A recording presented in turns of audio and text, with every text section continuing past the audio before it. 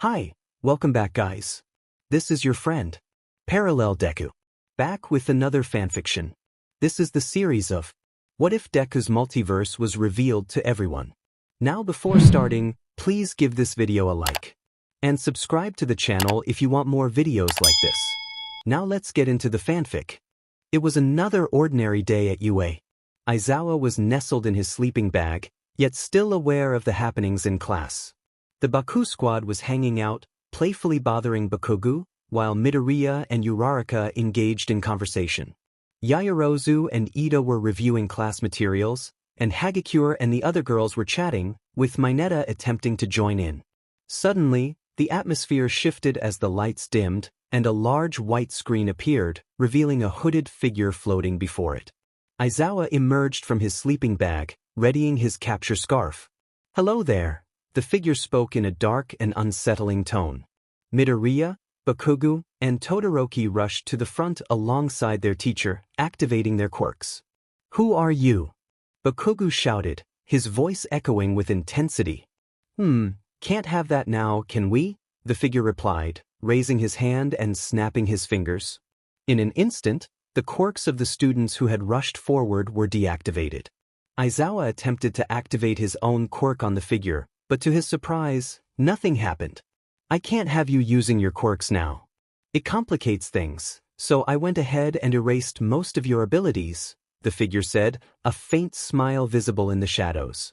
Shock rippled through the room as many students tried to use their quirks, only to find themselves powerless. "What's happening?" the redhead asked, bewildered. "How is this possible?" a girl with a ponytail questioned. "Yeah, I can't see through my hands," the once invisible girl exclaimed, realizing her powers were gone.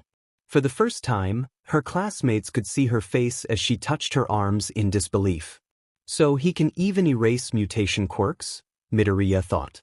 Suddenly, Aizawa's scarf wrapped around the figure, tightening around him. "What are you planning to do?" the figure demanded. The hooded man merely laughed before vanishing from the scarf, leaving everyone puzzled about his whereabouts. "I knew you were impressive. Still able to put up a fight even without your quirk," the figure said, suddenly appearing right behind Aizawa, startling the students. "Now then, first things first," he added before disappearing again. The students looked around anxiously until they heard a startled gasp. They turned to see the figure holding Minetta by the head, who was panicking and struggling to escape. "You are the type I despise the most," the figure declared, raising his free hand as a ball of light began to form. "Stop!" Midoriya shouted, rushing forward with Aizawa, Todoroki, and Bakugo. "Make it painful," a girl with pink skin yelled. "Just get it over with," a punk rock girl added. "Guys," Minetta stammered, tears welling in his eyes. The figure slowly brought the ball of energy closer to Minetta's face, causing him to tremble in fear. The figure observed Minetta's distress with disdain, then dispersed the energy and released him. "Disgusting," he remarked before vanishing once more. The four students who had been running stopped in their tracks, scanning the room for the figure until they heard his voice again, this time behind Midoriya. "You," he said, causing Midoriya to turn around quickly, only to be grabbed by the figure. "Izukudeku Midoriya." Many shouted, fear for their friend evident as they rushed toward him, but what happened next took them by surprise. "Oh my god, oh my god. It's really you," the figure exclaimed, his voice rising with excitement as he hugged Midoriya, bouncing with joy. "Echuch!" the class shouted in unison, confusion spreading even to Midoriya. The hooded figure released Midoriya and crouched down, shaking his hand enthusiastically. "I am such a huge fan. You are my favorite person," he declared. Thank you," Midoriya replied, bewildered. "What is going on?" Bakugo yelled, frustration evident. The figure stopped shaking Midoriya's hand and straightened up, brushing off his clothes. "Sorry about that, I just really needed to express my excitement," he said, snapping his fingers again. The room brightened, revealing a movie theater. The students looked around in astonishment, and with another snap, the hooded figure transformed into a tall boy with black hair and yellow eyes, wearing glasses, multiple piercings, and a red sweater under a black jacket. "There, is that better?" the boy said, smiling at them. Excuse me, but where are we? Uraraka asked. Glad you asked, he replied cheerfully.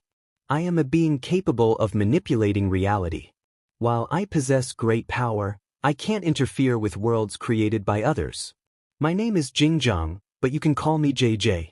We are currently in a pocket dimension I created that resembles a movie theater.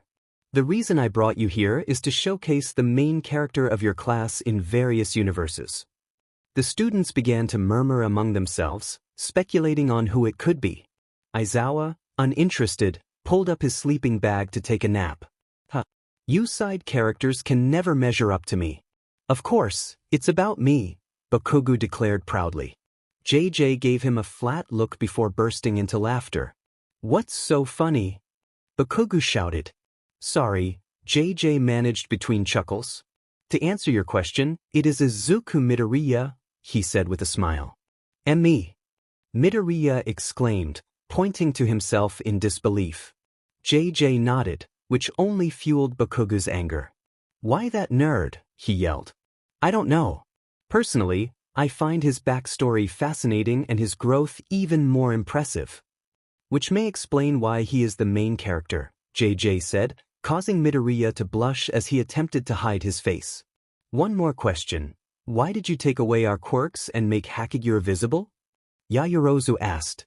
That's for a later reason. As for Hakigure, didn't everyone want to know what she really looked like? I was curious myself, he replied, which many agreed with. Another question. Why did you do that to Minetta? Kaminari asked. Have you seen his personality? He needed some kind of punishment, Jay huffed, crossing his arms, which earned nods from all the girls. Now that the questions are over, I'll call in the others, JJ said as he snapped his fingers multiple times. Suddenly, the rest of the UA staff appeared. Where are we? Present Mike asked. Young Midoriya.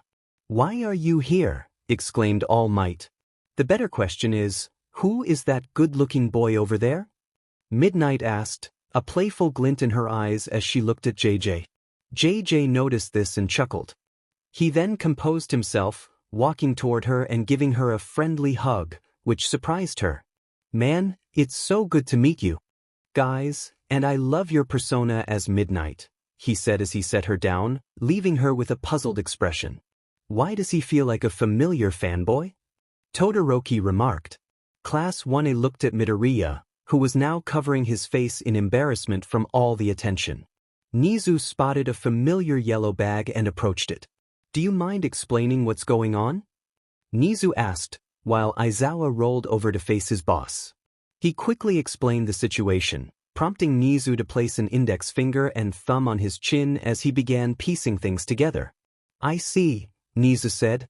I'm assuming we aren't the only ones you wanted to invite since this area is so big and you needed to turn off our quirks? As expected from someone who can topple organizations. Yes, there are more I want to invite, and just like I did with them, I'll also be turning off their quirks, he said, snapping his fingers again. Class 1B, Shinso Hitoshi, Mei Hatsum, and the big three with Eri were suddenly summoned. My baby wasn't supposed to do that, Mei said as she wiped oil from her face. Class B saw their homeroom teacher and began asking him questions, which he tried his best to answer based on what he overheard from Aizawa. It seems Class 1A has failed to fight back. Why don't you quit trying to be heroes and just, Monoma started, but was interrupted when Itsuka knocked him out, apologizing for him. Eri was frightened by the large crowd. Mirio tried to comfort her, but she was still scared. Spotting a familiar green bush, she ran toward him and hugged his leg. Deku, she squealed, smiling brightly. This caused many in the crowd to be awed by her cuteness. Midoriya smiled at her sudden appearance and began patting her head, which made her beam even more. JJ was enchanted by the adorable scene and snapped his fingers to summon a candy apple into her hand. Ooh, a candy apple, she cheered. JJ couldn't handle the brightness of her smile, so he summoned sunglasses for himself while everyone else was momentarily blinded by her cuteness. Realizing he had spent too much time admiring her, he started snapping his fingers rapidly. Midoriya's mom, Bakugo's parents, and Todoroki's family appeared, followed by Gran Torino, Miruko, Hawks, the Wild Wild Pussycats, and Kota. The final snap brought in David and Melissa. "David!" yelled All Might. "Tashinori!" David exclaimed as they embraced joyfully. Melissa noticed Midoriya and approached him to greet him. Kota also spotted Midoriya and slowly walked toward him, tugging on his pants. Midoriya looked down and smiled at Kota, who tried to hide his blush with his hat. Confusion spread among the others, prompting JJ to clap his hands together to get everyone's attention.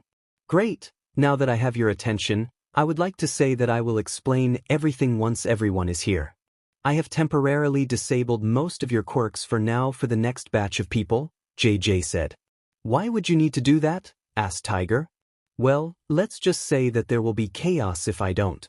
Before anyone could question him further, he snapped one more time, and the villains appeared near the wall of the theater. Everyone turned around and saw what he meant.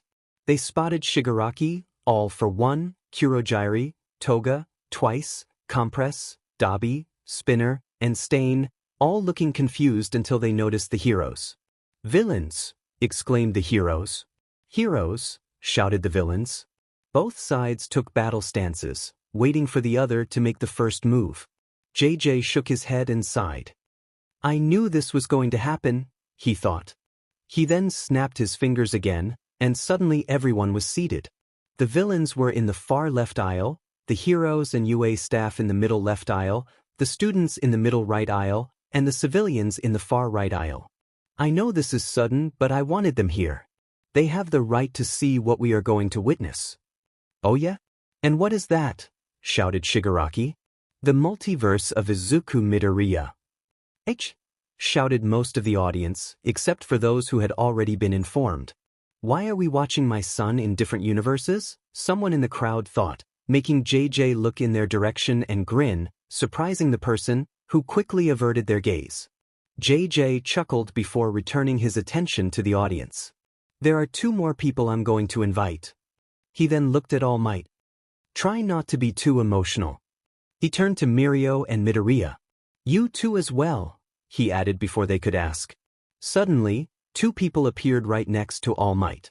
He looked at the newcomers and was stunned. "Master? Sasasaki?" he stammered, tears of joy welling in his eyes as he embraced them. "Titoshi? What's happening? The last thing I remember was a bright light, and now I'm here." Nan asked. "I remember being on my deathbed," Knight I said, trying to contain his happiness at seeing his friend again. "I happened," JJ replied, catching Nana's and Nightai's attention. "I brought you here moments after your death. I wanted you all to see the progress that All Might has made with his student and the different paths that could have unfolded." All Might continued to embrace them, tears of joy streaming down his face, until someone spoke up. A green-haired woman questioned. Nana quickly turned to see Inko Midoriya standing from her seat. "Inko!" Nana exclaimed, her eyes welling with tears as she broke free from All Might's hug and rushed to Inko, enveloping her in a warm embrace. "Mom?" many thought in unison. "Oh no! I'm in so much trouble," the man thought as JJ smirked in his direction. "Mom, where have you been?" "Onaikan and I have missed you ever since you disappeared," Inko cried, holding Nana tightly. "I'm so sorry, my dear. I wanted to keep you safe from my enemies before they could come to harm you," Nana replied, her voice trembling with emotion. They held each other for a while until a green-haired boy stood up and approached them. "Mom? What do you mean she's your mom?" Midoriya asked nervously. "Wait, you're my grandson?" Nana exclaimed, looking from him to Inko and then to All Might, who was sweating nervously. "What were you thinking, Toshi?" yelled an extremely upset Nana, rising with an aura of fury. "Didn't you turn off her quirk?" All Might stammered, clearly frightened. "Oh, I did. What you're witnessing is a protective parent. It's your fault for making advances on Inko," JJ remarked, snapping his fingers to summon popcorn. "Can I get some?" Dabi asked. JJ snapped his fingers. Again, and everyone seated received popcorn, eagerly watching the unfolding drama. "And Master, please don't get upset," All Might said nervously. "All for One is here too," he pointed out. "Great. How dare you drag me into this? Hello there, Shimura. So pleasant to see you, All for One said smoothly. Nana turned her gaze toward him, causing him to sweat as he began to retreat. All for One, Nana shouted, launching into a chase. All Might sighed in relief, thinking he was in the clear. Izuku, is everything all right? You've been quiet this entire time, Inko asked, noticing how Midoriya's hair covered his eyes. Suddenly, an intense aura of rage emanated from Midoriya, surprising those who knew him. All Might is what JJ said true? Izuku asked, his eyes still closed but his usual smile now carrying a menacing edge. Why, young Midoriya? It's not what you think. All Might stammered, alarmed by the sudden shift in his successor. And that's a protective son, JJ commented, taking another handful of popcorn. Midoriya turned his head toward JJ. Can I use my quirk just this once? He asked. All Might's eyes widened in panic as he vigorously shook his head. J merely smirked and snapped his fingers. Suddenly, green lightning coursed over Midoriya's body, and he thanked JJ. I suggest you run, All Might, Midoriya said with a smile as he began cracking his knuckles. Why, young Midoriya? Please, I am your mentor. All Might pleaded. 8. Midoriya began counting down. Please, young Midoriya. All Might begged. Midoriya continued counting. 5. All Might realized there was no escape, so he bolted, running around the room alongside All for One. As they fled, Midoriya started the hunt, joined by Nana. What about the multiverse? Yaoyorozu asked. Next time, this is so much more entertaining to watch, JJ said, taking another handful of popcorn. Everyone watched as the former #1 hero and the #1 villain ran for their lives. If the multiverse is this entertaining, I don't mind sitting down and watching, even if it means I have to watch it with you heroes, Shigaraki remarked, snarling at the last statement, which many audience members agreed with. This is going to be fun, JJ said with a smirk, then he looked at the readers and winked.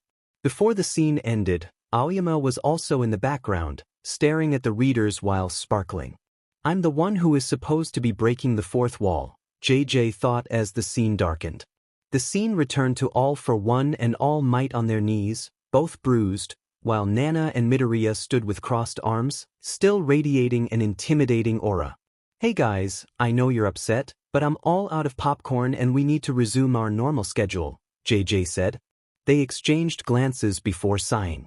Just as they were about to leave for their seats, All for One and All Might sighed in relief. Wait a minute, All Might is hitting on my wife? You're in big trouble when we return, JJ thought, smiling at the prospect of more drama. But his thoughts were interrupted when both Nana and Midoriya placed their hands on All Might's and All for One's shoulders. Don't think you've escaped our wrath yet, both Midoriya and Nana said, making the two men gulp in fear of what was to come. Everything calmed down a bit, and everyone settled into their seats. Great. Now that everyone is here and seated, wait a minute. JJ exclaimed as he began counting everyone present. Arg, I knew I was going to forget someone. Also, to the one who will be suffering when I bring them in, your pain is my entertainment, JJ said with a devilish grin before snapping his fingers once more. Suddenly, another person appeared. It was Ryukyu. Ryukyu! Miruko exclaimed excitedly, jumping from her seat to hug her best friend. Miruko? What's going on? Ryukyu asked, shocked at her sudden transportation. Wait a minute, Miruko said, realization dawning on her. Hey JJ. What do you mean someone is going to be suffering when she arrives? Miruko exclaimed, thinking JJ had insulted her friend. Not her, the other one I brought along, JJ replied with a smirk. Before anyone could ask further, they heard a woman yelling. Eraser! Eraser! Is that you? A green-haired woman called out, waving at him. Aizawa shuddered as he realized what JJ meant by someone suffering, thinking to himself, why? Everyone present began to understand the situation. Ms. Joke rushed to the open seat behind Eraser and started talking to him while Aizawa tried to hide in his cocoon. Okay. Now that I think I have brought everyone here, I would like to repeat this once again by saying that we will be watching the multiverse of Izuku Midoriya. And don't worry about your universe, This dimension works at a different rate, so when you return, it will feel like you haven't left yet, JJ said excitedly. Ida stood up from his seat, performing his signature chopping arm motion. Excuse me, but why have we been brought here? He asked. Good question. You see, I have brought you all here due to your connections to him. Whether it be friends or family, ally or enemy, classmate or teacher, rival or... JJ paused for a moment before adding, love interest, smirking as many of the girls turned slightly red, realizing what he meant. Thank you for answering my question, Ida said before sitting down. No problem, Ida, but I suggest you learn to be patient because patience can be the key to getting what you want. When you rush ahead, you may not get what you are looking for. Like how I might get annoyed when someone interrupts me, JJ said. I will reflect on my actions, Ida replied nervously, realizing his blunder. Great. Now, continuing from where we left off. To your left is an all-you-can-eat buffet. If there's nothing you like, you can use the tablet to the right of the buffet to swap out the food for what you want. To your left are the bathrooms, and at the back is the playroom and panic room. JJ noticed many people wanted to ask about the panic room but hesitated, remembering his earlier words. Good, you are listening. Anyway, the reason for the panic room is for those who may feel uncomfortable with the universes that might be shown. Now, any more questions about the panic room? Uraraka immediately raised her hand for her friend. Yes, Uraraka? JJ asked. Why would the universes make us uncomfortable? Some universes may not be suitable for younger audiences, so there is a playroom for them to avoid any adult content. There are also universes that might be too intense, for some due to their suggestive nature. Additionally, there are universes that could be too dark and may make people feel uneasy. The last line caused many to worry about the possibility of something troubling happening to Midoriya in other universes. I think I spent way too much time setting things up. Jada then snapped his fingers, and words began lighting up above the screen displaying unwanted power. Unwanted power? Who doesn't want their powers? Kaminari asked, unaware of the sad looks exchanged among some villains and heroes. Jiro then playfully nudged Kaminari with her earphone jacks. Oh, what was that for? Just being realistic, Jiro replied. The screen then showed the auditorium with present Mike at the podium. Everybody say, hey, he called, raising his hand to his ear, only to be met with silence. Idiot, Aizawa muttered. What? I was just trying to hype up the examinees since the exams can be so stressful, present Mike defended himself. Well, that's cool, my examinee listeners. I'm here to present the guidelines of your practical. Present Mike began explaining the exam. As he finished discussing the third robot, a familiar dark-haired boy with glasses stood up and questioned the exam. There appear to be 4 faux villains on the handout. If this was an error, then it is highly unbecoming for UA, Japan's top academy, he exclaimed. Yeesh, Ida, learn to calm down and wait until afterward, Siro said, while Ida hid his face in shame, realizing his actions were unbecoming. Ha! It seems Class 1A's representative is as impatient as a hero. Maybe you guys aren't worth being. Before Monoma could finish, he was knocked out by Ituska, who apologized for his actions. And that is why I had you sit next to him, thought JJ. Excuse me, but when is Mr. Deku going to show up? Eri asked shyly. Soon, JJ replied, looking somewhat sad, knowing what this universe was about. And you with the curly hair, Ida called out, turning to point at a familiar cinnamon roll. Mr. Deku! Eri exclaimed excitedly. But why does he look so different? Mina asked. Hey, doesn't he look a lot like you but even worse, if that's possible? Ms. Joke joked, laughing loudly. Aizawa tried to ignore her comment but couldn't, as it was true. He worried for his student, though he never expressed it. Why do you look so disinterested in this? If you don't like it, then I suggest you leave since being a hero is no joke, Ida said. Midoriya glanced at Ida lazily before sighing. Don't judge me by my facial expression. What if it were a medical condition or due to my quirk? I could have a lot on my mind that makes me look this way besides this presentation. Ida looked very apologetic about his actions and was about to apologize when Midoriya spoke again. Good thing it wasn't any of those, or else you may have just insulted me. The real reason I look so uninterested is that I already know all about the information. He then pulled out the handout. If you read right here, it says that the fourth faux villain is a 0-pointer. Maybe if you hadn't just read the bolded letters or interrupted present mic, you would have known that. Ida looked shocked and embarrassed as he sat back down. Unknowingly, Bakugo, who was sitting next to Midoriya, was also shocked that he had talked back. The Baku squad, minus Bakugo, burst into laughter, joined by a few others. Oof, the burn, Kirishima remarked. Dude, you just got roasted by Midoriya, Kaminari added, still chuckling. I can't believe our cinnamon roll can talk back, Mina chimed in. Ida began to hide his face, feeling embarrassed. Aizawa, annoyed by their laughter, shot a glare at the squad, which quickly silenced them. Even without their quirks, they could feel the weight of his stare. He then turned back to the screen as the universe continued to unfold. Present Mike resumed his lecture on what was about to happen. Once he finished, everyone was sent to their designated buses for pickup. Upon arrival, Midoriya spotted the bob-haired girl who had helped him earlier when he tripped. He approached her to express his gratitude but was halted when someone grabbed his shoulder.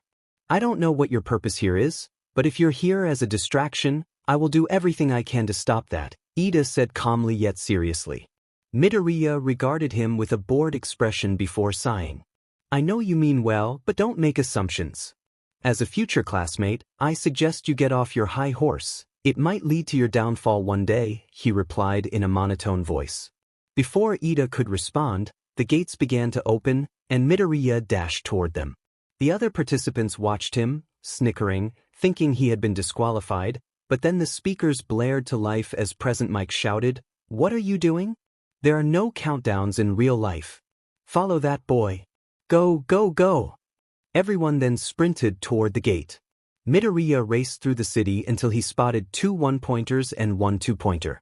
He charged at the 1-pointer, striking it with determination. The other faux villains pursued him, but as Midoriya fell, he used the momentum to bring down the destroyed robot and swung it at the other 2 faux villains, taking them out in the process. So manly, both Kirishima and Tetsu exclaimed. Midoriya was amazed at his own fighting skills. The others were equally impressed, with some girls fanning themselves at how cool and collected he appeared. That's it, son, make the Midoriya name proud, thought one of the audience members. It appears he has better fighting capabilities than when he first started, Nizu commented while sipping tea. Where did he get that? I'm the one who is supposed to make something appear out of nothing, thought JJ. The screen displayed Midoriya running and destroying robots, using discarded parts as projectiles to immobilize other faux villains who threatened the participants, but leaving them alive for the others to handle. The scene then shifted to the observation room. Lots of gifted students this year, said a shadowy figure. Those who can assess the situation in an instant, those who arrive in time, those who can handle any situation, and finally, those who are natural-born fighters. Another shadowy figure added. Anyone catching your eye, All Might? The image then focused on All Might in his slimmer form as he leaned forward to scrutinize the participants, pointing to one of the screens. Him. The green-haired kid. The monitors adjusted to enlarge the image of the green-haired. But why don't I recognize him in this universe? All Might asked. Let's just say he did something before he got the chance to get your autograph, JJ replied nervously, raising All Might's suspicion. Izuku Midoriya. Currently has 54 villain points and 32 rescue points. Age raised by his mom while his dad works overseas. He comes from the same middle school as Katsuki Bakugo. His quirk is unlisted? I wonder why, said a short figure. We'll see why afterward. First, let's see what his true character is like. The figure pressed a button. 58 points so far. That should be enough to get in, thought Midoriya. Suddenly, a loud rumble echoed, and a giant robot appeared behind the building. 0-pointer, he thought. You guys had to face that at the entrance exam? Yaoyorozu asked, to which many students nodded. The better question is, where did they get all that money from? Todoroki inquired. Government, sponsors, blackmail. The usual, Nizu replied, taking another sip of tea. Many students and heroes sweat-dropped at how casually Nizu mentioned blackmail. And yet my school can't even afford a good meal, thought JJ. It's such a hassle to deal with that. I'll just let it be, thought Midoriya as he was about to leave with the crowd running away until he heard a voice. Help me. Midoriya quickly turned to see the girl who had helped him earlier trapped under some debris. He glanced around and noticed many people were aware of her plight but still prioritized their own safety. Beasis, thought Midoriya as he sprinted toward her. And people wonder why I call you guys fake heroes, Stain remarked. Everyone was taken aback, having completely forgotten about the villains. I'm surprised you guys are even still in the hero course since I would have gotten rid of you for running away and saving yourselves. That is what is wrong with the system, all for one stated. Although many heroes wanted to retort, they couldn't deny the truth. People aspiring to become heroes nowadays often had selfish motives. Midoriya reached Uraraka as the zero-pointer approached. What's the damage? He asked. My ankle, I think it's sprained, she replied. Midoriya quickly removed the rubble and noticed her swollen ankle. He gently picked her up in a princess carry and started running, a flustered Uraraka in his arms. Many girls envied Uraraka for being carried like a princess, while she daydreamed about being carried like that in a wedding dress with Izuku in a tuxedo. As Midoriya ran, something pierced his foot, causing him to stumble and drop Uraraka. He glanced back to see a metal bar from the buildings had pierced his foot. Realizing he couldn't run like that, he scanned the area for something to use and spotted a large chunk of metal that could serve as a platform. Hey, you can make things float, right? He asked Uraraka. She nodded. Good. Float that piece of metal and bring it over here. Get on, and I'll push you to safety. What about you? Uraraka asked worriedly. He reassured her not to worry and that he would be fine, but she needed to get away first. Uraraka reluctantly agreed and did as instructed. Midoriya slowly got to his feet, the pain still sharp in his feet. Ready? Midoriya asked as Uraraka stood atop the floating metal. She nodded, prompting Midoriya to push with all his might, sending Uraraka speeding toward the crowd. Now then, what to do while I wait for my fate, thought Midoriya as the zero-pointer approached him. Mr. Deku is going to be in trouble, cried out Eri and Kota. I'm sure the teachers will do something, Mirio said, trying to calm Eri. Exactly. There are safety measures for situations like these, Mandalay reassured Kota, who was on the verge of tears. You are correct. We do have fail-safes in place for when a student is in danger. But the zero-pointer should have halted as soon as Midoriya was injured, which left both Uraraka and Midoriya unable to escape. I wonder if... Nizu began to analyze the situation. The scene shifted to moments earlier in the observation room. The kid has the heart of a hero, but I don't think he'll make it, said a shadowy figure. No. We've seen his analytical skills. Let's see what happens next, said a shorter figure. Just as he said that, Midoriya seemed to come up with an idea, but he remained still. I think we've seen enough. Shut it down. One of the figures attempted to press a button, but the zero-pointer wouldn't stop. Sir, there seems to be a malfunction. The zero-pointer isn't shutting off. We're too far away. Quick, call Hisashi. Let's hope he makes it in time, several shadowy figures said as they hurried out the door, leaving the shorter figure behind to take command along with all might. Present Mike received the call and quickly rushed down from the tower. He tried to push through the panicked crowd of participants, but many were too frightened to hear him. When he reached the front, he saw Uraraka on the platform rushing toward him. He quickly used his quirk to slow her down and caught the object she was riding, knocking him back slightly. Where's the other one? Present Mike asked in a panic. She pointed behind her, and he saw Midoriya standing still with the zero-pointer's foot looming above him. Before he could react, the zero-pointer took a step, and it looked like disaster struck. Izuku! Midoriya! Many in the audience yelled out, witnessing the horrifying scene. Many staff members were furious at the participants who did nothing to help. Bakugo was in shock, having just seen his childhood friend in peril. Ida felt upset and angry at himself for not doing anything to help. Midoriya stood in silence, unsure of what to think. While many were in shock, especially Present Mike, who hadn't made it in time, They noticed the zero-pointer's foot began to rumble. Suddenly, Midoriya burst through the foot and soared into the sky, delivering a powerful punch to the zero-pointer's face, causing it to topple over. "He's alive!" Many in the audience cheered. "Of course he is. No way that nerd would let himself go down that easily," Bakugo remarked. Inko and Nana sighed in relief, grateful that their boy was safe, while many girls cried tears of joy that he was alive. Midoriya landed on the ground with a thud, creating a crater. His clothes were torn, and he bore several wounds. The rest of the UA staff rushed to the crater, along with Present Mike, who came to assess the situation. "Are you all right?" asked Recovery Girl. "Yeah, just a few scrapes," Midoriya replied. "Let me help with that," Recovery Girl said, attempting to use her quirk, but his wounds didn't close. "Why isn't it working?" Midnight asked, concerned. "Probably because her quirk doesn't work on those who are." "Well, in a state of shock," Midoriya said, surprising many of the staff. "What does he mean it doesn't work on those in shock? He's clearly alive." Mina exclaimed. "Is he a zombie?" Kaminari joked. "Yes. Midoriya is currently in a state where he is both alive and not fully present," JJ explained, shocking many audience members, except for Nizu, who narrowed his eyes in understanding. "What do you mean?" Aizawa asked. "I need a change of clothes," Midoriya said, disappearing from their sight and reappearing at the entrance.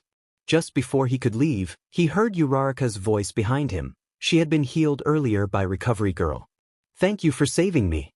If it weren't for you, I wouldn't be here," she said, bowing her head. Midoriya flashed back to the moment he felt lifeless on the cold concrete, blood pooling around him. "No problem. After all, this quirk won't let me go that easily," he said in a monotone voice, though a hint of anger lingered at the end of his sentence. He left an astonished Uraraka behind as he exited the campus. "Well, what do you think?" JJ asked. "It was so heroic when Midobro saved Uraraka," Kirishima said. "I still can't believe a bunch of scared kids wanted to be heroes," Miruko remarked. "Mr. Deku was amazing when he surprised everyone and took down that robot," Eri said, trying to mimic Midoriya's fight scene, warming the hearts of many. "How was he able to do those things with such strength and speed?" Itsuka wondered. "You see, his quirk allows him to come back from the brink, but he can still face danger. Whenever he seems to be out of the fight, he returns as if nothing happened, allowing him to push beyond normal limits, giving him more power in his attacks and speed in his movements," JJ explained. Why did Midoriya seem upset about his ability to come back, and what was that flashback of his? Nijire asked. "Think of it this way. You grow older but your body doesn't age because when you face danger, it regenerates itself.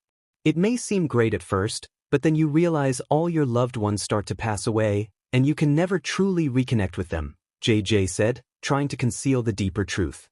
Many who were close to Midoriya felt a pang of sympathy for the burden he carried. "As for the flashback, we'll see if we revisit this moment," JJ said with a playful wink at the audience. "Now then, who is ready for the next adventure?" Many in the crowd cheered, prompting JJ to snap his fingers once more to randomly select a new universe. Once upon a time in a bustling kingdom, there lived a brave knight named Sir Cedric. He was known throughout the land for his courage and unwavering sense of justice. One day, while patrolling the outskirts of the kingdom, he encountered a mysterious figure cloaked in shadows. "Who goes there?" Sir Cedric called out, gripping his sword tightly. The figure stepped forward, revealing a young woman with striking emerald eyes. She wore a tattered cloak and had an air of urgency about her. "My name is Alara," she said, her voice steady despite the fear in her eyes. "I need your help. The village of Eldenwood is in grave danger." Intrigued, Sir Cedric lowered his sword slightly. "What kind of danger?" "A dark sorcerer has taken residence in the forest nearby. He has been terrorizing the villagers, stealing their crops and casting dark spells upon them.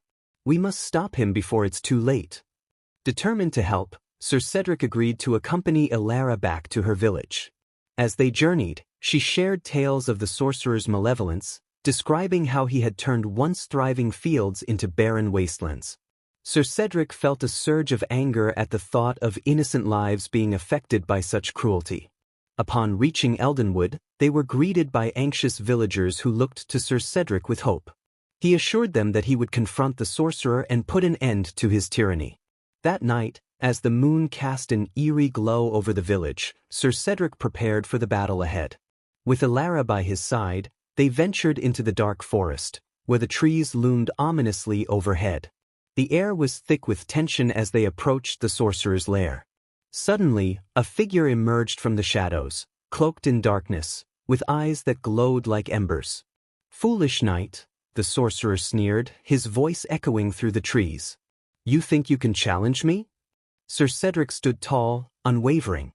"I will not allow you to harm the innocent any longer." With a wave of his hand, the sorcerer unleashed a torrent of dark magic. Sir Cedric dodged, feeling the rush of energy pass by him. He countered with his sword, striking at the sorcerer with precision. The battle raged on, each clash of steel and magic illuminating the night. As the fight intensified, Sir Cedric felt a surge of determination. He recalled the faces of the villagers and their hope resting on his shoulders. With one final, powerful strike, he broke through the sorcerer's defenses, causing him to stagger back. "You may have won this time, knight," the sorcerer hissed, retreating into the shadows. "But I will return." Breathing heavily, Sir Cedric turned to Alara, who looked at him with admiration. "You did it. You saved us." With a sense of pride swelling in his chest, Sir Cedric smiled. "Together, we will ensure that Eldenwood remains safe." As dawn broke over the kingdom, the villagers celebrated their newfound freedom, and Sir Cedric knew that this was only the beginning of many adventures to come. With Alara by his side, he felt ready to face whatever challenges lay ahead, united in their quest for justice and peace. As the sign above the screen starts flickering letters, it finally stops and displays the masked truth. Masked truth? Do we get to learn someone's secret? Mina says excitedly, grinning mischievously. "It better not be," thought one of the audience members. "Do we finally get to see that I was right about Midoriya being All Might's secret love child?" Todoroki says, "For the last time, he is not my dad, he is my mentor." Midoriya complains, tired of hearing Todoroki's theories. "Exactly, young Todoroki. I only met young Midoriya about 10 months before the UA exam," All Might adds. "Then how do you explain the fact that Midoriya knows so much about you, spends so much time with you, and both of you have a heroic mindset that even Stain acknowledges as real heroes? The biggest point is how your quirks are so similar. If I remember correctly, quirks are hereditary, so they can be variations of their parents' quirks," Todoroki says, pulling out a notebook filled with conspiracy theories. Both All Might and Midoriya are taken aback, unsure how to respond to Todoroki's observations about their quirks. Just then Inko steps in. "My husband had white hair, not blonde. My son's traits mostly come from my side. Does that answer your question, Todoroki?" Inko replies. Todoroki nods, glancing between Midoriya and Shigaraki. "What?" Shigaraki asks, visibly annoyed. "Nothing," Todoroki replies, opening his notebook and jotting down the possibility of Shigaraki being a secret love child who is Midoriya's brother. So close. Right track for Shigaraki but wrong placement in the family, thought JJ. Now before anyone jumps to any more conclusions, this universe is set in the future where a vigilante called the Masked Truth is actively taking down criminals and evading capture from pro-heroes. Also, Deku is the #1 hero. Any questions? JJ says the Deku part quickly, hoping a certain blonde didn't hear him, but unfortunately he did. What? How did that nerd get to be the #1 hero? Bakugo yells, only to be interrupted by a smack to the back of the head. Who? He starts to yell again until he realizes who the attacker is. What were you about to say, brat? Mitsuki asks, clearly annoyed. Nothing, Bakugo grumbles. But now apologize to Izuku for insulting him, Mitsuki demands. Bakugo stands up and walks over to Midoriya, bowing slightly as he says, I'm sorry for yelling that you couldn't be the #1 hero. I hope you can accept my apology. It's okay, Kaken. I forgive you, Midoriya replies nervously, sensing Bakugo's lingering frustration. That's what you get for forgetting that I brought your parents over too, JJ thinks to himself. Bakugo returns to his seat, noticing the surprised stares from Class 1A, Class 1B, and even some UA staff. What? Bakugo asks, defensive. Bakubro? You just apologized to Midoriya, a surprised Kirishima points out. What's that supposed to mean, shitty hair? Bakugo yells. Katsuki? Mitsuki exclaims, having just returned to her seat. Bakugo crosses his arms, grumbling to himself. Many audience members are astonished that Bakugo can be tamed. Bakugo's mom is attractive. I wonder if she would go out with me? Minetta whispers. Dude? She's still married and also Bakugo's mother. What if he hears you? Kaminari exclaims, concerned. Too late, Bakugo says, his anger palpable. Minetta looks around for help, but everyone ignores him. He then spots Mitsuki and starts running toward her, hoping she would protect him. But before he can reach her, JJ smirks and sends a recap of what Minetta said to Mitsuki and Masaru, who hadn't heard him, which infuriates Mitsuki. As Minetta leaps toward her with his hands out, Masaru grabs him by the head. Masaru maintains a calm demeanor, but Bakugo knows what that means. He remembers the one time his dad was really angry, and it was the scariest thing he had ever seen. Looks like we need to have a discussion in one of the panic rooms, Masaru states, walking to the back of the theater with Minetta struggling to escape his grasp. Mitsuki smirks, enjoying how her husband only gets mad to protect those he loves. Now that the annoyance is gone, any more questions? JJS. If this is set in the future, does that mean it is also a possible future for us? Nijire asks. It may be possible. This alternate universe has the same backstory as you all, but their past, which is technically your future, has not happened yet. So if future events change for you, then this future may not happen for you, JJ explains, noticing Kaminari looking confused as he tries to process what he said. JJ sighs and rephrases, just take this alternate universe as a possible outcome, and then starts playing the universe. The screen shows a hooded figure running across rooftops. The figure finally stops at the edge of a building, looking down at the streets.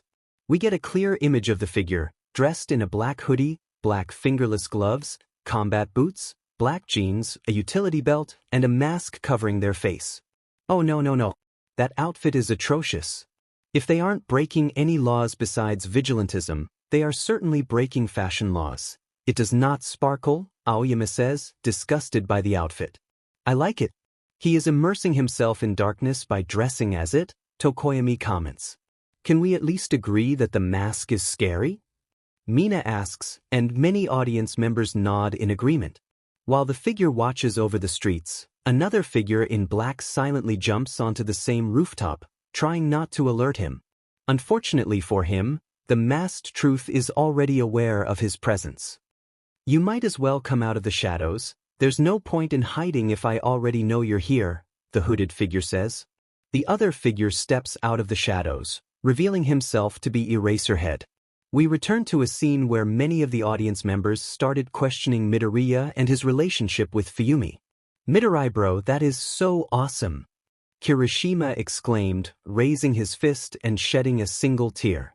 Tell me all the details of how you two met, Mina urged, pushing Kirishima aside. There is no way that nerd has a girlfriend. Bakugo yelled, visibly upset that Midoriya had a girlfriend before him. My baby is growing up so fast. Inko exclaimed, tears streaming down her face, while Mitsuki tried to calm her down. He better treat her right, or else I'll make sure he regrets it, thought the scarred villain. Looks like I'll know who I want to see next, said the blonde girl with a bun. When did this happen? I thought we were getting along so well. How did he get a girlfriend? Many girls wondered. During the commotion, Eri asked Mirio, what does dating mean? Nijire was about to answer her until Tamaki quickly covered her mouth. Mirio sighed and explained to Eri, it's when you feel a strong connection with someone and plan to do more than just hang out. Eri pondered this for a moment and innocently asked, does that mean I'm dating Mr. Mirio? Mirio's smile faltered as he scrambled to clarify, hoping she wouldn't say that in front of others, while Nijire struggled to hold back her laughter. Tamaki leaned back, wishing for the moment to pass. Kota also asked Mandalay what dating meant, but she avoided the question, saying he was too young to know. The room buzzed with questions, and Midoriya found it hard to keep up as everyone spoke at once. His mind raced until Fuyumi shouted, I think there's been a misunderstanding." Everyone turned to her, noticing her flushed cheeks. "I am sorry I didn't say anything earlier, but when Midoriya said we were dating, I sort of blanked out," she admitted. "Me and Midoriya aren't dating, we just meet up sometimes to talk." "Then why did Midoriya say you two were dating?" Azui asked, tilting her head in confusion. Everyone turned to Midoriya, eager for an explanation.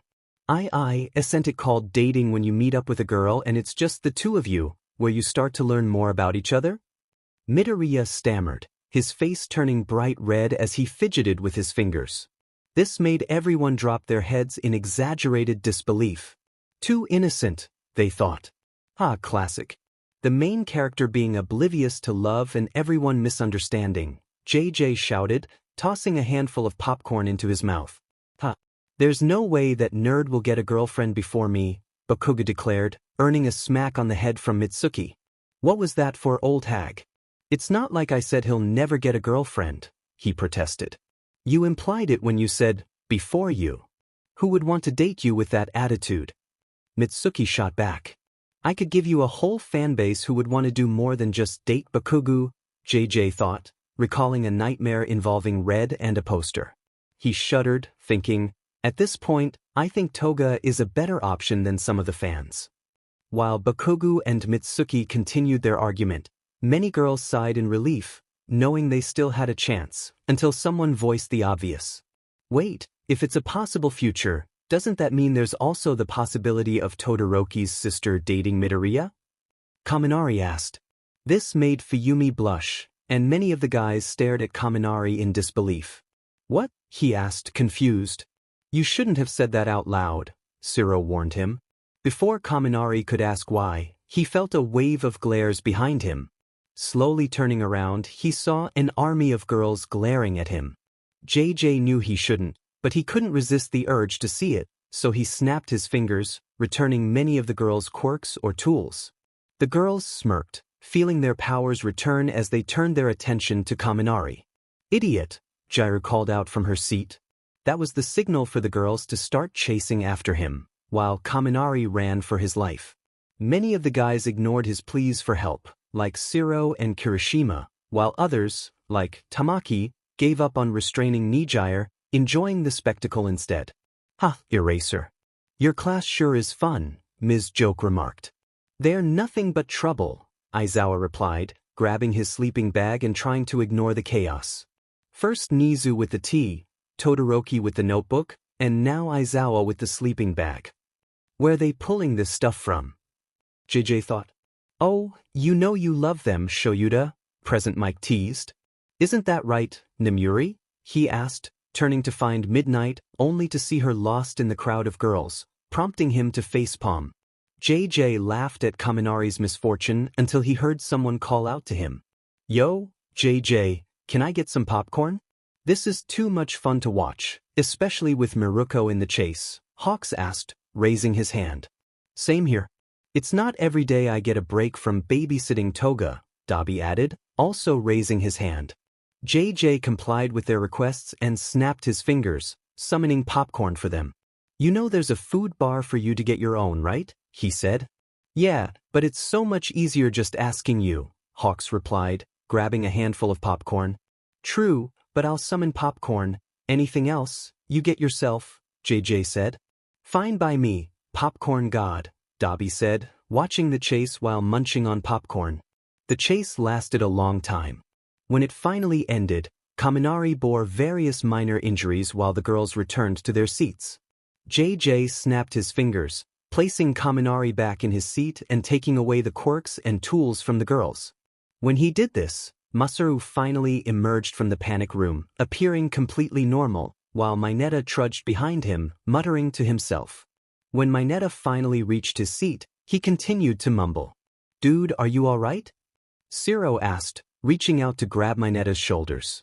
Minetta responded by jumping onto his seat, grabbing Siro's shirt, and pulling him close as he yelled, "Don't mess with the Bakugus." He then dropped back into his seat, resuming his muttering. Many of the guys sweat dropped, including Bakugo, as they observed Minetta's state. We returned to a standstill between a frightened All-for-One and an angered Nana. "No, now, Shimura-san, let's talk this out. Heroes aren't supposed to resort to violence as a first measure," AFO said, trying to evade another confrontation with Nana. Coming from the guy who is #1 in the world, Nana retorted angrily. "Looks like you're in trouble, All-for-One," JJ chimed in cheerfully, taking a bite of Doritos. AFO shot JJ a look that clearly said, "You're not helping," before turning back to Nana, attempting to convince her that he had done nothing wrong except lead her grandson astray. "I did nothing wrong. In fact, I saved him. It's not my fault he turned to the dark side because of the failures of Hero Society," AFO defended himself. "Bull!" she yelled, charging at him, but Midoriya and Toshi held her back. "Calm down, master. Even though I dislike him too, why don't we at least hear him out?" Toshi suggested, struggling to keep her restrained in his smaller form. Nana stopped trying to escape their grip and turned to Toshi with a glare. "Don't think you've escaped my wrath yet. You were making moves on my daughter, who, may I remind you, is still married," she retorted, glaring at her student. Toshi gulped, realizing he might be next after AFO, and began to back away. "Oh, Basin, please calm down," Midoriya pleaded, being the only one left to hold Nana back. She turned her head, her hair covering her eyes, and asked Midoriya, "What did you say?" Now afraid for his own life, Midoriya nervously replied, Please see calm down," as he maintained his grip on Nana. "No, before that," she pressed. "Oh, Basin." Midoriya's worry intensified. Nana remained silent for a moment, not moving at all, but the word, "Basin," echoed in her mind.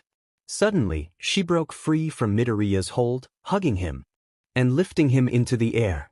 "Anything for my grandson," she exclaimed cheerfully, rubbing her cheeks against his. She then dropped him onto the ground and turned to face AFO. "You have 5 minutes to explain. If I don't like your answer, I'll take action. If you stay quiet, I'll take action. Understand?" she warned, raising a fist toward AFO's face. AFO nodded vigorously, sighing as he realized he had a chance to explain himself. "Nana is so terrifying," Kaminari whispered to his classmates. "The whole Midoriya bloodline is terrifying," Bakugo said in his usual tone. "What do you mean by that?" Todoroki asked, with the whole class agreeing as they shook their heads.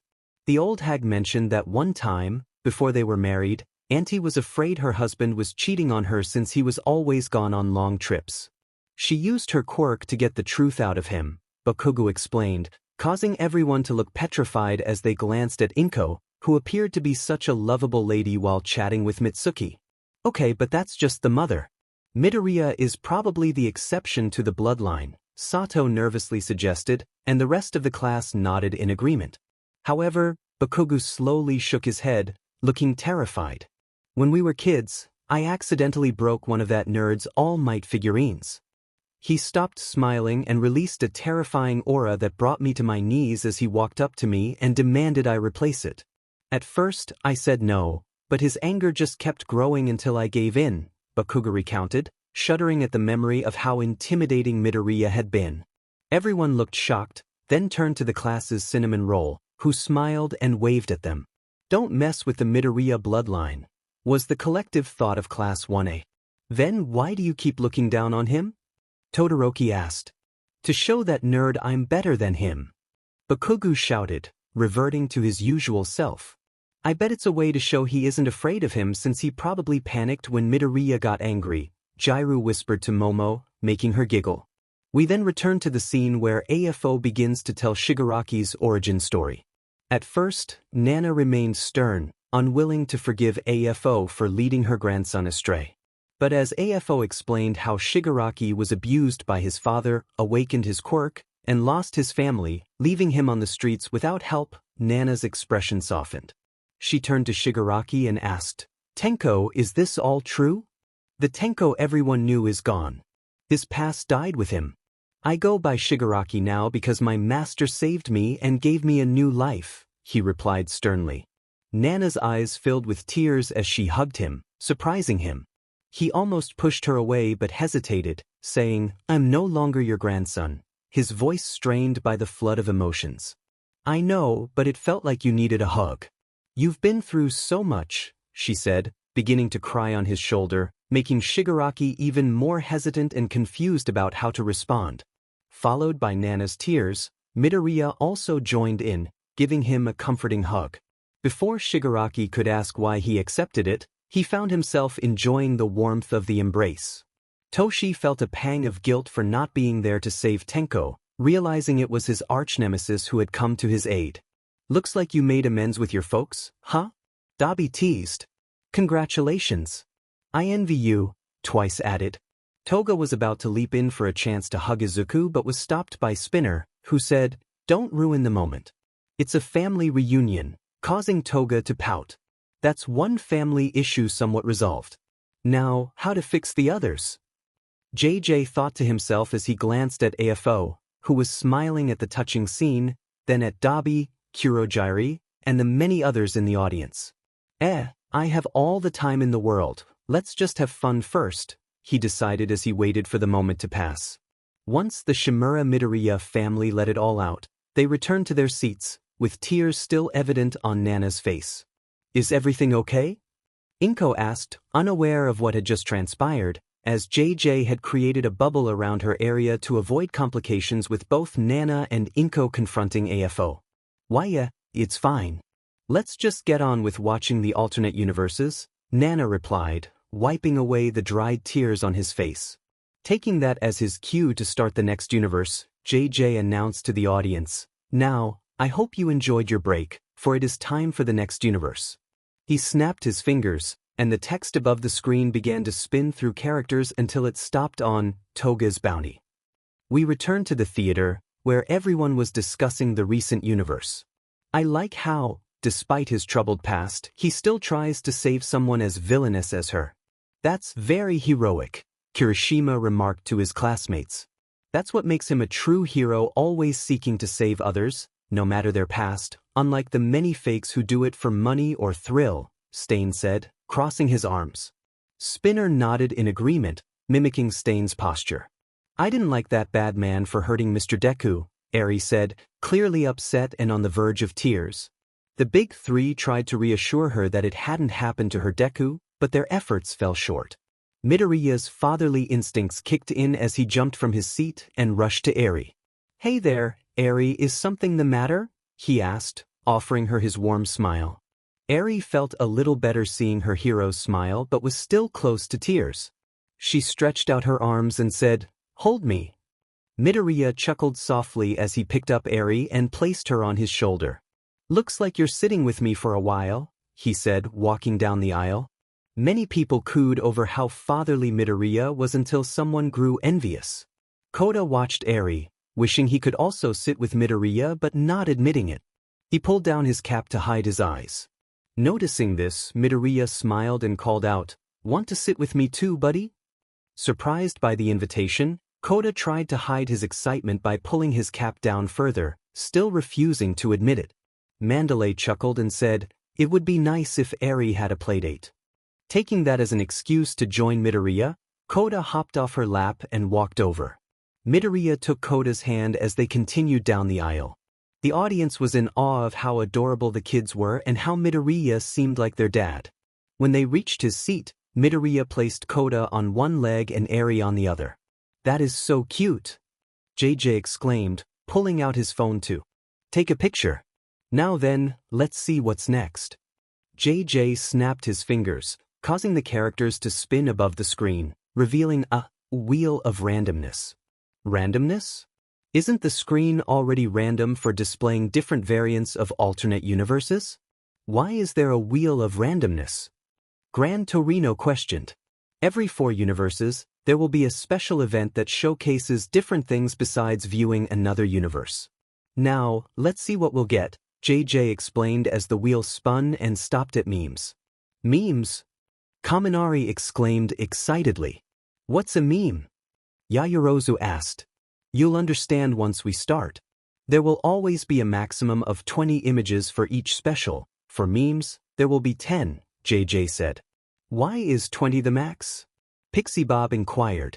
Because Wattpad won't let me put any more than that, and I'm too lazy to go for the max for memes, JJ replied, causing confusion among many, though Aoyama just winked at the audience.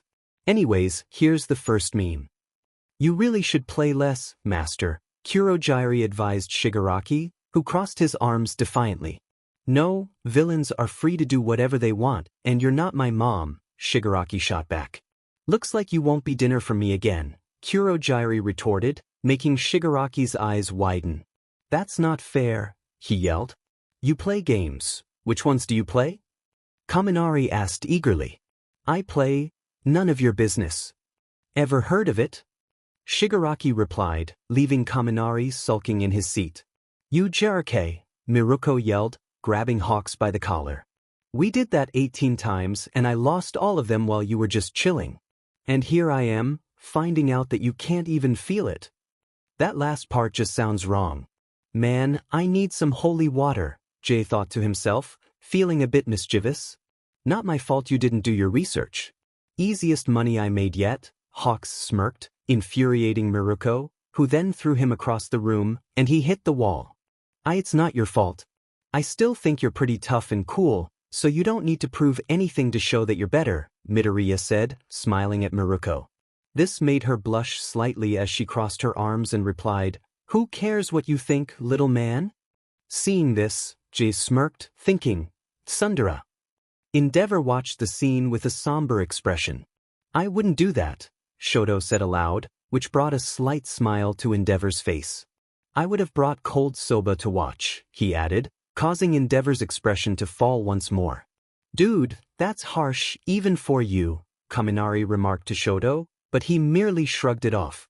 Fuyumi tried her best to lift Endeavor's spirits, while Natsuo chose not to intervene, believing his father deserved to feel this way.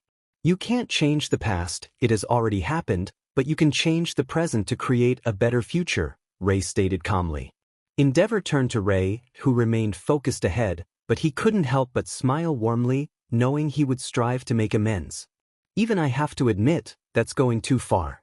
While I wish for payback, death is never an option, Shoto said, making Endeavor smile a bit more, grateful that his son at least didn't wish him dead. Speak for yourself, I want to see him at his worst, and once he is in despair, I'll make him pay, Dabi thought darkly. I like how this shows that even though Bakubro may be aggressive, he wants everyone to give their all and not hold back, Kirishima said loudly, as the meme celebrated his best friend. I just hate it when people hold back. And you, icy hot, he pointed at Shoto, I still haven't gotten my rematch yet. Shoto simply gave him an unfazed look. Mr. Deku will always fight for us, Eri declared. Yeah, and he'll do this to them, Kota said, mimicking Midoriya's moves from his battle with Muscular. Eri nodded, copying his moves from when he faced Overhaul. Midoriya felt a wave of joy watching this adorable moment unfold, and everyone around him was equally charmed. Many in the audience began to laugh while Eri and Kota blushed. So true. Midoriya better have a lot of money because that's a hefty amount for child support, Mina joked, laughing. I can't help it. When I see them, I just want to protect them, Midoriya said nervously, fidgeting with his fingers.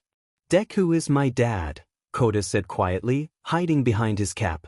This made Mandalay laugh and coo at him, while Midoriya felt a surge of happiness. But Mr. Deku is my dad. Along with Mr. Aizawa and Mr. Togata. Eri exclaimed, causing Midoriya to be overwhelmed by cuteness, while Aizawa and Mirio both clutched their hearts, thinking, she called me dad. My son-grandson is a father. I'm a grandma-great-grandma, thought Inko and Nana, filled with joy at the news, while Eri and Kota bickered over who Midoriya was a dad to, oblivious to his fainting spell. JJ laughed at how adorable the kids were as they argued, making a mental note. I should probably bring the Shimano siblings next time and see what happens when they call him dad, as he chuckled, ready to stir some mischief. I'm surrounded by clueless idiots, Aizawa said, clearly annoyed. Shota, that's a mean thing to say, Hizashi chimed in, pretending to wipe away fake tears, while Nemuri struggled to hold back her laughter. Aizawa glanced at her and said, "Forget that, I'm just surrounded by fools." "Hey!" Nemuri protested. Eraser always the jokester. "We should get married," Ms. Joke said, patting his back. "No," he replied in his usual monotone, which only made her laugh more. The Baku squad, minus Bakugo, burst into laughter at her determination to marry him. "I ship it," Mina shouted. "I remember that day. It was game night, and Ms. Joke brought her own card," 13 reminisced, smiling at the memory. "Too bad it didn't work," Ms. Joke said, her expression turning gloomy. "You could have made me draw 100 cards, and I still wouldn't marry you," Aizawa replied, which made her laugh again. "You can't keep this up, Eraser," she challenged. "Try me," he said, her smirk indicating she was determined to do just that. The Baku squad laughed even harder, and a few others joined in. "Look at how intimidated Bakugo was," Kaminari said, pointing and tearing up. "Yeah. And look at how serious Midoriya is, even though his dad is," Siro began, but he suddenly felt an aura that silenced him, along with the others who were laughing. "What were you going to say, Siro?" Midoriya asked, eyes closed as he turned to face him. Another aura filled the room, thickening the air around them. "Yes, what were you going to say?" Everyone turned to see the source of the aura and found Inko wearing the same intense expression as Midoriya.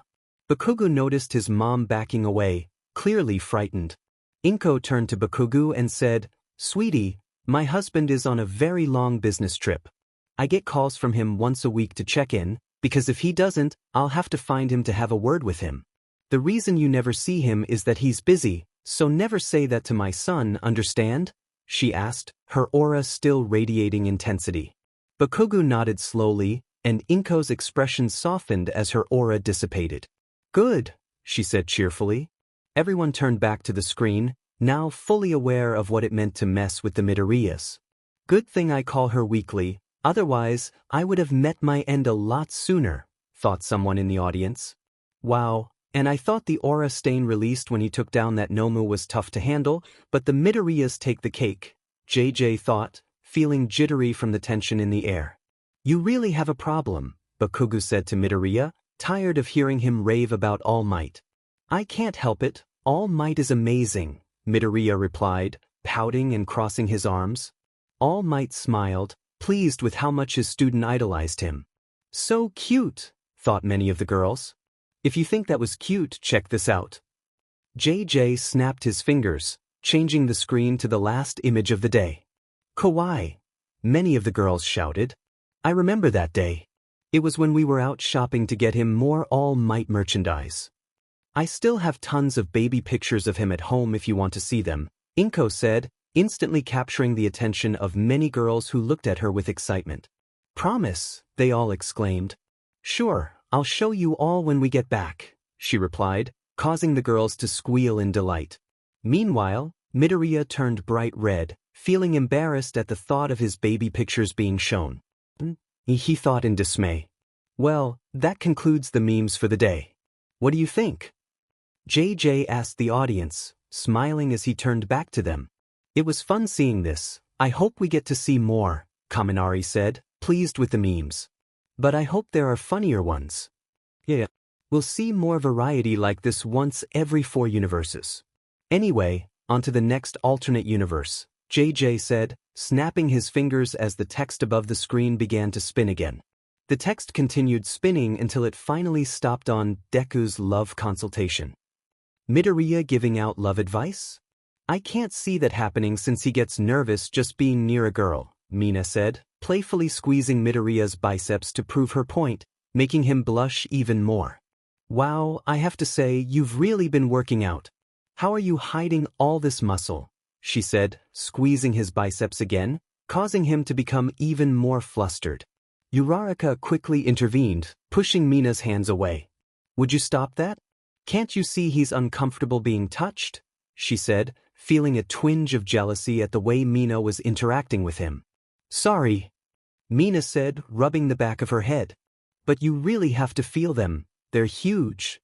Curious herself, Uraraka looked at Midoriya, who was still in shock, and gently poked his biceps, finding them surprisingly hard.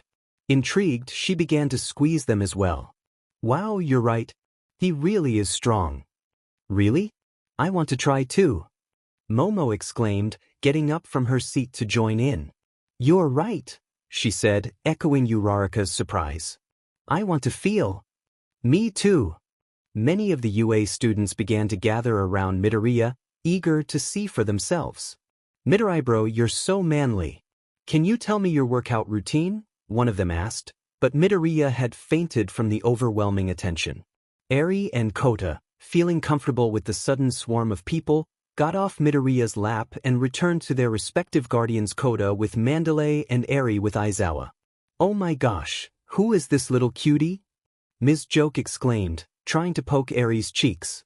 Eri, she said shyly, inching closer to Aizawa and trying to hide behind him.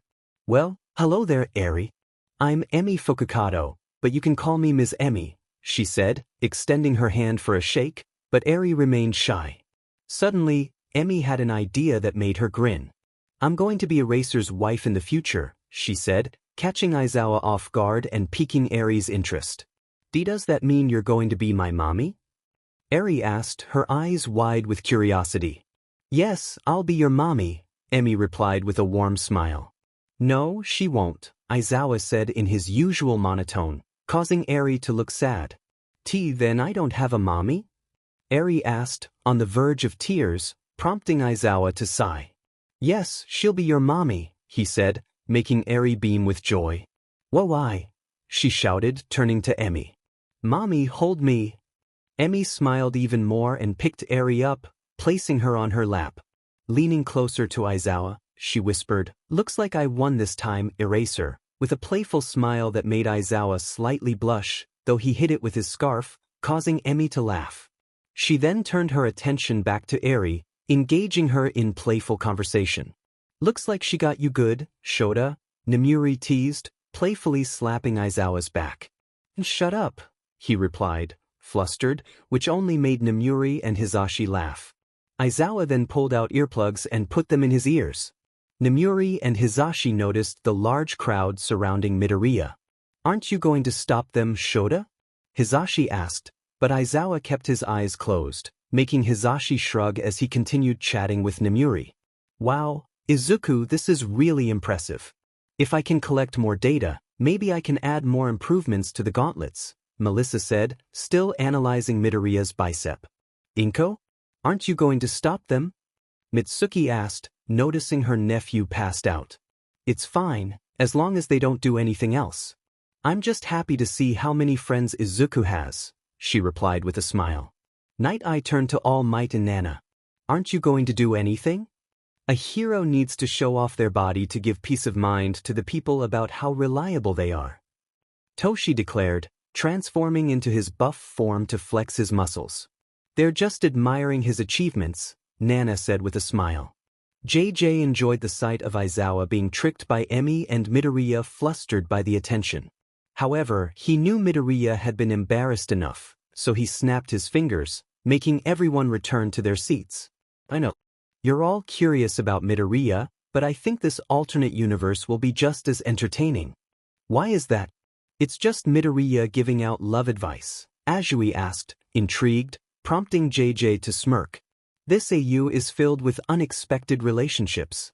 Many other gods ship you with various characters, including same-gender pairings, JJ explained. Ooh, so many juicy relationships to see, Nemuri said, liking her lips in anticipation. Okay, but why are we shipped with the same gender? I'm not shaming, just curious, Kaminari asked. Let's just say some of your actions might lead others to think you're gay or bi, JJ replied with a teasing grin. Anyways, let's continue, JJ said as he snapped his fingers to play the alternate universe. The scene opened in Class 1A, where Aizawa was reviewing the students' mock battles and analyzing their performances. Minetta, instead of focusing on the battle, you were too distracted by your own thoughts, which led to a lack of cooperation from your team. When it finally came to you, you hesitated and gave up. We really need to work on your confidence, Aizawa stated. Looks like one of your students is a coward. Why is he in the hero course if he's so scared to face an enemy? Minoma laughed as he stood up and mocked Minetta. I wonder the same thing, Yayarosa said, cupping her cheeks. He's such a pervert with disgusting thoughts, Mina added, crossing her arms and pouting. I would gladly switch him for anyone else, Jiro remarked.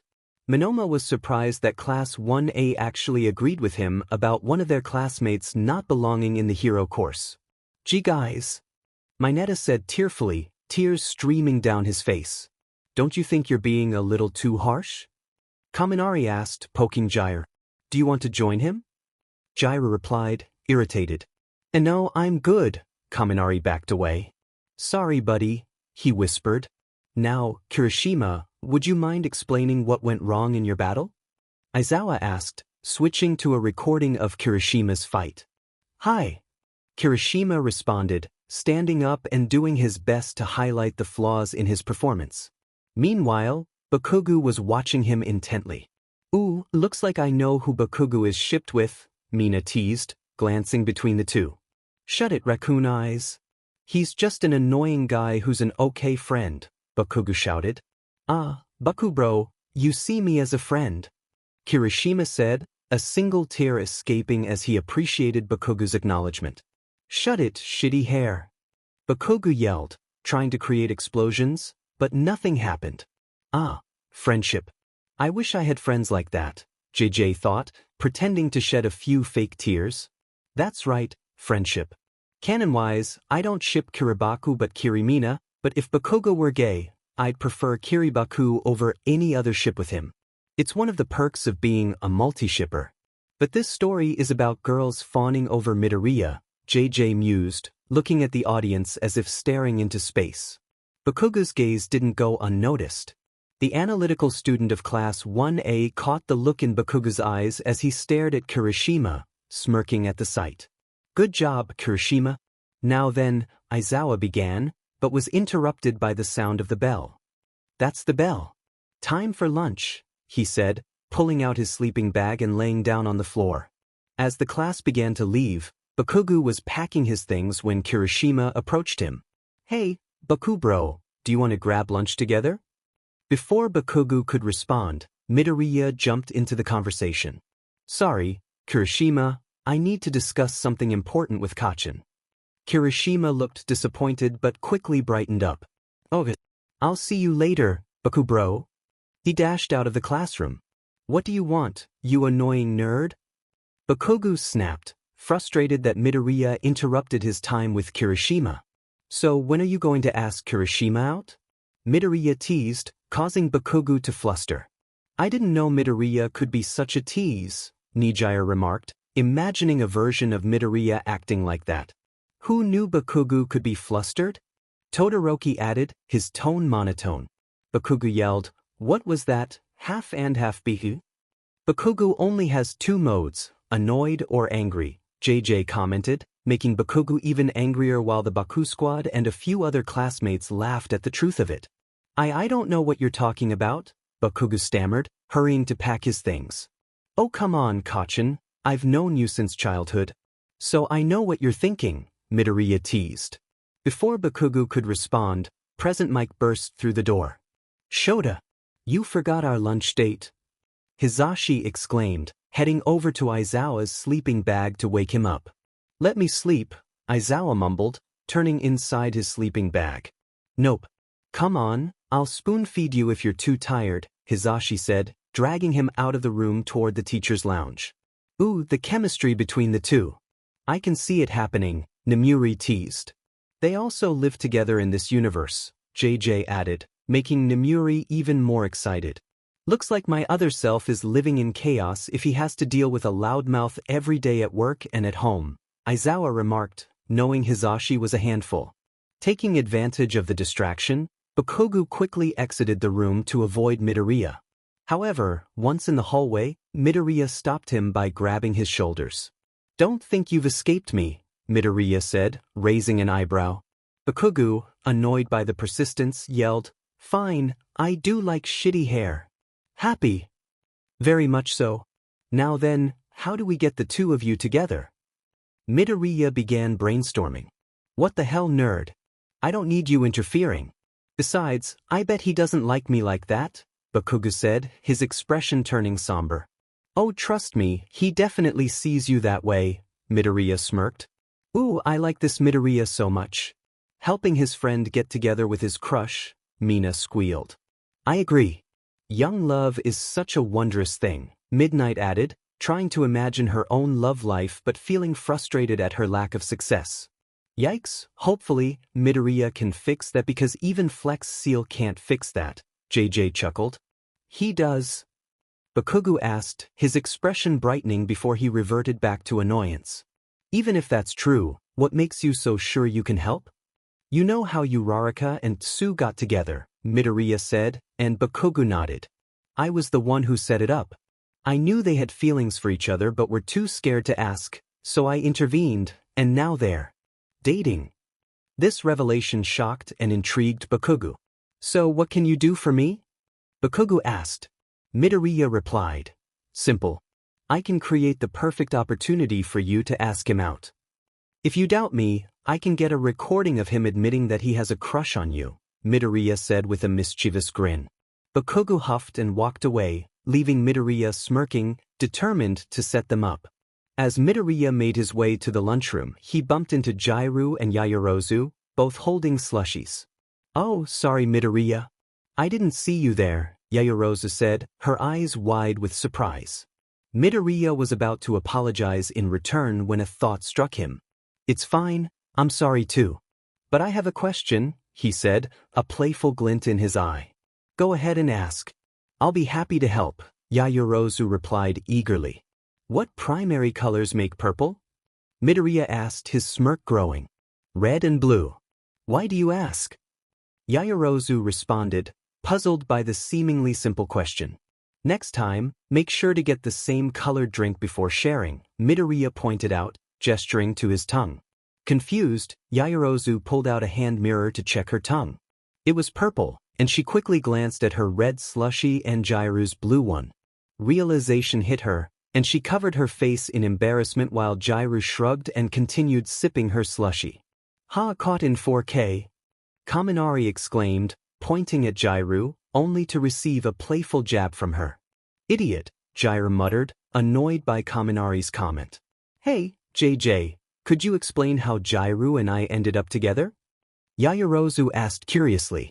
I don't know all the details, but I think this is where it all began, JJ said, snapping his fingers to change the screen to an image. Jiro's face turned crimson as her thoughts were revealed. Many of the boys in the audience either looked away, blushed, or, like Midoriya, fainted. Kota and Eri's eyes were shielded by their guardians. Avert your eyes. This is highly inappropriate for minors. Ida shouted, pulling Minetta away and trying to restrain him. I may be a scumbag, but I still respect others' privacy, Monoma added, turning away from the screen. Miruko, arms crossed, glanced back and forth before finally saying, Wow, I agree with the punk rock girl. JJ, curious about their reactions, looked at the screen and realized it wasn't zoomed in properly. He quickly snapped his fingers again, apologizing profusely. Once again caught in, Kaminari started, but Jiro swiftly silenced him with a series of playful jabs. It's fine, Jiro. I know my outfit can be a bit revealing sometimes, but I would have preferred it not be shown like that, JJ said, bowing deeply in apology. Yaoyorozu dashed away, too embarrassed, with Jiro following behind at a slower pace.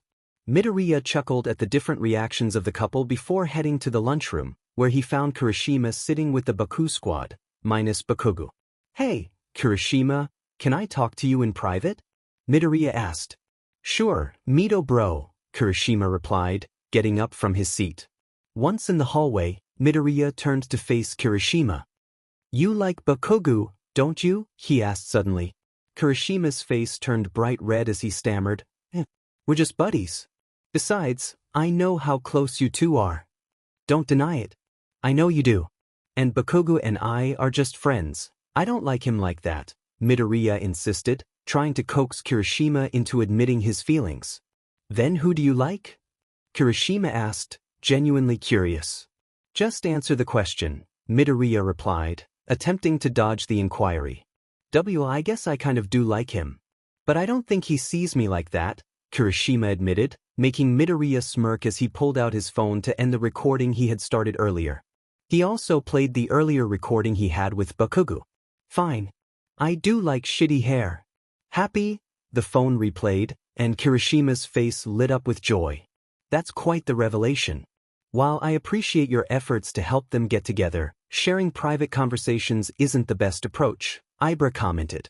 Midoriya teased, it seems like he likes you too, causing Kirishima to blush with happiness. He hugged Midoriya tightly, saying, thanks, Midobro. No problem, but don't tell Bakugo I revealed this to you, okay? Midoriya said, and Kirishima nodded before heading back to the cafeteria.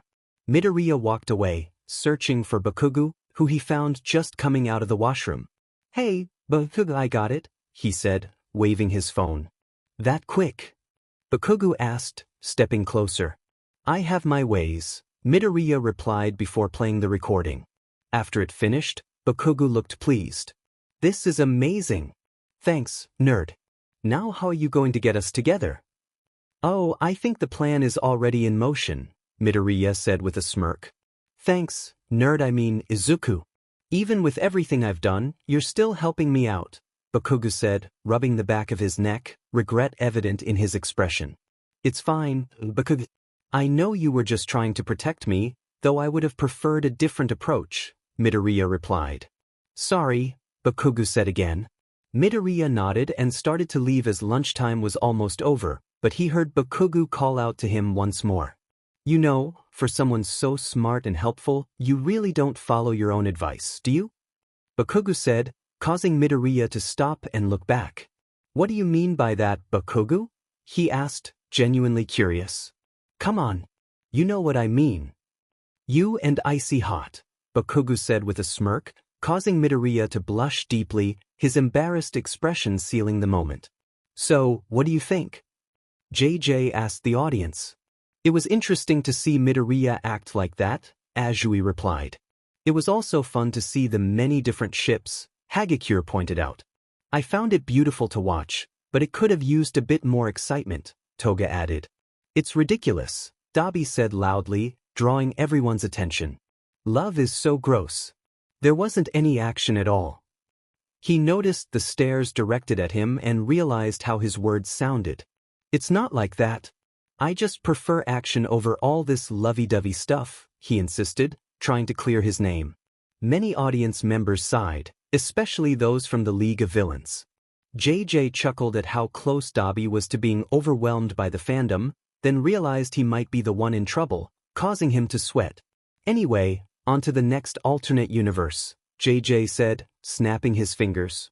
As JJ snapped his fingers, the text above. The screen began to change, but it took a moment for the characters to settle, so they all waited patiently. While we're waiting, is everyone okay with the fact that our enemies are in the same room? This made everyone's eyes widen as they remembered they were in a room filled with heroes and villains, leading to a tense stare-off. I'm fine with them being here.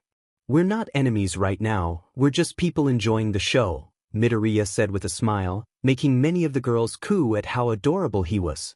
It might be annoying to be in the same room with them, but I'd rather relax since this is a vacation for us, Shigaraki said, leaning back in his chair with his hands behind his head. Many heroes agreed, appreciating the chance to relax and enjoy some movies without any consequences. I prefer to be active rather than just sitting around, Miruko said, tapping her foot restlessly. I think I can fix that, JJ said, snapping his fingers again as the audience looked on curiously. What did you do? Asked a concerned Itsuka. I added a few more rooms attached to the theater, he explained, presenting a door beside him. This door leads to a hallway with various rooms, including a gym, a bar, a game room, and more. The audience grew intrigued and excited at the prospect. JJ smirked, revealing another room for special occasions. There's also a room with a bed that can fit around 30 people. It feels like heaven and is the most comfortable thing you'll ever lay on. This caught the attention of two very tired individuals. And don't worry, Aizawa and Shinso, I made it so that wherever you sit in the theater, your chair will transform to have the same properties as the bed in that room. As JJ spoke, the chairs that Aizawa and Shinso occupied transformed into what looked like clouds. Aizawa leaned back, enjoying the comfort, and closed his eyes. Emmy noticed and had a playful idea. Looking down at Eri, who was sitting on her lap and gazing at Aizawa's chair, she smiled. "Hey Eri, do you want to lay in the chair too?" Emmy asked, and Eri nodded excitedly. "Okay then. Eraser, scoot over." She settled into the chair beside Aizawa, with Eri nestled in between them. Watching this, JJ had his own playful idea and summoned a blanket over them. Eri snuggled into it, happy to be with her parents while enjoying the most comfortable bed she had ever experienced. Aizawa opened his eyes to see Emmy smiling and waving at him, while Eri, feeling sleepy, turned to face Aizawa. She smiled up at him before snuggling closer and drifting off to sleep. "Don't do something you'll regret," Aizawa said, slightly annoyed that his rest had been interrupted. "Now, what would that be?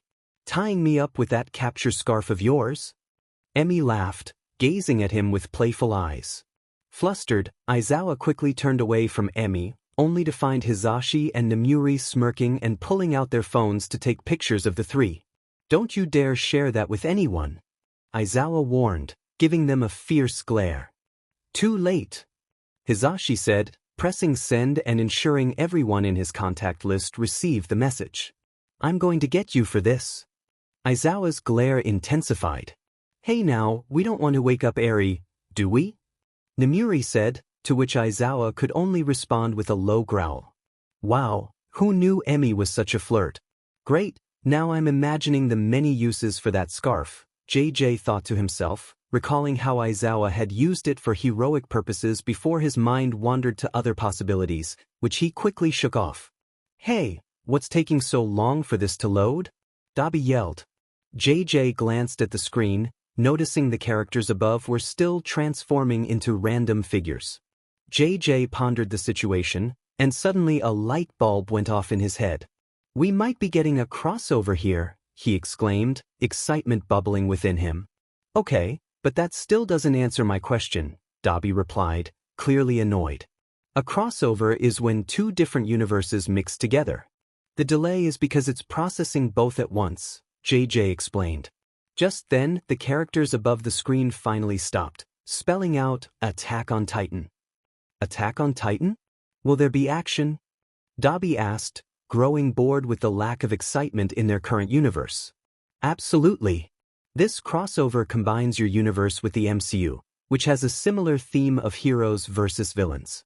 However, only a few characters possess superpowers or abilities," JJ clarified. "I'll stick around if it means avoiding another romance or slice-of-life story," Miruko said, crossing her arms and settling back down, ready to head to the gym. "Great. But fair warning, some things might not be what you expect," JJ said as he began the AU. The screen opened to reveal a blue portal, through which All for One emerged in his usual attire, his face slightly discolored and wearing a golden gauntlet adorned with gems. As the portal closed behind him, a devastated civilization came into view, showcasing remnants of advanced technology. AFO surveyed the landscape before hearing someone call out to him. "Oh yeah, you resemble Thanos quite a bit." The camera panned to reveal an unfamiliar older man draped in mystic robes and a red cape. "Thanos? Is that AFO's real name?" Melissa inquired. "No, in this universe, while they share similar appearances and some traits, many aspects have been adapted from the original MCU," JJ explained. "Why does AFO look purple here?" Nijire asked, raising her hand with curiosity. "He's an alien in this universe who aims to eliminate half of all life to ensure more resources for those who remain," JJ responded, noticing Mina's excitement at the mention of aliens. "Alien?" Mina exclaimed. "Yes, aliens exist in this universe. In fact, you're an actual alien in this AU," JJ told her, prompting a delighted squeal from Mina. "I can't wait to see my character in this universe," Mina said enthusiastically, and JJ felt happy knowing she would get to experience her dream. "Excuse me, but who is that guy in the red cape? You said these characters are based on us, but no one we know looks like that," Momo asked, standing up. "Oh, that's an older version of Tokoyami without the mutation," JJ explained, causing many to widen their eyes and glance at Tokoyami, who was equally surprised. I assume Kurogiri is no longer around, AFO remarked, to which Tokoyami nodded. Mr. Day paid a heavy price, but he accomplished his mission, Tokoyami replied, staring at the necklace around his neck. You may regret facing the master of the mystic arts, Tokoyami warned. Where do you think he brought you? AFO asked, stepping closer. The camera then revealed an older Kaminari hiding, clutching what appeared to be a laser blaster, alongside another figure in a spider costume perched on something. Let me guess, you're home? Tokoyami speculated, scanning the area. AFO paused, then knelt down. It was, he said, raising his left hand to activate a red stone that slowly transformed the surroundings. And it was beautiful. Titan was like many planets, with limited resources, and when we faced extinction, I proposed a solution. Genocide, Tokoyami finished. But it was random, equally affecting the rich and poor.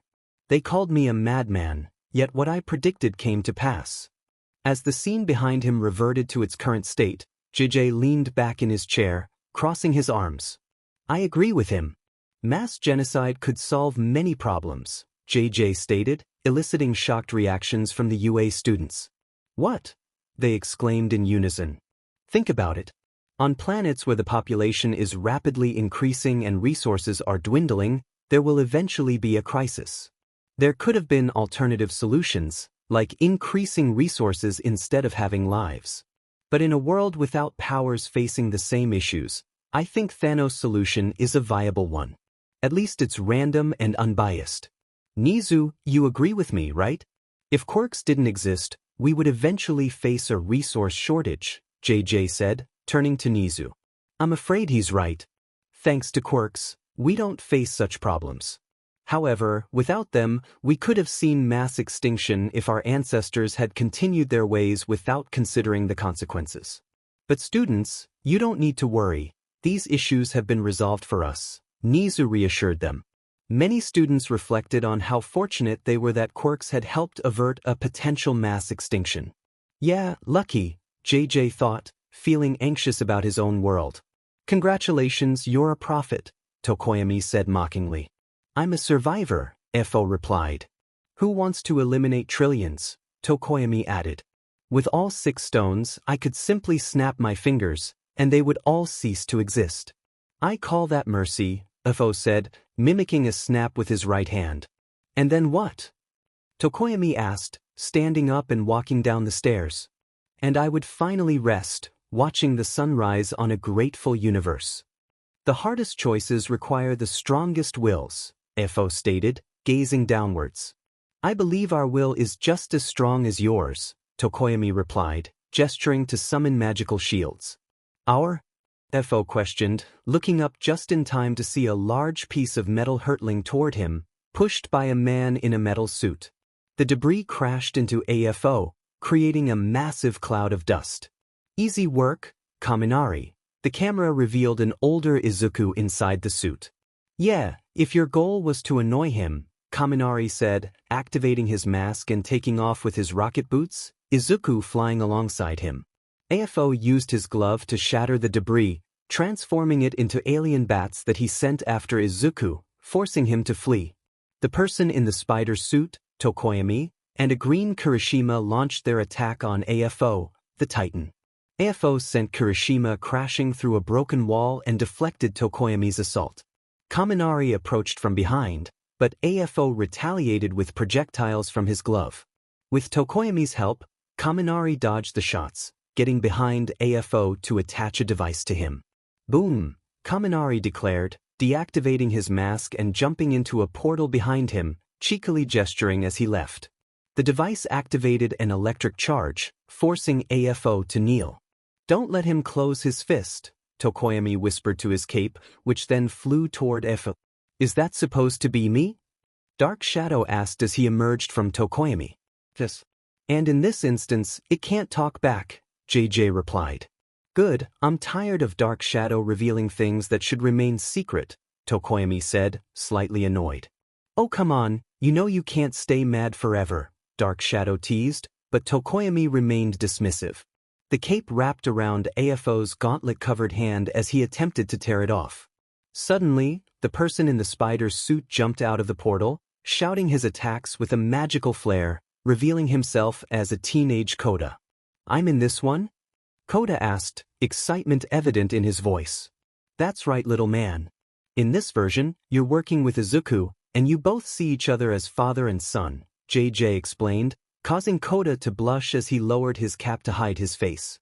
"Don't call me little man," he protested, prompting a giggle from Mandalay. AFO finally seized Kota, slamming him into the ground as he struggled to break free. "Insect," AFO sneered, tossing Kota toward Tokoyami.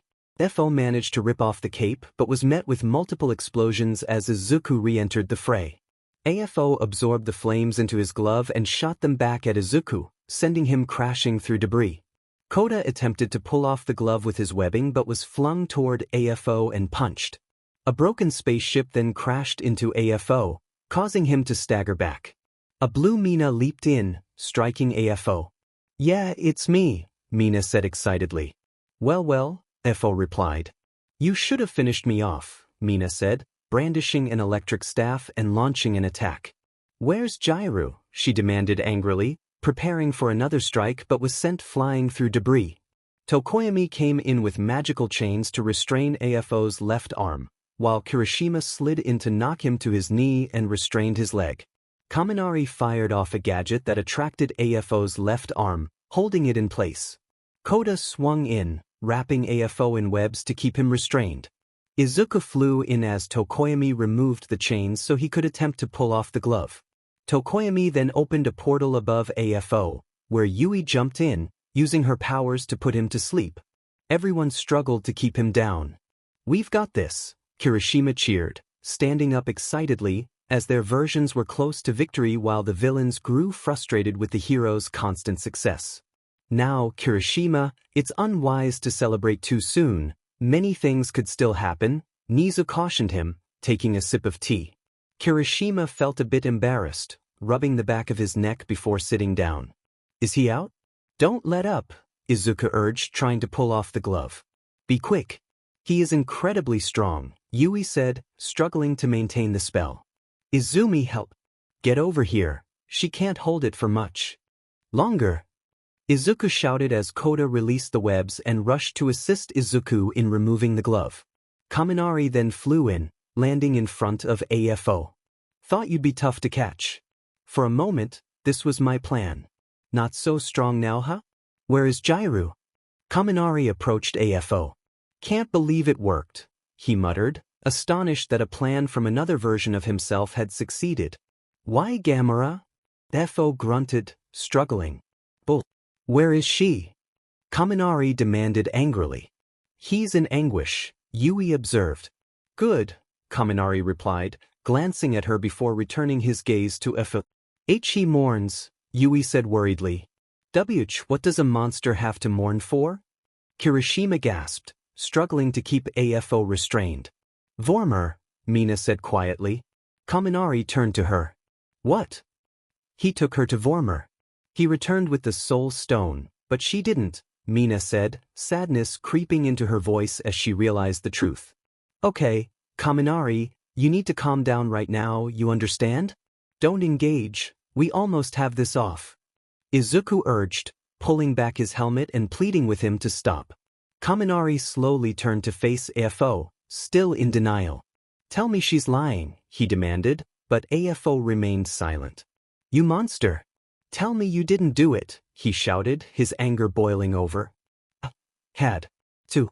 AFO struggled to articulate. "No, you didn't. No, you didn't.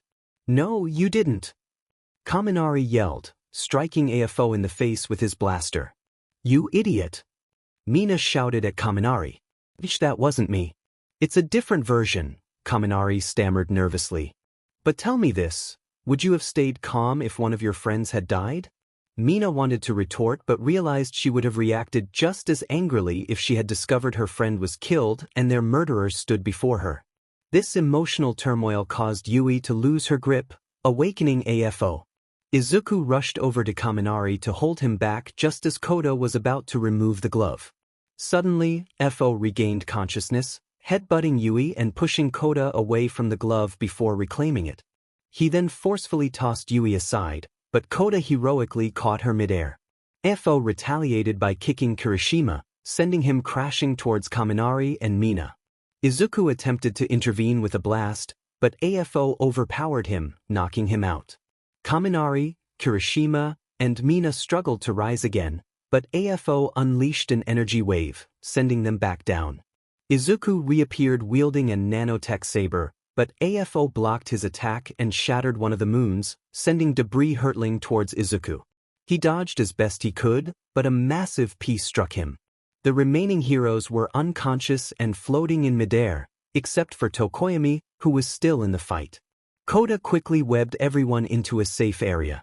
Facing AFO, Tokoyami summoned multiple shadowy arms that split off, creating several copies of himself, all conjuring chains to restrain AFO. However, AFO used the Power Stone to obliterate the fakes, knocking the real Tokoyami off balance. He then summoned a black hole with the gauntlet and hurled it at Tokoyami, who cleverly transformed it into a swarm of butterflies. Their clash was intense, but AFO managed to grab Tokoyami by the neck. AFO then removed a necklace, taunting that he had yet to unleash his greatest weapon. Izuku charged in for one last stand, managing to draw a single drop of blood from AFO. In retaliation, AFO began to overpower Izuku, damaging his armor. Izuku fashioned a saber from his nanotech to stab AFO, but AFO easily broke it and turned it against him. No! Many of his friends shouted, filled with concern for Izuku's fate. You can do this! Todoroki encouraged, fearing for his friend's life in this alternate reality. Inko watched in tears, devastated by the sight of her son in peril. All for one. Nana shouted, furious at AFO for harming Izuku. Now, AFO replied with a hint of nervousness. That's a different version of me. I would never do that. He retreated to the edge of the theater. Oh really? Why is that? Nana demanded, her anger boiling as she cracked her knuckles. AFO fell silent, not wanting to answer, which only fueled Nana's rage further. Hey now, don't make me put you two in timeout. I have ways to make you suffer for my enjoyment, JJ said with a smirk, causing both Nana and AFO to sit down. AFO continued to press the blade deeper into Izuku as he tried to step back, offering hollow condolences for Izuku's efforts before preparing to unleash a blast. Tokoyami intervened, promising to hand over the Time Stone in exchange for Izuku's life. AFO agreed, and Tokoyami summoned the Time Stone from thin air, floating it to AFO. AFO infused the stone into his gauntlet, feeling a surge of power. Kaminari swooped in, firing his blaster, but AFO escaped through a portal. AFO reappeared in Wakanda, where everyone noticed him as he approached an android named Vision, who resembled Todoroki. The heroes rushed to stop him, but AFO dispatched them effortlessly. Bakugo was the last to confront AFO, putting up a valiant fight but ultimately being knocked out by a single punch. By the time AFO reached Todoroki, Momo had succeeded in destroying the Mind Stone, but AFO used the Time Stone to restore it. With all 6 stones in his possession, he felt an overwhelming surge of power. Minoma threw his axe at AFO, who used the stones to deflect it, but the weapon struck him in the chest. Minoma, believing he had triumphed, approached AFO to declare victory, but AFO dismissed him and used the stones to erase half of all life. Back at Vormer, Izuku was helped to his feet. Something is happening, Yui said before she began to disintegrate into dust. Kaminari? Kirishima asked worriedly, only to see him turn to dust as well. Stay, Kaminari, Izuku pleaded. Oh man, Kaminari said before he too vanished. Izuku, there was no other way, Tokoyami said before he disintegrated. Mr. Deku, I don't feel so good, Kota stammered, stumbling as he clung to Izuku. I don't want to go. Please, Deku. Tears streamed down his face as he whispered his final words, Mr. Deku, before he too turned to dust. Izuku slammed his hand against the ground in despair, trying to grasp the remnants of what was once Kota. He did it, Mina said, her voice heavy with sadness. Izuku sat in shock, struggling to process the loss, denying the reality of what had just occurred.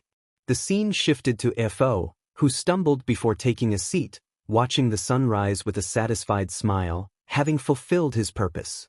The screen faded to black. Villains? What do you think? JJ asked, eager to avoid confrontation with the shocked audience. I can't believe the villains won, Shigaraki murmured, still in disbelief. It seems my other self has accomplished his goal, which I find quite satisfying, AFO remarked. As long as it ended with the master's victory, I'm content, Kurojiri added, still under AFO's influence. JJ turned to the remaining audience, nervously seeking their opinions, but they remained silent, grappling with the unexpected loss. He understood they needed time to process, especially those who had witnessed their own demise. JJ gave the heroes and civilians a moment to process what had just transpired on screen. I know you all have a lot of questions, so I'll open the floor to anyone who wants to ask, JJ said, anticipating a flood of inquiries. Also, he snapped his fingers, I'm returning your quirks since I trust you all to use them responsibly. I've made some adjustments so you can have better control while you're here. This revelation shocked many, but most were still in a daze from the events they had witnessed. Will we ever get the people back? Emmy asked, her usual smile absent. JJ hesitated before responding. Unfortunately, after tracking down AFO, we discovered he used the stone's power to destroy themselves, making it impossible to bring anyone back. Her heart sank. Heroes were meant to save lives, but their greatest failure had led to the loss of countless individuals. She glanced at Eri, who was on the verge of tears, and remembered that she needed to be strong for her. Slapping her cheeks lightly, she forced a bright smile, which calmed Eri a little, though the sadness remained. I'm going to the workout room, Miruko announced as she stood up and left her seat. Don't you want to at least find out what the next universe is called? JJ asked as she walked past him toward the door. No, I need to train harder to ensure that nothing like this happens again. I want to be strong enough to stop the villains from causing such destruction, she replied before closing the door behind her. JJ nodded, though she didn't see him. All right then, he said, turning to face the audience. Hey Eri and Kota, do you want to know what might cheer you up? He asked, putting on his best smile, which caught their attention. There are collectibles of Deku in the playroom, including plush toys and action figures, along with other characters so you can recreate your favorite scenes or memories with Deku, he said, instantly lighting up the children's faces. Shino, Mandalay, and Emmy laughed as they took the kids' hands and headed to the playroom. You have collectibles of me? How? Midoriya asked, both concerned and nervous. JJ gave him a bemused look for a moment before snapping his fingers, and with a puff of smoke, a life-size model of Midoriya in Yue's uniform appeared. I'm someone who can warp reality. If I say it exists, it exists. Like this right here, a lifelike model of Izuku Midoriya, complete with his hair texture, freckles, scars, and even detailed anatomy. It even has changeable clothes, JJ said, playfully starting to remove the model's jacket.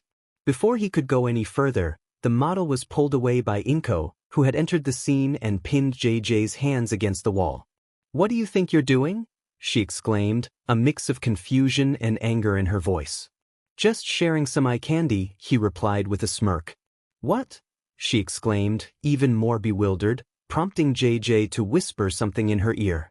Meanwhile, Midoriya felt his face heat up in embarrassment as he watched the scene unfold. Inko examined the model closely, curious to see if JJ's claims were true. She lifted the shirt to reveal the model's well-defined physique. Izuku dear, is this what you really look like? Inko called out to the audience, showcasing the model's abs. Midoriya shouted, mortified by his mother's actions. Many of the men in the audience admired the model's physique, while the women had varied reactions. Returning to JJ and Inko, JJ had just finished explaining his reasoning for showcasing Midoriya's model, which made Inko blush. So, how long until I become a great-grandma? She whispered, loosening her grip slightly while still holding both of JJ's hands. Give it a few more years. By then, you'll be a great-grandma to many, he replied, causing Inko to blush even more as she cupped her cheeks, excited about the prospect of future grandchildren. Just make sure you don't do anything like that, okay? she added, and JJ nodded, snapping his fingers to make the model disappear just as Inko was still examining it. Nana floated back to her seat, happy to hear the news about her grandson's potential future. Now then, excuse the interruption, but let's return to our regularly scheduled program, JJ said, secretly pleased to have said that. Wait a minute. If you snap your fingers to make things happen, and Thanos snaps his fingers to achieve what he wants, are you Thanos? Kaminari asked, causing concern to ripple through the audience. No, he's dead, JJ replied sarcastically, quickly covering his mouth with both hands. Oops, sorry, spoilers. Anyway, I don't need to snap my fingers, but the inspiration for it does come from Thanos, he added, which somewhat eased their minds, though the thought of JJ possibly being Thanos lingered. Why do you have to ruin my image, Denki? JJ thought, frustrated. The characters above the screen began to spin once again, landing on Dragon of Class 1A. Dragon? Ryukyu questioned. I'm not too sure about this one, JJ said, tapping his finger on his lips. What makes you say that? Midoriya asked. I wanted something more cheerful for you all to see to brighten the mood, but this one is heartwarming yet not as cheerful. Aloe's no action or fighting at all, he says. I'm out, Dabi declares as he stands up and walks toward the door leading to the entertainment hallway, followed by Shigaraki, Toga, Twice, and Compress. Kurogiri sighs as he watches them exit before getting up himself to keep an eye on Shigaraki and the rest of the League of Villains, excluding Spinner. You're doing a great job at motherhood, JJ calls out to Kurogiri, prompting another sigh from him before he closes the door. This makes JJ laugh as he begins to slap his knees. After a moment, he calms down. And what about you guys? He asks the three remaining villains. I have nothing better to do, AFO replies. I want to see how the little hero fares in other universes, Stain. Yeah, a true hero, Spinner adds excitedly, nodding his head, though in reality he just wants to stay close to his idol. Okay then, Ryukyu, you had a question about the dragon part? JJS. Yes, that's correct, she responds, somewhat excited to see another dragon like herself. In this universe, I wouldn't say that he is a dragon, but Midoriya is similar to a dragonet, JJ explains. I see, thank you. This seems to brighten her mood. Alright, on to the universe, JJ says as he dims the lights in the theater, leaving only the screen as the light source. The scene opens at UA, where many students are passing through the halls during lunchtime. The scene shifts to two random freshmen waiting in line for lunch. Did you hear the rumors? It seems the dragon blew up one of the buildings during a training simulation. How terrifying, one student says to his friend, shivering slightly. Yeah, I did. I know he is in the hero course, but it seems fitting for him to be a villain rather than a hero, considering all the bad rumors, the friend replies. Yeah. I'm surprised the staff hasn't done anything yet, the student adds. What if they can't do anything? This thought makes them shudder. Tisuch typical. People always assume things and label others without getting to know them, Shinsho comments, tired of being called a villain because of his quirk. It's definitely a problem, Midoriya says sadly, which resonates with many others who feel the weight of such discrimination. I need to do some investigating when I have the chance, Nizu thinks while sipping his tea. What would happen if I made tea non-existent in this subspace? What will he bring out then? JJ wonders, curious about how Nizu acquires his tea. Suddenly, they hear stomping noises approaching the lunchroom. He's here, someone shouts, causing everyone in line to scatter. The doors swing open to reveal a towering green dragon, around 6.5 feet tall, with a fierce human-like glare. He wears the UA uniform, though the sleeves are cut off to accommodate his scales, and his pants are torn at the bottom due to their tight fit around his legs. That's me? Midoriya asked. Yep, don't you look awesome as a dragon? Well, Dragonut, JJ said. Ryukyu answered for him, excited to see another dragon. Excuse me, but quirks are hereditary, not random. How is he a dragon? Momo asked as she stood up. You'll see, JJ said with a smirk. The dragon scanned the area and noticed everyone was far away, leaving the line empty. Taking advantage of the moment, he walked up to Lunch Rush and asked for his usual. Sure thing, he replied, quickly preparing Midoriya's lunch and placing it in a paper bag. As he handed it to Midoriya, he whispered, "You know, it would be better if you let people get to know the real you." Midoriya said nothing as he grabbed his lunch and made his way out of the cafeteria. Just as he was about to go through the doors, someone else came in and bumped into him, causing her to fall onto the floor. "Oops, sorry about that," Setsuna said, looking up to see Midoriya glaring down at her. Setsuna's classmates rushed in to see her on the floor. Kinoko quickly apologized to Midoriya for Setsuna, while Yui helped her back to her feet. Midoriya ignored them and left the room. "So I get to play a role in this universe?" Setsuna asked, detaching her head to inquire with JJ up close. "Yeah, you actually have a major role in this," he replied. "Cool." She floated her head back to her body. "Why does he act cold like Todoroki did at first?" "No offense, dude," Kaminari asked, turning to apologize to Todoroki, who paid him no mind. "You'll see," JJ said, leaving Kaminari unsatisfied. Kinoko quickly turned to Setsuna, panic in her voice. "That was so close. You are so lucky." "Why?" Setsuna asked. "Why? Haven't you heard the rumors?" When he first came to take the test at UA, he kept glaring at everyone, scaring them.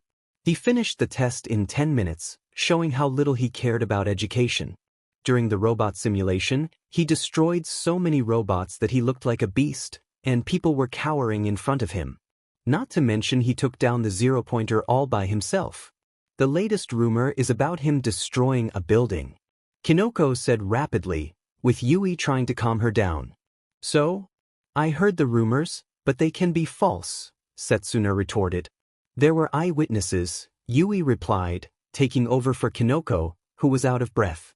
"There is a difference between a beast and a person. When I looked into his eyes, I saw a person, not a beast," Setsuna said firmly. "Doesn't matter, he's from Class 1A. That means he is of no concern to us." Monoma barged in, only to be knocked down by Itsuka.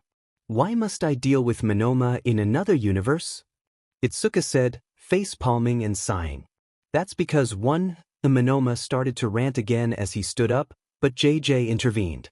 "Monoma, you need therapy," JJ said, immediately silencing him. "I know you have an inferiority complex. Ever since you were young, people made fun of you because they thought your quirk was weak since you rely on others. It didn't help that Class 1A got all the attention, which infuriates you because you believe in your classmates and how amazing they are. I know you mean well, but you need a healthier way to deal with your feelings." When he finished, Monoma's eyes widened, along with those of Class 1B and 1A. "Is that true?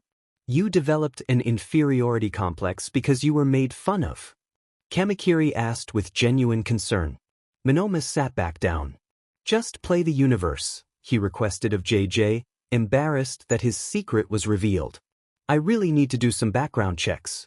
I have to make some calls," Nizu thought, planning to confront those who look down on his students. "Besides the fact he is from 1A, he doesn't like anyone at our school and eats on the rooftop alone," Itsuka said as she carried Monoma over her shoulders. "Rooftop? Setsuna asked with a smirk. "What are you thinking?" Itsuka replied, worried about Setsuna's intentions. "I'm going to go ask him if the rumors are true." She then sprinted down the hallway.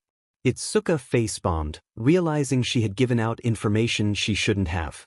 Setsuna made her way through the stairwell, reaching the door to the rooftop. She opened it quietly to peek outside and noticed Midoriya eating a sandwich as he sat cross-legged against the fence. Setsuna had a mischievous idea to surprise him, so she detached her head and floated it right behind him. "I've got a few questions for you," Setsuna said without warning, causing Midoriya to jolt slightly. Midoriya searched for the source of the voice until he looked behind him and spotted Setsuna's detached head. She moved her body to be right next to him, almost touching, and leaned in closer. "Are the rumors about you true?" she asked enthusiastically. Midoriya didn't respond, just staring at her. "Well, are you going to say anything?" she pressed, getting closer. Midoriya opened his mouth, but only inaudible words came out. "What was that?" she asked. "See, could you take a step back?" "Why you're too close?" he stuttered, his voice deepening. Setsuna, surprised by his reaction, leaned in even closer, making him more uncomfortable. Haha, looks like he's just as uncomfortable as our Midoriya, Kaminari laughed. It's embarrassing having a girl so close like that. Midoriya exclaimed, his face turning red. Answer my questions first. Setsuna insisted, pressing her arm against his. Boobies! Minetta shouted, wiggling his fingers as he imagined inappropriate scenarios. JJ snapped his fingers, and a baseball was thrown at Minetta with incredible speed, knocking him out cold. Many of the boys could feel his pain as they had witnessed a shocking event. Relax, he's not dead yet, JJ said as he turned to the screen. Okay, Midoriya responded. Why do you glare at everyone? It's just my normal face. How come you turned in the test after just 10 minutes? It was all relatively easy questions. Why did you take other people's robots during the test? They were about to get injured, so I had to intervene before they could get hurt. Why did you cause an explosion during a training simulation? I had to redirect Bakugo's blast so our teammates wouldn't be caught in the crossfire. Wow, Midobro called you by your family name, Kirishima said, surprised that Midoriya had addressed Bakugo using anything other than his usual nickname. Setsuna was taken aback by his answers, but when she looked into his eyes, she could see he was being honest. She stepped back and asked one more question. Why do you avoid everyone? Midoriya was silent for a moment before he replied, I know people are afraid of me when they look at me. I stay away from them because I don't want to scare them, and then he looked down. Setsuna was stunned. He was nothing like the rumors suggested. It was all just a misunderstanding based on his appearance. The thought didn't sit well with her, and she suggested, Hey, why don't I introduce you to my classmates? I can vouch for you. This made him look into her eyes, realizing she wasn't afraid of him. But then he recalled a painful memory when someone had been hurt because of him, despite not being afraid. Sorry, but I prefer to be alone, he said as he picked up his things and left the rooftop, leaving her behind. The next day, during lunchtime, Midoriya was getting his meal from Lunch Rush when he felt someone cling to him. Don't forget our promise, Setsuna smiled. Who is this? Lunch Rush asked, happy to see someone close to Midoriya. Nobody, he said in a deep voice, wanting to leave quickly. Oh come on, don't be like that. But she was interrupted by a sudden alarm. All the students panicked and rushed for the doorway, pushing against one another. Setsuna, confused, was about to check the commotion when someone accidentally knocked her down. Midoriya noticed Setsuna was no longer beside him, so he looked for her in the crowd but saw her green hair on the ground as students walked over her. He flashed back to a moment when he and Bakugo were best friends, but others had called him a beast. Midoriya had been too scared to defend himself, and Bakugo had tried to protect him but was outnumbered. Ah dude, you were nice in this universe? Kaminari asked. What did you say, dunce face? Bakugo yelled, activating his explosions, feeling good to use his quirk, but it quickly fizzled out. No using quirks against your classmates, Aizawa said to Bakugo, his piercing red eyes still upset about Bakugo's past bullying. Bakugo sat quietly, grumbling. Midoriya, terrified that his friend was getting hurt, unknowingly let out a powerful roar, sending the attackers flying and causing chaos. He rushed to check on Bakugo, but he had sustained too many injuries. Midoriya called his mother, Ryukyu, who arrived flying and gasped at the sight of the injured and unconscious students around Midoriya. She's my mother? Both Ryukyu and Midoriya shouted. How else would it be possible for Midoriya to have a dragon quirk? Nizu said, sipping his tea. Though, I am concerned about the age difference since our Ryukyu is 26 while Midoriya is 15.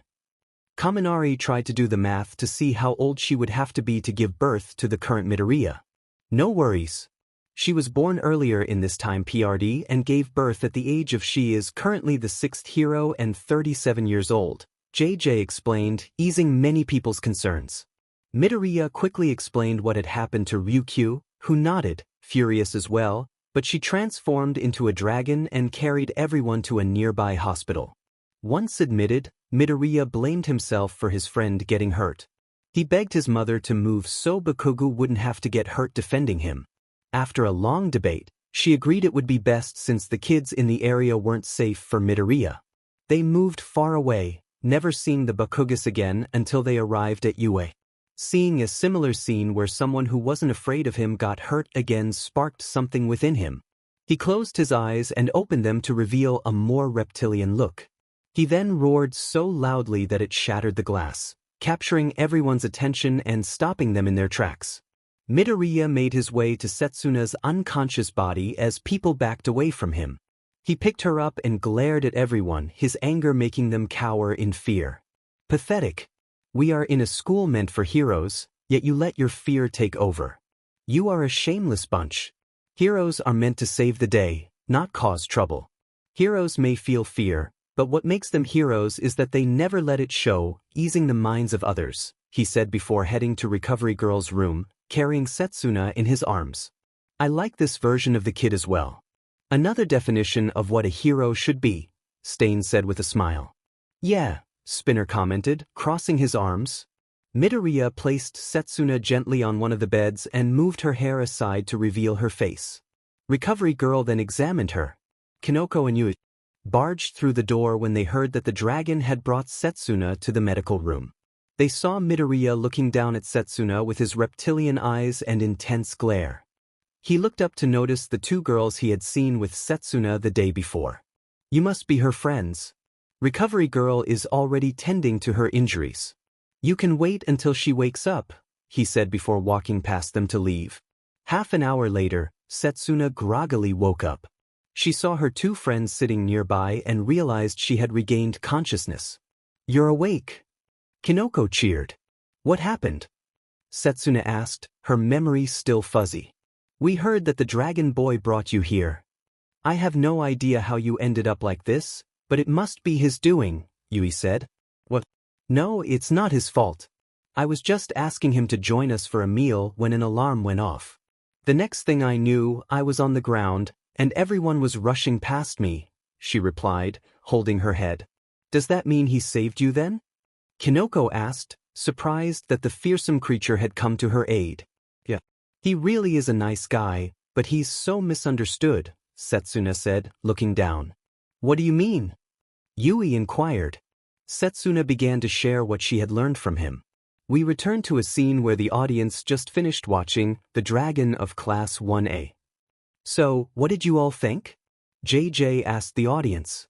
It was so manly, both Kirishima and Tetsu shouted, tears in their eyes. It was amazing how he saved Setsuna, Tetsu added.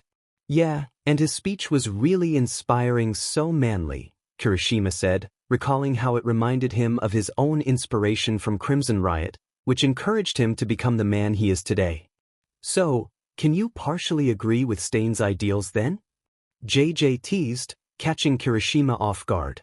What do you mean by that? Kirishima asked, confused about why he would agree with Stain's views. Before JJ could respond, Spinner chimed in. It's because he pointed out flaws within heroes. Some heroes let their fears take over, leaving civilians as collateral damage. Then, when things go wrong, they blame the villains to maintain their image, Spinner explained passionately, feeling a connection with Dragon Deku. More or less, that's the gist of what I intended, JJ commented. Who's the father if Izuku's mother is different? 13 asked. It's the same father in this universe, which is why he can breathe fire like a dragon, JJ thought, considering all the abilities Dragon Deku might inherit from his father. Meanwhile, Ryukyu felt a mix of emotions about Izuku. In one universe, she was his mother, but in this one she wasn't, leading to a dilemma she needed to sort out. Why was he so lonely? I was sure at least one of us would approach him, Uraraka wondered aloud. It's because of his appearance. He looks intimidating, making him unapproachable. Even when he saved you, you were still scared because you thought you were in danger. Then, a fast creature swoops in and takes down the zero-pointer, which only adds to your fear, JJ explained. Why hasn't Bakugo approached him since they were good friends as kids? Kaminari asked. It's because Midoriya left so suddenly, which made Bakugo angry with himself. He thought he wasn't strong enough to protect his friend and left without saying goodbye. When they met again during the battle simulation, Bakugo saw it as his chance to prove he was stronger, but when things didn't go his way, he unleashed his last resort. When Midoriya countered it, Bakugo felt even angrier for not being stronger than his old friend, leading him to avoid him, thinking he didn't deserve to be friends with someone he couldn't protect. JJ explained, feeling exhausted from the lengthy explanation. It's so sweet that you want to prove yourself to your old friend in that universe, Mina teased, which only made Bakugo more frustrated. Who are you calling sweet? Bakugo yelled, activating his quirk as Mina slowly backed away. Exactly, my son is not sweet at all. He lost that when he turned 7, that's when he became more of a handful, Mitsuki commented, but Katsuki ignored her, not wanting to start a fight with his mother. Calm down, Pomeranian, JJ teased, wanting to join in on the fun. What did you say? Bakugo shouted, even more furious. JJ smirked and snapped his fingers, transforming Bakugo into an actual Pomeranian. The little dog was startled by the sudden change but quickly began barking aggressively. Ah, so cute! Mina exclaimed, rushing to pick it up and hug it. Ouch, he bit me, she cried, letting go as the dog resumed barking. Seizing the moment, JJ summoned a Deku toy next to him, which the Pomeranian immediately began to attack. Kirishima tried to take the toy away, but Katsuki kept growling at him, and Kaminari saw it as an opportunity for fun. See, little Pomeranian, JJ said, but Midoriya felt a bit disturbed to see his childhood friend behaving like a dog, currently fixated on a mini version of himself. Would the mother like to consider neutering their new dog? JJ asked, hoping she would agree, while Katsuki immediately looked up from the chew toy, fear evident in his eyes. What are the benefits? She asked, genuinely contemplating it. JJ and Kaminari struggled to hold back their laughter as Katsuki glanced nervously between his mom and JJ. It reduces the risk of certain health issues and can help with aggressive behaviors in some cases, JJ said between chuckles, but before he could finish, Mitsuki interrupted. Start the surgery, she said decisively, causing Katsuki to whimper and attempt to hide beneath one of the chairs. This made JJ laugh uncontrollably as he teleported Katsuki back to his seat, restoring his human form. Sorry about that, but I couldn't resist, JJ said, still chuckling while Katsuki sat frozen in fear. Okay then, on to the next universe, JJ announced, snapping his fingers. The text above the screen spun and stopped, spelling out, strings. What kind of strings? Jiro asked, hoping it would be about guitar strings and lead to a music-themed universe. Just sit down and watch. But first, I need to call the others to see if they want to join us, JJ said, pulling out a phone connected to speakers in the rooms where the League of Villains and Maruko were. However, after hearing their definitive responses that they wouldn't come, JJ closed his flip phone and looked to the crowd. Looks like they won't be joining us, so let's continue with the show, he said, snapping his fingers to start the next segment. The screen revealed a young Izuku eagerly waiting for his quirk results.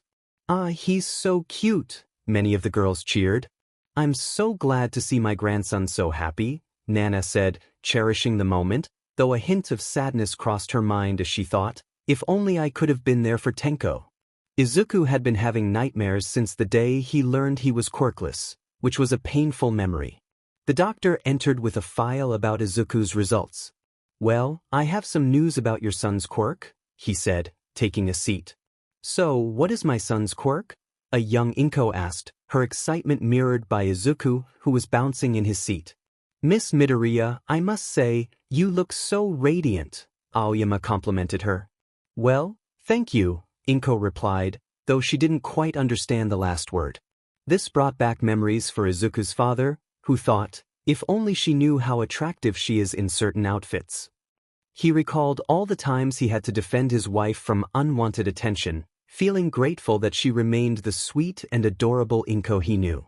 I would definitely date her, Minetta said, having recovered from a previous mishap, while Katsuki looked at him with concern, thinking, what have you done? He's not wrong, but he shouldn't have said that out loud, JJ thought as he prepared a professional video camera. That's my best friend you're talking about, Mitsuki said, cracking her neck as Inko tried to get her to sit back down. That's my daughter you're talking about, and she's happily married, Nana said, standing up and cracking her knuckles. That's young Midoriya's mother, All Might said calmly but with an underlying anger while seated.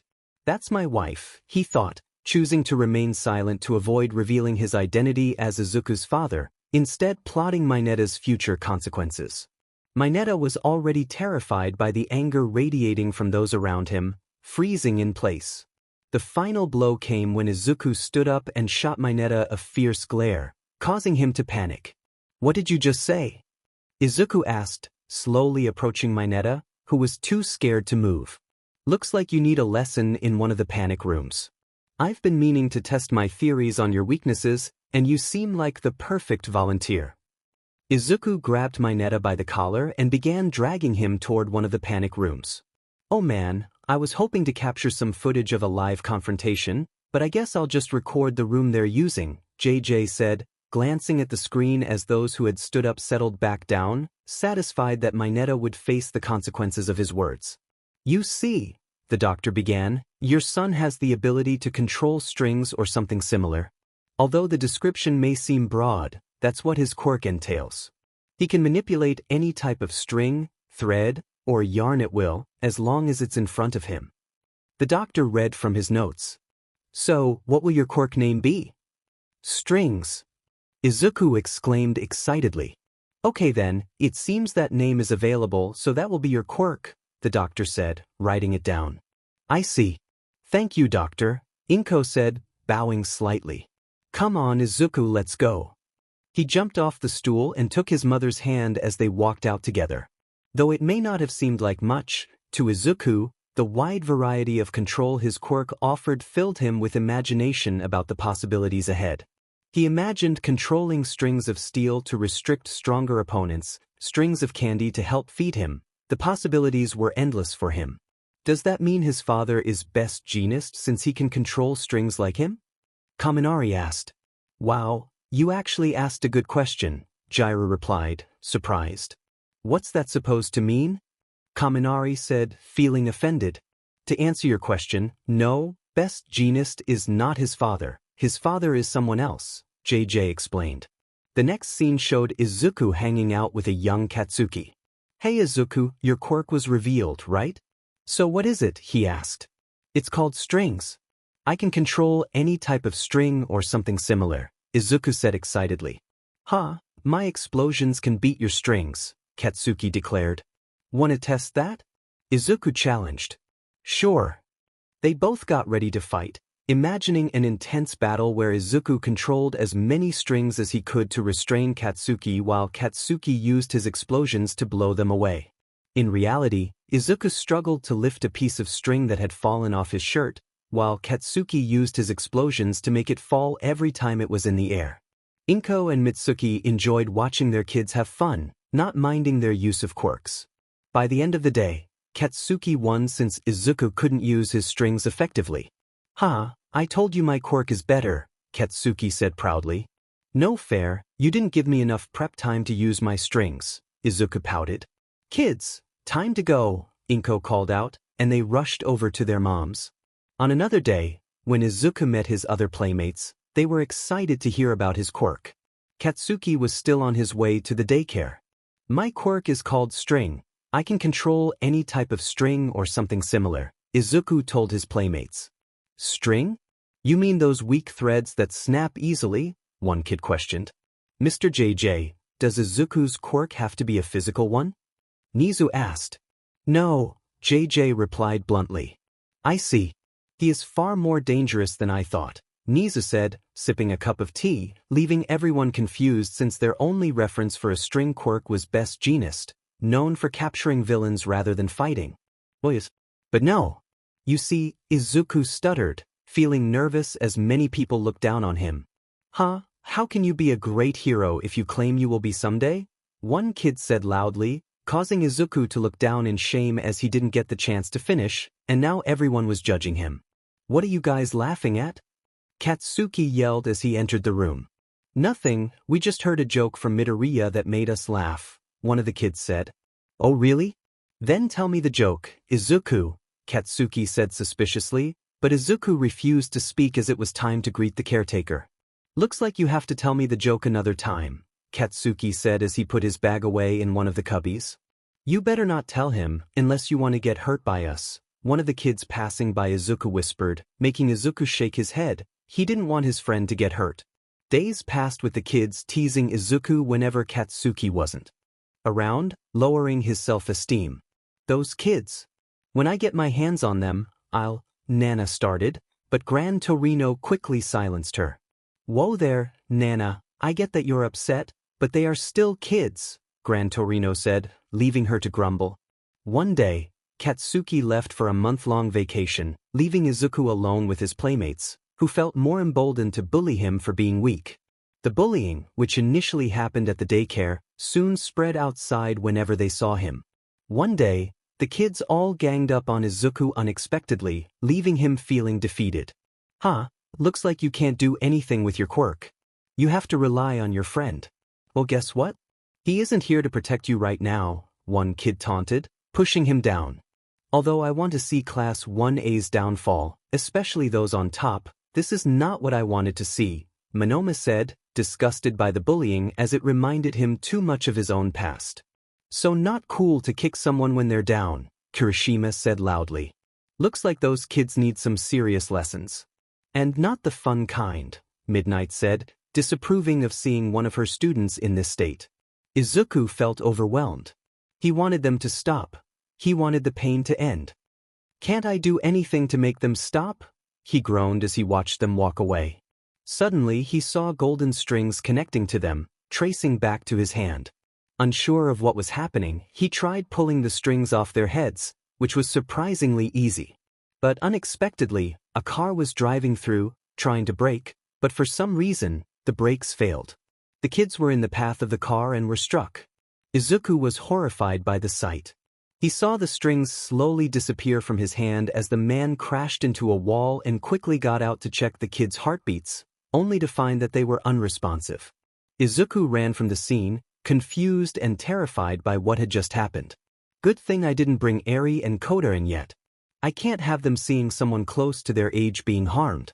That would really traumatize them, JJ thought as he looked at a monitor where he saw them playing with Emmy and Shino. What exactly happened? Asked a horrified Momo, along with the other audience members who were shocked to witness such a tragic event. Even if the victims were bullies, they were still kids. Are you familiar with Greek mythology, specifically, the Fates? JJ asked. Yes, Momo replied.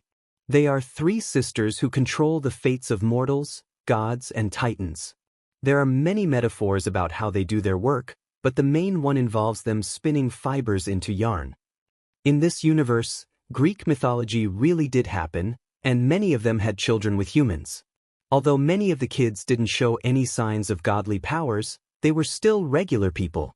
It wasn't until the glowing baby in China that the first godly powers appeared, but they called them quirks. Your versions of this universe are also descendants of gods. Ida is a descendant of Hermes, Bakugo is a descendant of Ares, Tokoyami and Shirhai are descendants of Hades, and so on, JJ explained, surprising many in the audience. Does that mean Midoriya is a descendant of these fates? Aizawa asked, but JJ shook his head. Does the same apply to this universe for our powers? Shiozaki asked, a firm believer in one god and skeptical of the existence of other gods. I'm not sure, maybe, JJ admitted, uncertain about their universe's past. Izuku ran past his mom and went to his room, struggling to process what had just happened. He turned on his computer to do some research and discovered the threads that link to a person's fate. He recalled the golden strings and how they were pulled away, reminiscent of ending a person's life. Curling into a ball, he felt the weight of what he had just done. The next day, the caretaker delivered the news that a few kids wouldn't be coming in since they had gone to a different place, her voice trembling with emotion. Many kids were saddened by the news, but for Izuku, knowing the truth made it all the more heartbreaking. Katsuki returned from his trip, eager to share his experiences with Izuku, but he was met with a distant gaze. Izuku, is everything okay? He asked. Izuku was silent for a moment before responding, I don't think I can be a hero anymore. What do you mean? It's those guys, right? They did something while I wasn't here, Katsuki said, clenching his fists in frustration. No. They can't do anything to me anymore because they're gone, Izuku replied. What? How? Katsuki was shocked by the revelation. In an accident, Izuku said, his voice heavy with sorrow. And it was all my fault. Tears streamed down his face, leaving Katsuki confused. What do you? Before he could finish, Izuku ran away, crying. Years passed, and Izuku avoided Katsuki. Despite Katsuki's attempts to reach out for answers, he eventually gave up and started hanging around others. Izuku focused on studying various aspects of his quirk, determined to gain better control over it and avoid using it in front of others, fearing he might endanger them. Now 14 years old at Aldra High, Izuku was in the same class as Katsuki. He was teased for never using his quirk in front of anyone, labeled as quirkless. When classmates asked Katsuki for details, he would insist that Izuku did have a quirk. Katsuki was frustrated with Izuku. Not only was he hiding his quirk, but he had also broken their promise to become heroes together and constantly avoided him. Izuku appeared emotionless. The trauma from causing those kids' deaths weighed heavily on him. He had to guard his emotions, knowing that losing control could lead to another tragedy. The homeroom teacher entered with a stack of papers, tossing them into the air and declaring that everyone wanted to be a hero. Katsuki scoffed, knowing not everyone shared that dream, while he noticed Izuku staring blankly at the teacher. Class ended without any noteworthy events. On his way home, Izuku heard explosions. Recognizing the pattern, he knew they belonged to Katsuki. He rushed toward the sound, only to find his childhood friends struggling against a sludge villain. Izuku looked at the pro heroes present, but only Backdraft was actively helping, putting out fires while others stood by, claiming their quirks weren't useful in this situation. Desperate to save his friend, Izuku felt a surge of determination. Please, I'm begging you. Let me save my friend, he thought, causing his eyes to glow as he saw multiple strings appear. Before him, one by one, the strings began to disappear, leaving only those connected to Katsuki and the villain. Izuku pulled at the invisible strings, triggering a series of events that forced the villain to release Katsuki, whom he pulled to safety using the strings woven into his clothing. Checking Katsuki's heartbeat, he felt a faint pulse. I did it. I was able to save my friend, Izuku thought, exhausted from the effort. Katsuki coughed and looked up at Izuku. Looks like you used your quirk to save me. Look at you, being a hero, he said, igniting a spark of life in Izuku's eyes. Overwhelmed with emotion, Izuku let tears flow freely as he shouted to the sky, celebrating the good he had done with his quirk. I was busy with a wedding over the weekend and had to prepare other chapters for my other story during the weekdays, so I didn't have a chance to write a chapter for this one. I hope the outcome is likable, and I will share the audience's reactions in my next chapter. Thanks for reading, and have a wonderful day. The scene begins where the audience just finished watching The Dragon of Class 1A. So, what did you think? JJ asked, nudging the air in front of him with his elbow. What was that? Katsuki yelled out. What seems to be the problem? JJ asked, tilting his head and resting a finger on his chin. Why would I ever compliment that nerd? He complained. Because you just got your friend back? JJ replied as if it were obvious. Why would I ever want to be friends with that nerd? Bakugo said, clearly frustrated, denying that he secretly considered Izuku a friend. What's that supposed to mean, dear? A feminine voice said, and a wave of darkness seemed to emanate from her. Katsuki stood frozen, slowly turning around to see Inko looking furious. So you're telling me that after all the terrible things you've done to my son, you haven't changed your mind? Inko said calmly, but her tone felt like daggers to Katsuki. It's not like that, Auntie, Katsuki stuttered, trying to calm her down. Inko stood there, waiting for a proper response, her anger unwavering. Don't worry, Ms. Midoriya. He can say such brash things, but he never really means them. He struggles to be truthful with himself due to his complex feelings. He truly cares about Izuku as a friend but often does the wrong things for the right reasons, JJ explained, prompting Inko to turn toward him, her anger subsiding as she took a seat. Katsuki sighed in relief before he took his own seat. Dude. You were so scared, Kaminari laughed, pointing at Katsuki. Shut up, dunce face, Katsuki shot back, crossing his arms. Was showing us some kids' deaths really necessary? Aizawa asked tiredly, addressing the elephant in the room that many had tried to forget. Somewhat. It was meant to illustrate the trauma that Izuku suffered, which caused his mental block. Besides, you get used to it, JJ replied. What do you mean by used to it? Itsuka asked, worry evident in her voice. JJ stared at her before suddenly bursting into laughter. His expression shifted, and his eyes lost their vibrant green hue, becoming dull. Once you experience many things repeatedly, you become somewhat numb to them. You still feel something, but you don't show it because you've dealt with it so many times, he said coldly, a stark contrast to his usual demeanor. As heroes, you will witness many things that will haunt you: nightmares, traumas, and PTSD. That's why UA has Hound Dog as a therapist. They understand the struggles young heroes will face in the real world. The words sent a chill through many UA students, lingering in their minds. JJ took a deep breath, reopening his eyes to reveal their vibrant color once more. Now then, let's get a move on, he said in his usual cheerful voice, easing the tension slightly, though his earlier words would not be forgotten. JJ snapped his fingers to change the screens, but the display indicated they had exceeded 4 universes, which excited him. Okay, guys, we've seen 4 universes since the last break. You know what that means? JJ said excitedly. We're going to see the 5th universe? Kaminari asked, uncertainty in his voice, which caused JJ to facepalm. Jiro jabbed Kaminari with her ear jacks. Ow, what was that for? Kaminari complained. For being an idiot, Jiro replied. JJ sighed, looking at Kaminari. If you need a reminder, I said that every 4 universes, we will be directed to the Wheel of Randomness, where we get to see a bunch of random stuff, some of which you might enjoy, he explained, disappointment evident in his tone. Now then, let me go ahead and bring the others in here, JJ said before snapping his fingers, bringing in the remaining League of Villains, a sweaty Miruko, a confused Eri and Kota sitting on their respective guardians' laps, Deku, who seemed eerily calm, and a slightly battered Minetta. Sorry for suddenly bringing you all in here, but whenever I do the Wheel of Randomness, I want everyone to be present, JJ said apologetically. A warning would have been nice. I was on my last set of bench presses before I started doing curls, Miruko said, wiping the sweat from her face with her arm. JJ snapped his fingers to clean her up, which surprised her, but she shrugged it off and leaned back in her seat. You couldn't have worse timing. I was about to show him who's boss, Tomura complained, pointing at Dabi. What kind of nonsense is that?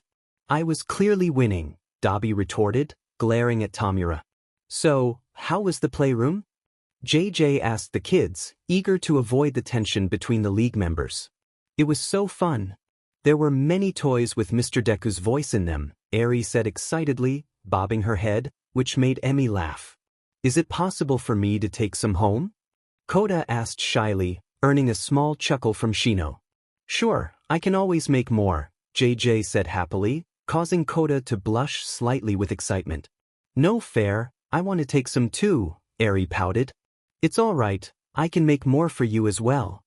JJ then turned to Minetta, who seemed dazed while Kaminari tried to wake him up. JJ looked at Izuku, who had his eyes closed and was smiling eerily. Sorry, Izuku, but I want everyone's reactions, so I have to undo what you did. Izuku remained silent, and JJ nervously snapped his fingers to fix Minetta. Okay, now that's out of the way, let's spin the wheel, JJ said nervously, keeping an eye on Izuku as he snapped his fingers to spin the wheel. The wheel whirled through various random options until it finally stopped at fan art. Fan? There's fan art of us? Ryukyu asked, intrigued. Yeah, a whole bunch of them. But this one may prioritize Izuku, thought JJ. Anyways, let's get a move on. Wow, look at you, Izuku. You made some changes, Mina said, nudging him playfully. Echa? What do you mean? Izuku asked, confused. No offense, but you don't have any fashion sense, Kirishima chimed in. I think I'm quite stylish. Izuku retorted. Let me remind you of your earlier hero costume, JJ said, snapping his fingers to conjure an image of it. Most of Class 1B laughed while Gran Torino, Toshinori, Nana, and Night I shook their heads in disapproval. What's wrong with it? Some things needed to be changed, but it was mainly for functionality, not looks. Izuku argued. JJ snapped his fingers again. Do I need to say more? He asked as Izuku compared the two. And no, Izuku conceded. Ah, that's so adorable, Nimuri said. Aizawa secretly pulled out his phone to take a picture while Hisashi giggled, capturing the moment. Why is she muzzled? Mirio asked.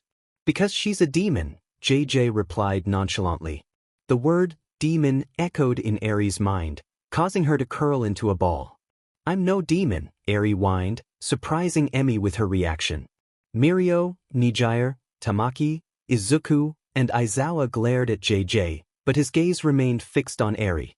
He felt a pang of guilt, thinking, critical hit. Eri, no, I didn't mean that, JJ panicked. You were just affected, but this version is also the sweetest one. Eri continued to panic. JJ fumbled for a solution and summoned a Deku plush toy that played Eri's favorite lines along with some soothing phrases. She was surprised at first, but when she pressed its chest, it played a calming line that helped her relax. JJ sighed in relief but felt the glares directed at him, conveying a clear message. I'm going to get you next time. He gulped nervously.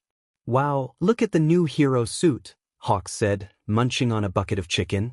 Huge improvement compared to the last one. JJ wondered where Hawks had gotten the bucket with his own face on it. Look at how confident he looks, Miruko commented, impressed by the transformation. I think I know what I need to fix when we get back, Hatsum said aloud. Ah, look at baby Midoriya. He's so cute, many of the girls said in unison. She's all grown up, Aizawa remarked, feeling uncomfortable seeing Eri as an adult. Mirio and Izuku were near tears, realizing how quickly Eri had grown up. Minetta was about to speak when JJ teleported in front of him, covering his mouth with a hand. I know many things. I know how to make things painful, silent, and unknowingly to others. Choose your next words carefully, JJ warned Minetta, who nodded rapidly before being let go. JJ teleported back to his seat and continued the slideshow. Holy cow, Jiro. We look amazing. Mina exclaimed, wrapping her arm around Jiro. Jiro stared at her reflection, then at Mina, and sighed, thinking, I can't catch a break. Meanwhile, Kaminari and Kirishima admired how beautiful their crushes were. JJ turned to the audience. Yes, Mina and Jiro are not part of the harem. I will not break up Kirimina and Kamijiro for the sake of the harem. Sometimes I might show other universes, but not for the people I brought here. JJ then turned to his console, previewing the next images before they were shown. Oh, JJ said, glancing at his console. For the next few images, Izuku looks completely different from what you're used to, he announced before the screen changed. I don't know how to feel about this, Aoyama said, disliking the darker appearance. I like it, Tokoyami said, appreciating the new look. Why am I holding a dagger like that? Izuku asked, puzzled. Because you're a villain who is currently taunting someone, JJ answered. Villain? Most of the audience yelled. What's wrong with being a villain? Shigaraki asked, offended. It's just that I can't picture Midoriya as a villain. He's too good for that, Ida said, karate chopping in Izuku's direction. Really? You don't think it's possible? JJ asked, receiving multiple nods in response. He sighed, leaning back in his chair. As I said, this is the multiverse. There are infinite possibilities, so of course, a villain Deku will appear at some point. This didn't convince most of the audience, and JJ gave up. Wow, Midoriya, didn't know you had it in you, Jiro said, impressed by his outfit. We need to go shopping to get you better clothes, Kaminari suggested, and most of the boys nodded in agreement, making Izuku look down sadly. You need to teach your successor how to dress better, Night Eye whispered to Toshinori. Don't teach my grandson how to dress. It doesn't matter if it isn't fashionable, Nana whispered back. But master, weren't you also disappointed with young Midoriya's first costume? Before he could finish, he was interrupted. Don't talk back to me.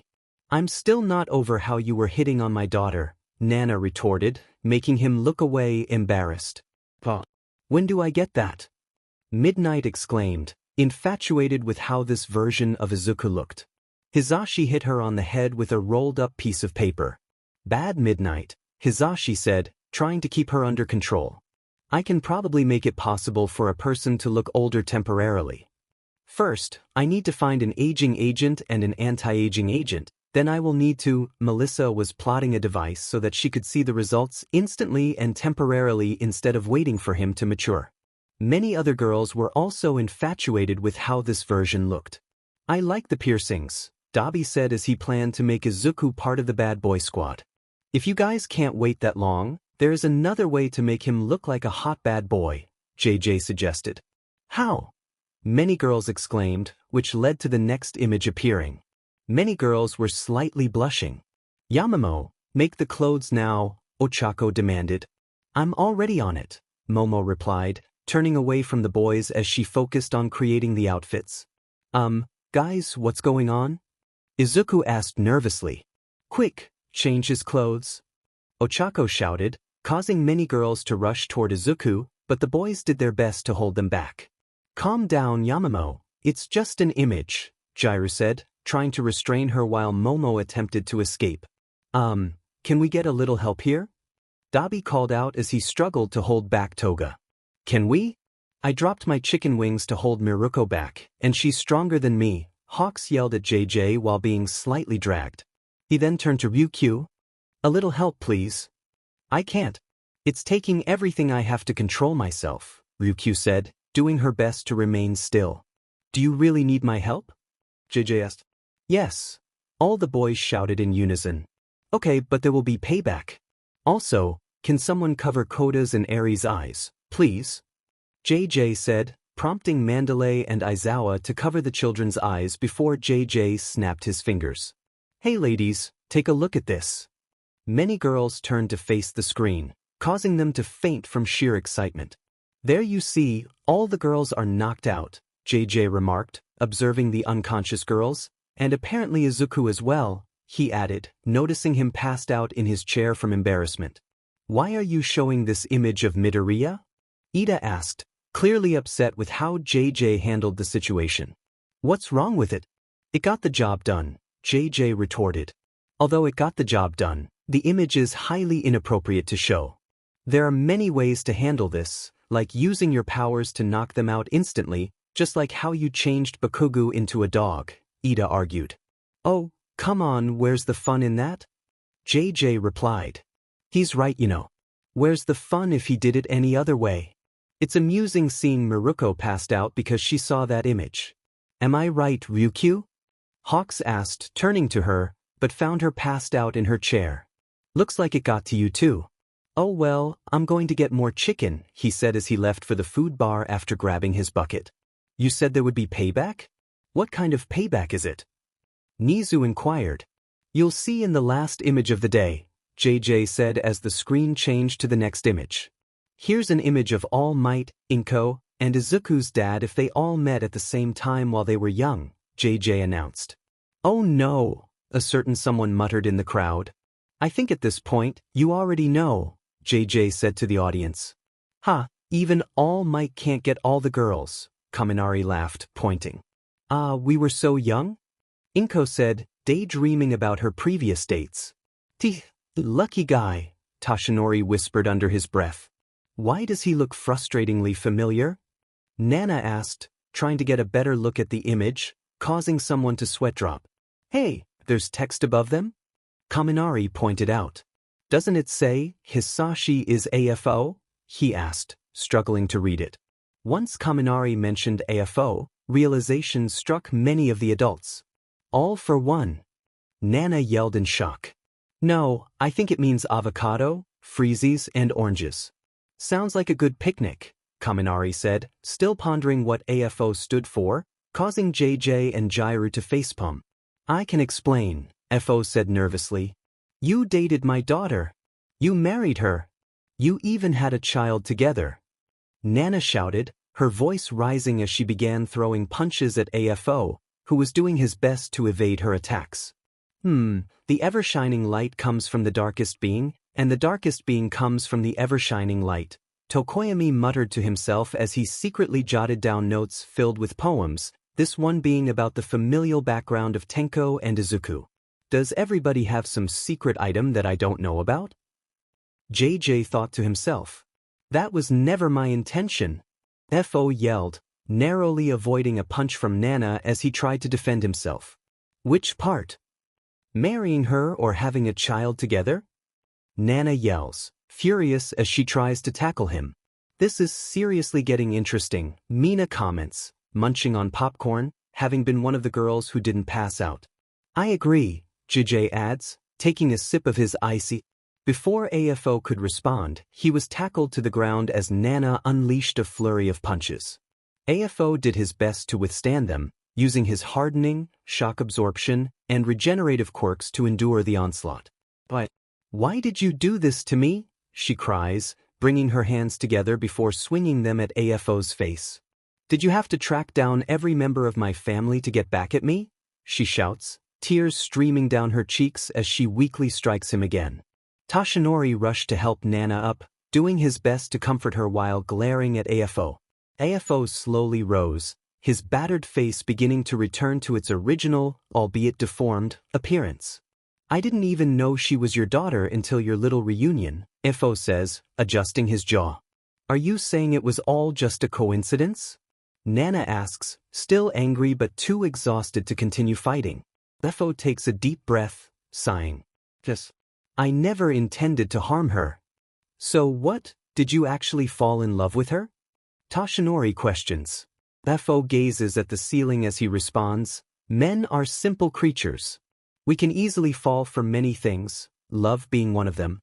I thought I had transcended human emotions, but in the end, I am still human.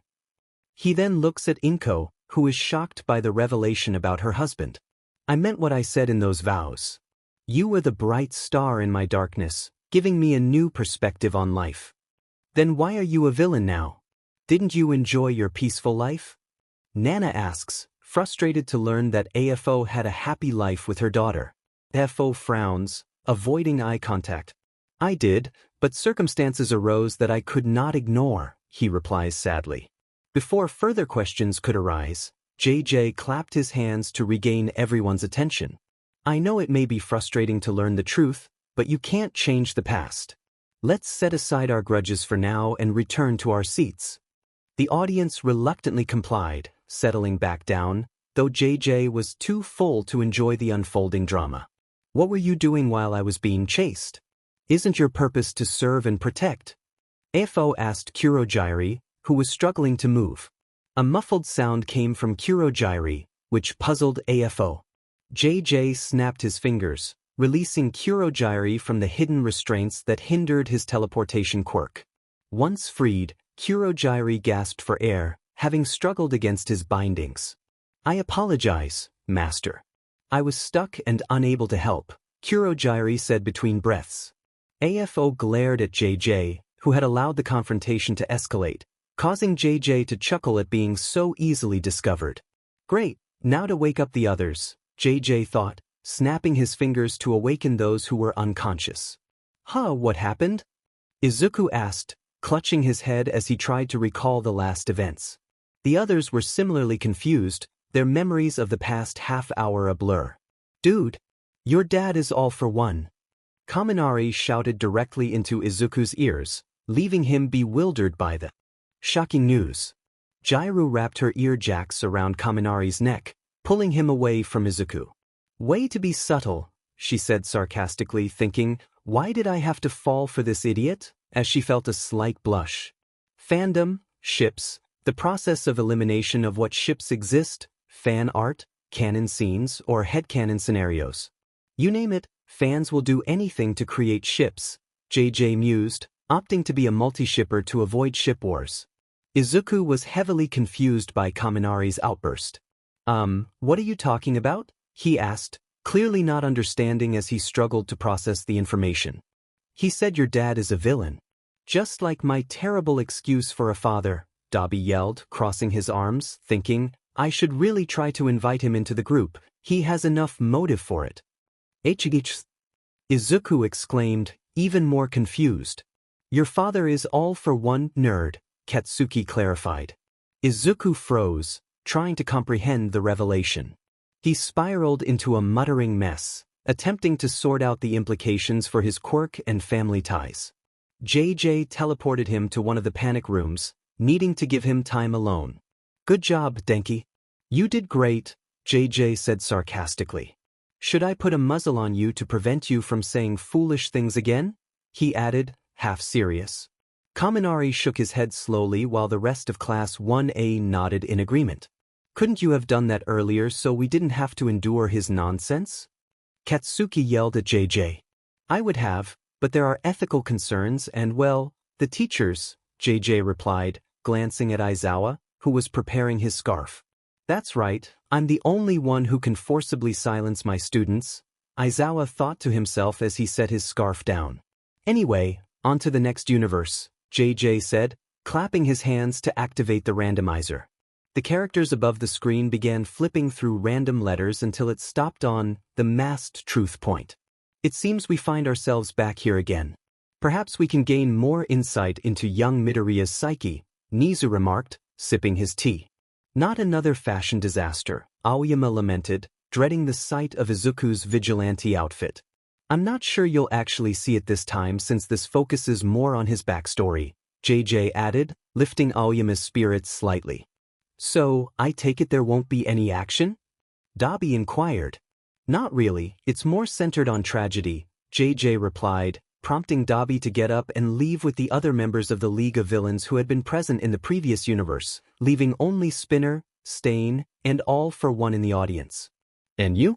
Are you going to work out again? JJ asked Maruko. Not yet. I need to pace myself, she replied. Alright. Since everything is in order, I guess we can get started, JJ said, snapping his fingers. The scene shifted to Izuku cradling his baby to sleep. You should probably call your friends. They might be looking for you, Fuyumi suggested, placing a hand on Izuku's shoulder. Izuku nodded, handing the baby to her before pulling out his phone. He dialed Shoto's number and waited. The scene transitioned to a happier Izuku on the phone while patrolling during the day. Why did the scene change to a city instead of his house? Itsuka asked. It's a flashback to the year prior. These flashbacks will help you understand the reasoning behind the creation of the masked truth, JJ explained, and Itsuka nodded in understanding. Thanks for sending my old baby clothes for Yukimi, Izuku said as he jumped from roof to roof. No problem, Izuku. I'm just so happy to be a grandmother, Inko replied on the other end, slicing scallions for her miso soup. I think I can visit you at, Izuku began, but a loud explosion interrupted him. Sorry, Mum, I need to go, he said, ending the call and putting away his phone. The scene changed to the present, where Izuku sighed. I need to go to the station to give my full report, although I don't remember much, he said, rubbing the back of his neck. It's okay, what matters is that you tried, Fuyumi said cheerfully, making Izuku smile as he gave her a quick kiss before leaving. I want to get back at him. I want to get back at him. I want to get back at him. This was Minetta's inner monologue, fueled by jealousy over Izuku's relationship with such a beautiful woman. You think that's bad? When will you accept that nearly every girl here has a crush on Izuku? And he's too nice to say no to any of them? JJ thought, silently critiquing Minetta. Many girls were unhappy with how close Izuku was with Fuyumi, while Fuyumi herself was blushing. Is it just me, or did the atmosphere suddenly get warmer? Kaminari asked, tugging at his collar as a bead of sweat trickled down his forehead. I recommend you hold your tongue before you regret it, Siro warned him. Why? Kaminari asked, puzzled. Just be quiet, Siro reiterated, giving one last warning. Present Izuku jogged toward the police station as the background shifted to a different area, flashing back to the past. Izuku was heading toward the source of the explosion. Upon arrival, he spotted a familiar face. Hey there, kid. Ready for another round? An older muscular challenged Izuku. Kota, still grappling with his fear of muscular, hid in Shino's arms, facing away from the screen as she comforted him. How did you escape this time, muscular? Izuku asked, hoping small talk would buy time for the citizens to flee. You know how I escaped. Pure willpower to fight you again, Muscular replied, cracking his knuckles. Willpower alone isn't enough to escape maximum security with quirk-nullifying cells, Izuku countered, anxiety creeping in as he prepared for battle. If you want to find out more, then you'll have to beat it out of me. Muscular shouted, charging at him with muscle fibers extending from his body. Izuku braced himself for the attack. The scene then shifted to him sitting in front of Namosa, giving his statement. Where's all the action? Miruko exclaimed, eager for another thrilling scene from this universe. As I mentioned to the villains before they left, this is more about tragedy than action, JJ replied, causing Miruko to huff and cross her arms. Why are the flashbacks jumping back and forth? Momo asked JJ. It helps clarify the differences between past and present Izuku, JJ explained. So you were knocked out before seeing him? Namosa asked Izuku. Yeah, that's right. I don't even know how he got the jump on me. My instincts are usually good at sensing danger, Izuku said, sipping his frappuccino that he had picked up on his way to the police station. Strange that you never confronted him, yet everyone you know has faced him at least once, Namosa noted, growing suspicious. Probably because it's dangerous to go up against the #1 hero? Izuku suggested. That's not it. He always reveals himself to his opponents before attacking. It's his ideology of unveiling the truth. You were the only one he snuck up on, Namosa said, his suspicion deepening. Are you implying that I am the Vigilante? Izuku asked, setting his cup down. Truth mentioned that there are many similarities between you two, Namosa said, placing his notepad down. I'm sorry for asking this, but Izuku, are you the Vigilante known as Truth? He inquired, activating his quirk. Is that nerd going to get caught? Bakugo questioned. Least likely. His quirk only works on those who are aware they are lying. It won't work on someone who believes their own lie. Since we established that Truth is a different personality that makes Midoriya unaware that he is Truth, Shinso yawned. Izuku sighed before responding. No, I have no relations or connections to the Vigilante Truth, Izuku says, and Namosa's lie detector remains silent. I'm sorry to hear that. I know you've been through a lot, Namosa replies, bowing slightly. Yeah, a lot, Izuku murmurs, looking downcast. The scene shifts from the ceiling to the sky, revealing Izuku looking worn out and injured. Looks like I won again, Muscular, Izuku says between labored breaths. Now tell me how you escaped. The camera pans to Muscular, who is battered and too injured to move. I wanted to see you in despair with my own eyes, Muscular says, coughing slightly. What do you mean? Izuku asks, confusion etched on his face. I was only a distraction. Even though I knew I was bait, I still wanted to beat you, Muscular explains, taking deep breaths. LOV wanted their revenge, so they needed me. I wonder what the new apartment you bought for your mom looks like. His chuckle sends shockwaves through Izuku, prompting him to rush to his mother's home. They wouldn't, many in the audience murmur, unable to believe they would target an innocent person unless absolutely necessary. They had better not, AFO says, his voice low and threatening, ready to retaliate if Shigaraki harmed his wife even slightly. What have you done, Tenko? Nana exclaims in shock, unable to fathom that her grandson could descend so deeply into darkness. Izuku was nearing his limits. His fight with Muscular had drained him, but he couldn't give up. He needed to ensure his mom was safe. He yelled, bursting through the door to find the place eerily empty and too pristine. He stepped inside, searching for clues about what had happened. On the coffee table, he spotted a DVD in a clear case labeled for him. Izuku took the disc and played it in the living room. The screen revealed a gagged and tied-up Inko, with Shigaraki standing beside her.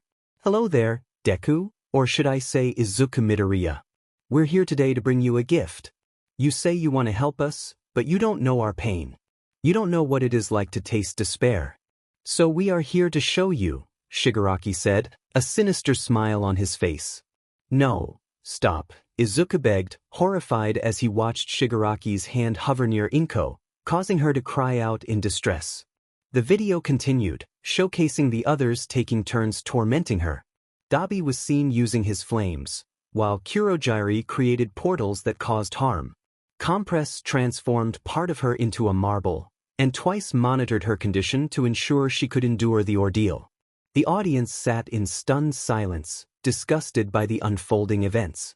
Suddenly, they heard crunching noises and turned to JJ. "What the heck? How can you eat during this?" Katsuki shouted, feeling queasy from the torment on screen. "As I said, I've become numb to this. I've seen all of you die in countless ways across different universes. This isn't as bad as some others," JJ replied, casually grabbing another handful of popcorn as the audience grappled with the realization that there were worse scenarios out there. JJ had already teleported the kids to the playroom as soon as Muscular mentioned the apartment. "I'm so glad Izuku isn't here for this. He would have broken down if he saw this," JJ thought, glancing at his console to see there Izuku sitting in a corner, lost in thought. "Where are Toga and I in this video?" Spinner asked, anxiety creeping into his voice. "You left as soon as you saw her open the door. You recognized she was just a bystander, not involved in the hero system. You tried to convince the others that it wasn't Stain's way to hurt those uninvolved, but Shigaraki pointed out that she was significant by giving birth to the #1 hero. Hearing their twisted logic, you left.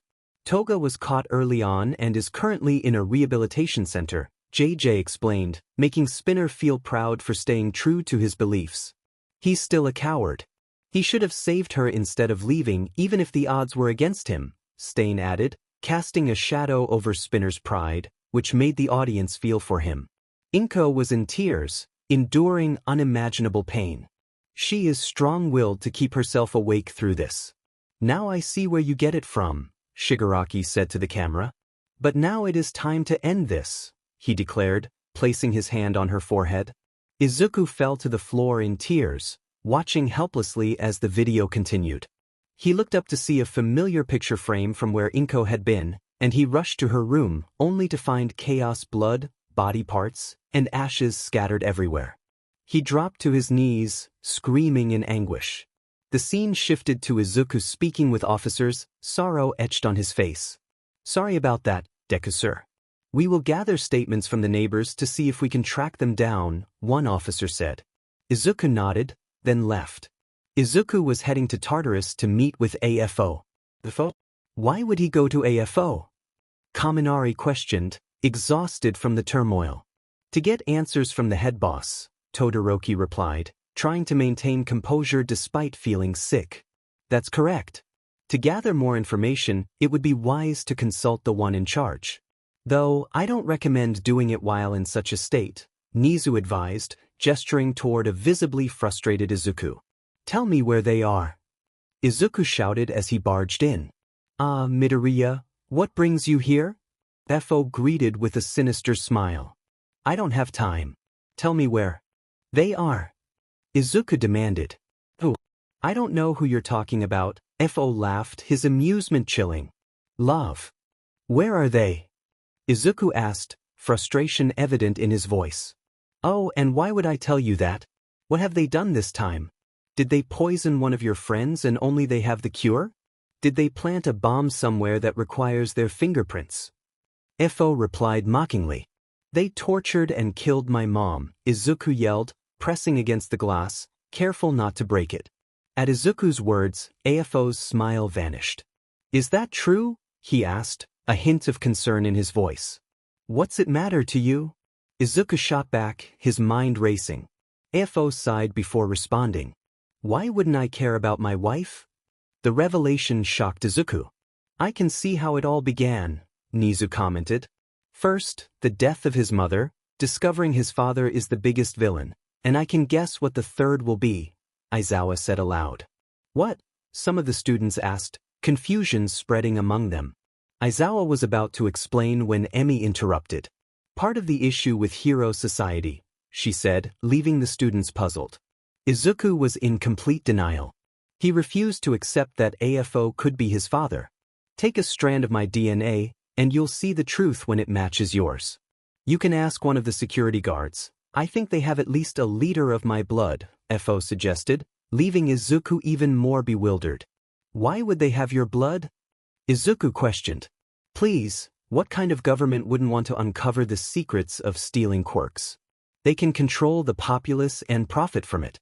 That's the problem with this society. It's so corrupted that many people are too blind to see it, AFO lamented, reflecting on his failure to dismantle the hero society and how his successor had turned out to be a disappointment.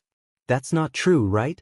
Our government is supposed to protect us, Ida said, trusting in the system. Unfortunately, Mr. Ida, with the emergence of quirks, fear has escalated among the populace, as many powerful quirks could potentially take over the world. Both fear and greed can cloud judgment, Nizu explained, having dealt with similar organizations involving government officials, which left many students saddened by the reality they faced. Too bad you can't escape it. You can try to be blind to it, but it doesn't change the fact that it exists, JJ thought, feeling a wave of depression wash over him. Izuku stormed out of the room, slamming the door behind him. He approached one of the security guards, pulled a strand of hair from his head, and handed it to him. Do a DNA test and see if it aligns with AFO, Izuku requested, shocking the guard, who nodded and took the strand. After leaving Tartarus, Izuku headed home. Upon arrival, he noticed a classified folder on the dining table meant for him. He rushed over and began reading the statements from neighbors and some heroes. As he read through them, his emotions spiraled. He tossed the papers into the air, anger boiling within him at the words he was reading. The camera panned over the scattered papers, revealing lines such as, "I called the Hero Association, and they said they would send a hero down." Citizen, "I was too scared to do anything." Citizen, "I was on break, so I didn't answer my call." Hero, "I was on vacation." Hero, "I was too far away to get there in time, so I left it to others." Hero, "I heard the screams but just hoped a hero would come to save her." Citizen, "What kind of statements are those?" Nemuri yelled, furious at the heroes. This is what the Hero Society has created, thanks to the Hero Association. Being a hero doesn't mean saving others, it's about the idea of it. Essentially, they are just figures maintaining the image of peace without truly doing anything. The Hero Association has turned the concept of being a hero into a profession, Stain articulated, emphasizing his point. Izuku felt his sanity slipping. He couldn't believe the absurdity of what others had said. He had thought he could rely on heroes, that his mother's death was due to ignorance. But the truth was that no one had acted to stop it. As he wrestled with the conflicting emotions stirred by the report, a small yellow packet slipped through the mail slot. Izuku checked his phone and realized it was the next day. He picked up the packet, opened it, and read through the contents. He collapsed to the floor as the papers flew around him, revealing a 97.3% chance of AFO being his father. "Why must my family suffer so much?" Nana asked rhetorically, watching her daughter endure torment and die, while her grandson faced a mental breakdown, all caused by her other grandson. "Rex, master." "It isn't us," All Might said, trying to comfort her. "That's the thing. It's possible for things like that to happen. That could have happened or might happen in the future, and I wasn't there to protect them," Nana cried, prompting Gran Torino to gently pat her back in consolation. "Maybe I should have moved Inko and Nana into another room before showing this," JJ thought, feeling sympathy for the Midoriyas and the Shimuras. "I'm the son of the world's greatest villain, my mom died, and now there are statements from the heroes I looked up to, claiming they could have saved her but chose not to," Izuku thought, spiraling into a mental breakdown. He began to laugh uncontrollably, losing his grip on reality, before it abruptly faded. Izuku reopened his eyes, revealing a vacant expression. "Sleep for now. It's too much for you to handle," he said to himself. "What happened?" Kaminari asked, concerned. Taking in so much shocking news put too much strain on his mind. His brain created another personality as a defense mechanism to prevent him from going insane, JJ explained. It also blocks off one for all, so the body won't damage itself by accidentally using it, thus preventing all previous holders from knowing what is happening while truth is in control, JJ thought, ensuring the readers understood the situation. The new Izuku stood up and began stretching. Villains aren't the problem in society, they are part of it. The real issue is society itself, built around the belief that quirks are everything and that heroes should do all the work because they possess powerful abilities. That needs to change, he muttered to himself. He attempted to use his quirk, but nothing happened. It seems I am unable to activate my quirk, he said, straining to bring it forth. To create change, I need some gear. The scene shifts to Mei Hatsum in her lab, part of Hatsum Incorporated, where she was diligently working on her next invention. As she added the finishing touches, her assistant burst in, visibly panicked. Miss Hatsum, several items from the inventory have been stolen, she exclaimed. What was taken? Mei asked, continuing her work without missing a beat. Some minor items that are easy to replace, but the most significant ones are the shrink ray, the teleportation chips, and the portable prison, her assistant replied, delivering shocking news. What about the trackers? Mei inquired, her brow furrowing. The assistant shook her head. It seems the thief managed to disable them, she said. The scene then transitions to a black hooded figure wearing a prototype mask, the same one from the initial release. He had a small disc hidden beneath the length of his hoodie, which was the portable prison, while the shrink ray, modified to also teleport, was in his right hand. It's time to change society so they can see the truth, Izuku's persona declared before leaping off the roof. The scene concludes with him crashing through a glass ceiling, startling a group of gang members, as Truth then fired his weapon. The scene opens to the audience, who had just finished watching The Masked Truth PT2. Many were unsettled by the harsh reality of the future Izuku faced and the numerous flaws within society. So, any comments? JJ asked, uncertain if he should prompt the audience, especially since many were teenagers who had yet to experience the real world, along with some adults who preferred to view life through a positive lens. This universe has to be different from ours, right? Our heroes must be better than this, Momo pleaded, hoping to hear something that would ease her mind, along with others in the audience. JJ sighed, looking at Momo with sympathetic eyes. As I mentioned, this represents a possible future for your universe. It means the roots of these issues had to be planted before they could blossom into this reality, he explained, which only deepened the audience's discomfort regarding their society. I am truly worthless, NG, Endeavor, admitted, grappling with the weight of his past, surprising the audience members. Toshinori wanted to ask his friend why he felt that way, but JJ interjected first. I don't blame you. It's society's problems that foster that mindset, he said. Quoting some lines, he continued, being strong is the best, you have such amazing quirks. He rolled his eyes. The whole idea that strong quirks make the hero is laughable, yet that's what society has been conditioned to believe. That's why Izuku was bullied. It was normalized that having a quirk was essential to becoming a hero. Heroes should be defined by their actions of saving others, not merely by their quirks. Even your universe isn't the original one, it's the final one, JJ remarked. What do you mean by not the original one? Aren't all these universes based on ours? David asked. JJ snapped his fingers, signaling the beginning of the universes. These were the drafts for your universe, JJ says, pointing at the images. Many people gasped at the sight of them. Izuku's name was originally Yamikamo, and he was meant to be the first quirkless hero. This was intended to be a revolution to showcase that not all heroes need powerful quirks. But this universe was discarded and transformed into your universe, which then branched off into other alternate universes, JJ explained. Why was this universe discarded? Setsuna asked. Because it was deemed impossible, JJ replied, leaving many audience members puzzled. There's a limit to what a normal person can achieve before they hit a wall. He is very intelligent, but that pales in comparison to someone who can create explosions, a girl who can generate nuclear energy, or a guy who can freeze an entire arena. Honestly, it's quite sad that Izuku ended up with a quirk. I really wanted to see him compete against living gods. JJ thought to himself, wishing for a spin-off of the original idea for My Hero Academia. Will there ever be a change in the ideology of heroes? Itsuka asked. JJ shrugged. It's hard to say. With the many tragedies involving quirkless individuals, there's been a decline in their population, but he was interrupted. What do you mean by tragedies of quirkless people? They're just people. Katsuki shouted. Actually no. The fatality rate among quirkless individuals is higher than that of those with quirks. The ideology surrounding quirks creates a hierarchy, placing quirkless individuals at the bottom.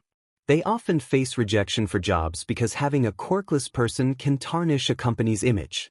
Even when heroes are in the midst of saving people, quirkless individuals are often the last to be rescued, as others push them aside, believing they have nothing to contribute to society.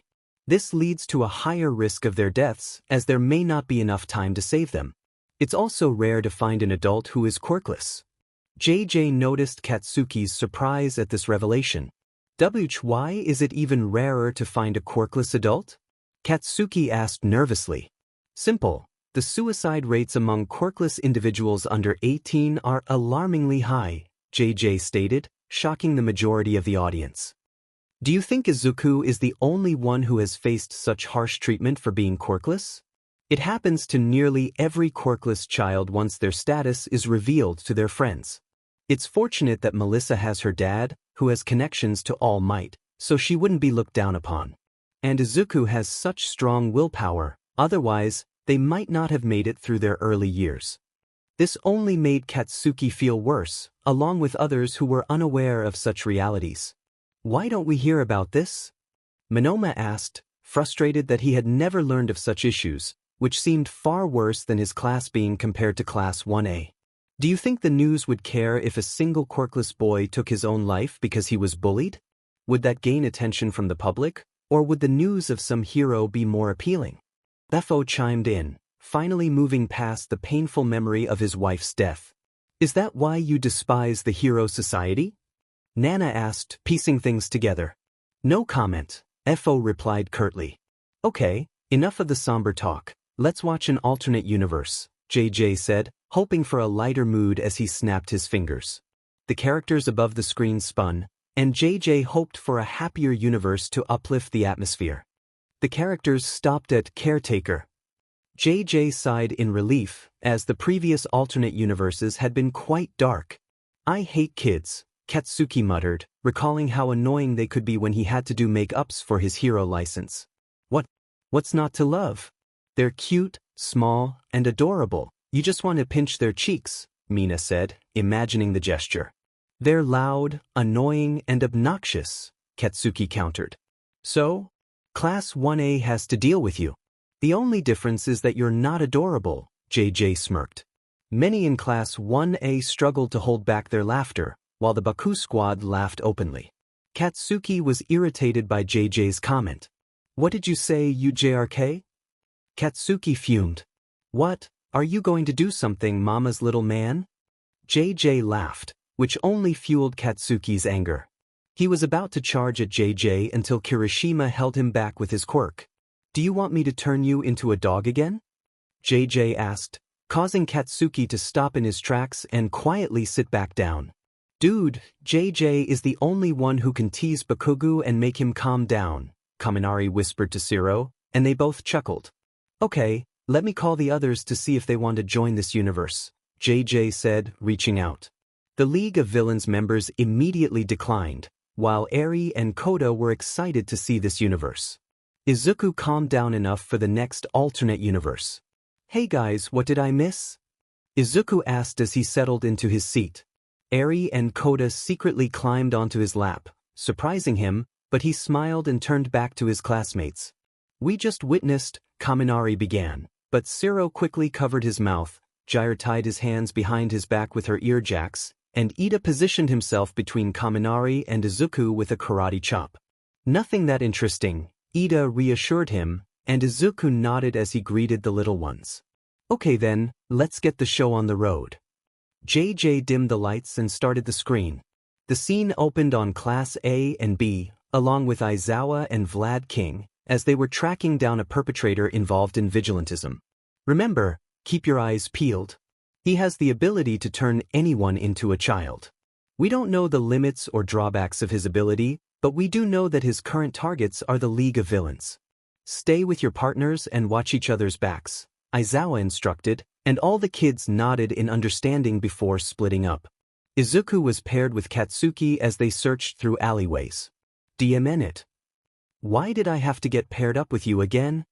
Katsuki grumbled as he searched the rooftops. What are the chances of them being in the same group again? Sato wondered. Maybe it's because fate wanted to get back at Katsuki by pairing him with his rival, JJ suggested. Fate intervened? Ibra asked. Well, sort of. Just call it karma, JJ replied. As Katsuki and Izuku patrolled the alleyways, they heard a soft whimpering coming from around the corner. They quickly changed direction and headed toward the source of the noise. Stab, stab, baby Toga giggled, using a stick to poke Shigaraki. Stop that, Shigaraki protested, trying to swat the stick away. Ah, look how cute they are when they aren't trying to attack us, Mina said, snapping pictures with her phone to tease them later. Give me your phone. Quick. Nana urged Toshinori, who handed it over. She took several photos of Tenko. When Izuku arrived, he immediately recognized Shigaraki and Toga. Darn it, looks like he got to them first, Katsuki said, crossing his arms. Shigaraki stared in awe at the two heroes in training, dressed in their costumes. Are you two heroes? Baby Shigaraki asked. Izuku glanced at Katsuki, who shrugged. He crouched down to Shigaraki's eye level. Why yeah we are, he said, making Shigaraki's eyes light up. Wow. Real heroes? He cheered excitedly. My grandma was a hero, and I want to be just like her. So glad the real Shigaraki isn't here, otherwise he'd be too furious and embarrassed to handle it, JJ thought. Ah, my grandson wanted to be like me, Nana said, her heart melting from the cuteness. You corrupted my grandson, she yelled at AFO. As I said, it was society's fault, AFO retorted. Nana mumbled to herself, not fond of AFO, but she could somewhat understand his perspective. Izuku looked confused, he hadn't expected this from Shigaraki. I'll take them back to our base while you continue patrolling, he said, and Katsuki nodded before taking off. Of course it's those two who don't follow my orders, Aizawa sighed, face-palming. Don't be like that. You know it's your whole class that doesn't listen, JJ added, which only made Aizawa sigh deeply and recline in his chair, which then transformed into a bed. I forgot I gave him that feature, JJ thought. Izuku turned to the kids. Okay, looks like we're going on a trip. He scooped them up in his arms and activated his quirk, carefully jumping from wall to wall. The kids were enjoying the ride, which made Izuku smile as he focused on navigating the area. When he reached the empty building being used as a temporary base, he spotted Aizawa and Vlad King talking. Hey guys, what are you doing here? Izuku asked, noticing the group of kids behind them. Oh my gosh, look how cute we are. Mina exclaimed, pointing to her baby self. How excited young me was when I made my first creation, Momo reminisced, recalling her pride in making her first matryoshka doll. You had a tail. Kaminari shouted. I'm a frog. Of course, I had a tail when I was little, Tsuyu added. Of course. He's the only one who could stick something in an outlet and still be fine, Katsuki remarked. The better question is why no one stopped him, JJ said. You dyed your hair. Siro exclaimed, looking at Kirishima, who blushed in embarrassment. What's wrong with that? Kirishima asked. Nothing. Just surprised that red wasn't your original hair color, Siro replied, turning back to the screen. Even my young self stands out among everyone, Monoma whispered to himself. No, why are you shaming the bright side of my past? Tokoyami yelled, embarrassed by his baby self. Enji sighed, haven't seen him smile like that in a long time, regretting the decisions he made in the past. It's both our faults, Rei said to him. Ah, it's undercooked Shoto, JJ thought, smiling at the readers. What happened? Izuku asked, surprised to see nearly everyone as babies. We underestimated our target. He seems very mobile and relies on surprise attacks.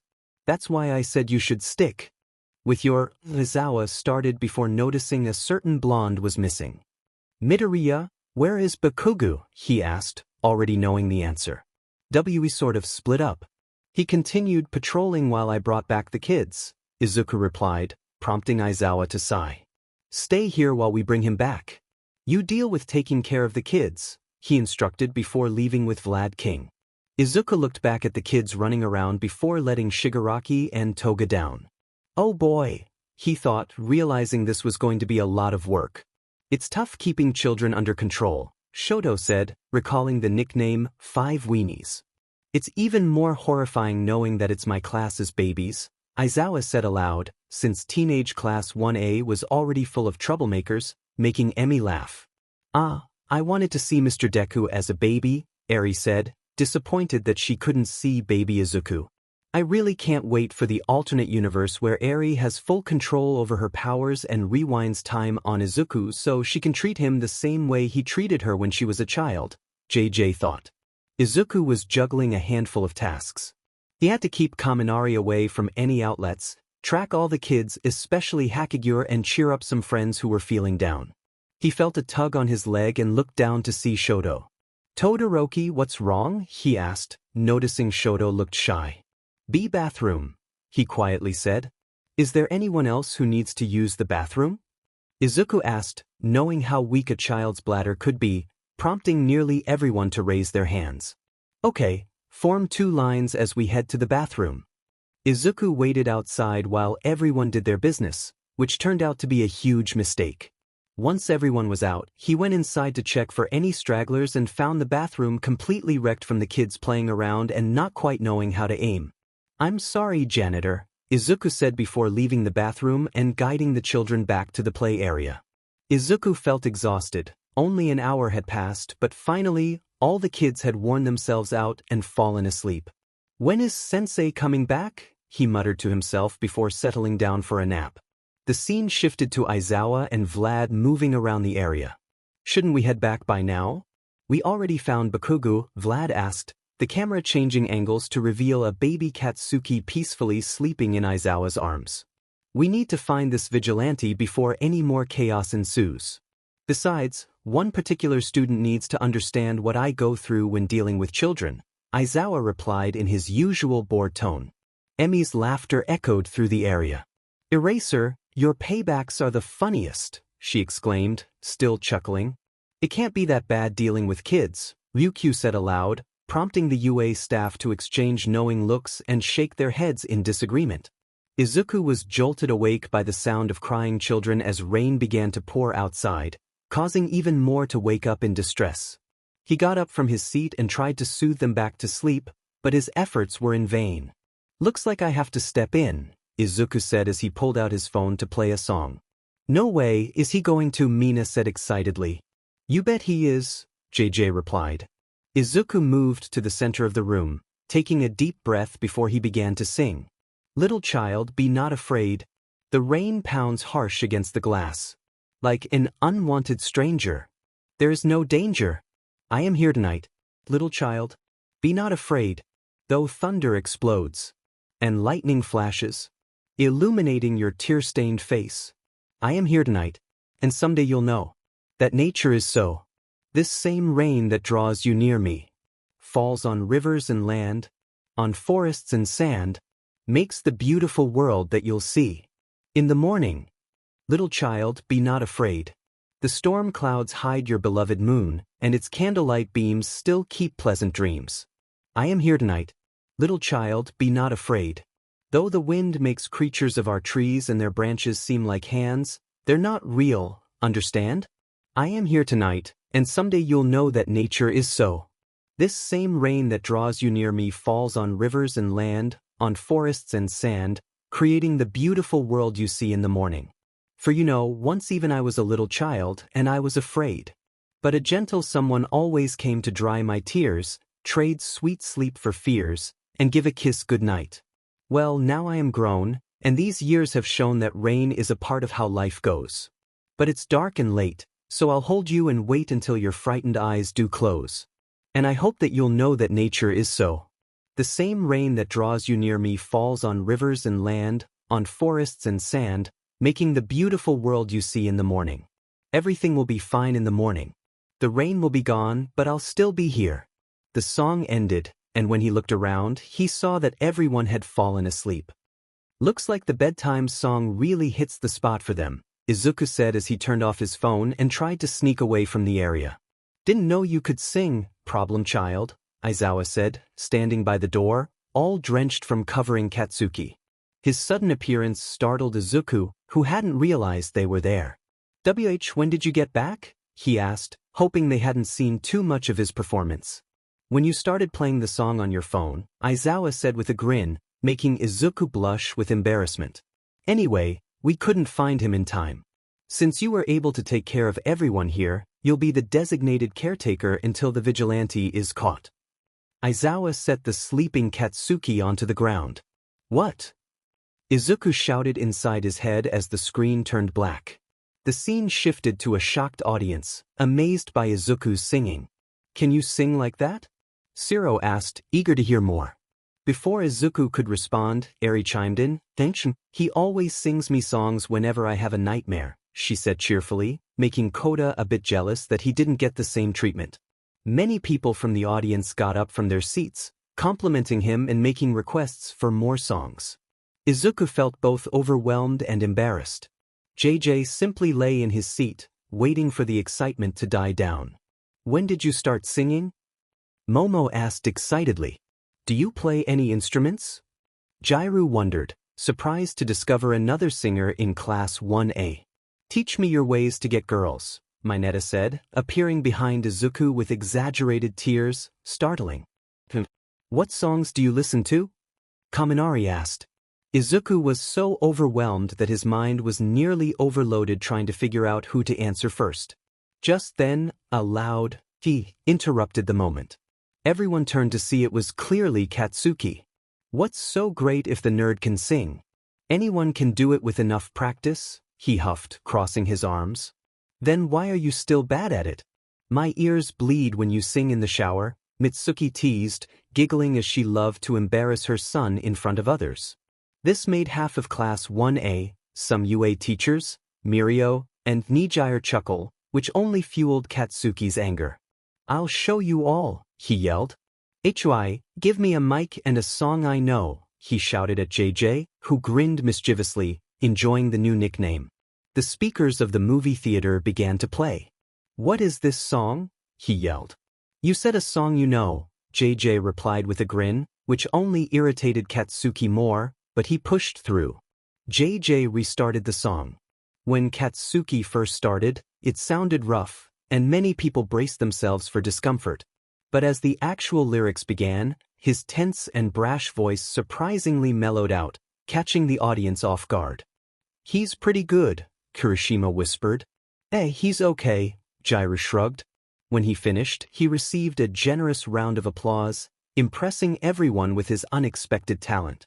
He walked over to Izuku and handed him the mic. Your turn, he said. Izuku was bewildered, not expecting Katsuki to ask him to sing. Why do I have to? He asked nervously. How else am I supposed to show that I'm better than you if we don't sing the same song? He yelled, shaking Izuku, who reluctantly took the mic. Taking a deep breath, Izuku prepared to sing. Once he finished, the applause was louder than what Katsuki received. This is unfair. This is rigged. Everyone was so biased. I want a rematch, and let's change the genre to something I'm more familiar with, Katsuki demanded. I don't think the results would change even if we switch genres. Izuku can sing a variety of styles: pop, blues, country, hip-hop, metal, rock, and even some foreign songs. He's learned to manipulate his voice to match the tone of each song, someone explained, surprising everyone since they didn't expect Izuku to have such a wide vocal range and to sing songs that didn't fit his usual vibe. This made everyone even more excited to hear him sing a variety of songs, causing the area around Izuku to become even more crowded. Help, he cried out. JJ glanced over at Izuku, who was pleading with his eyes for assistance, but JJ merely shrugged and looked away. Izuku found himself sinking into the crowd. The adults allowed it, thinking it was just kids being kids. Mandalay sat next to Emmy so that Eri and Kota could play together. Did you have any recordings of Deku singing? Kota asked shyly. Even though he felt a twinge of jealousy that Izuku sang Eri to sleep, he wanted a way to hear his voice before he fell asleep. Eri nodded enthusiastically and began searching through her satchel, which contained a few USBs. She carefully read the labels until she found her favorites and passed them to Kota with a smile. "You can have these. They're my favorites," she said, bringing a big smile to Kota's face. "Are you sure?" he asked happily as he accepted them, to which Eri nodded. I can ask Mr. Deku for more next time." Their excitement made the surrounding adults smile at the cuteness between the two. Meanwhile, JJ was lost in thought as he observed them. If there was an amateur next generations, would there be a love square between Kota, Eri, Katsuma, and Mahoro? Kota likes Eri because they grew up together. Katsuma likes Eri because they both can use their abilities to heal. Eri is oblivious and sees them as great friends connected through Izuku, and Mahoro has a crush on Kota because of how cool he is and tries to help her brother to keep Kota from liking Eri. JJ was so deep in thought that he began plotting the entire series. Great, another universe was created, he mused, as any idea seemed to spawn a new universe. He then turned to the audience. Mahoro and Katsuma are siblings from the island, he clarified for the viewers. Turning back to the crowd, he noticed the chaos and realized he needed to intervene. He snapped his fingers, urging everyone to take their seats, and noticed that Izuku had passed out from being overwhelmed. "Don't worry, his brain processing skills can be fixed under my guidance," Nizu said, taking a sip of tea, which startled everyone as they remembered that Izuku was a potential candidate for Nizu's mentorship. "So what's the next universe?" Melissa asked, having calmed down from her earlier request for Izuku to sing some country songs, along with Pony, who wanted the same. "We'll see," JJ replied, snapping his fingers. The characters on the screen changed rapidly until it stopped at model, causing JJ to dread what was about to unfold. "Ooh, come to mama," Namuri said, liking her lips, prompting Hisashi to give her a playful chop on the head. "It hasn't even started playing yet," Hisashi remarked. "So? We already know how he would look in the fan art break. Being a model means it is more professional," Namuri argued. "Save all the gooey eyes for later. Let's begin," JJ said, sighing, knowing he was about to hear many squeals from the audience. The scene opened on 14-year-old Izuku doing curls for his morning workout.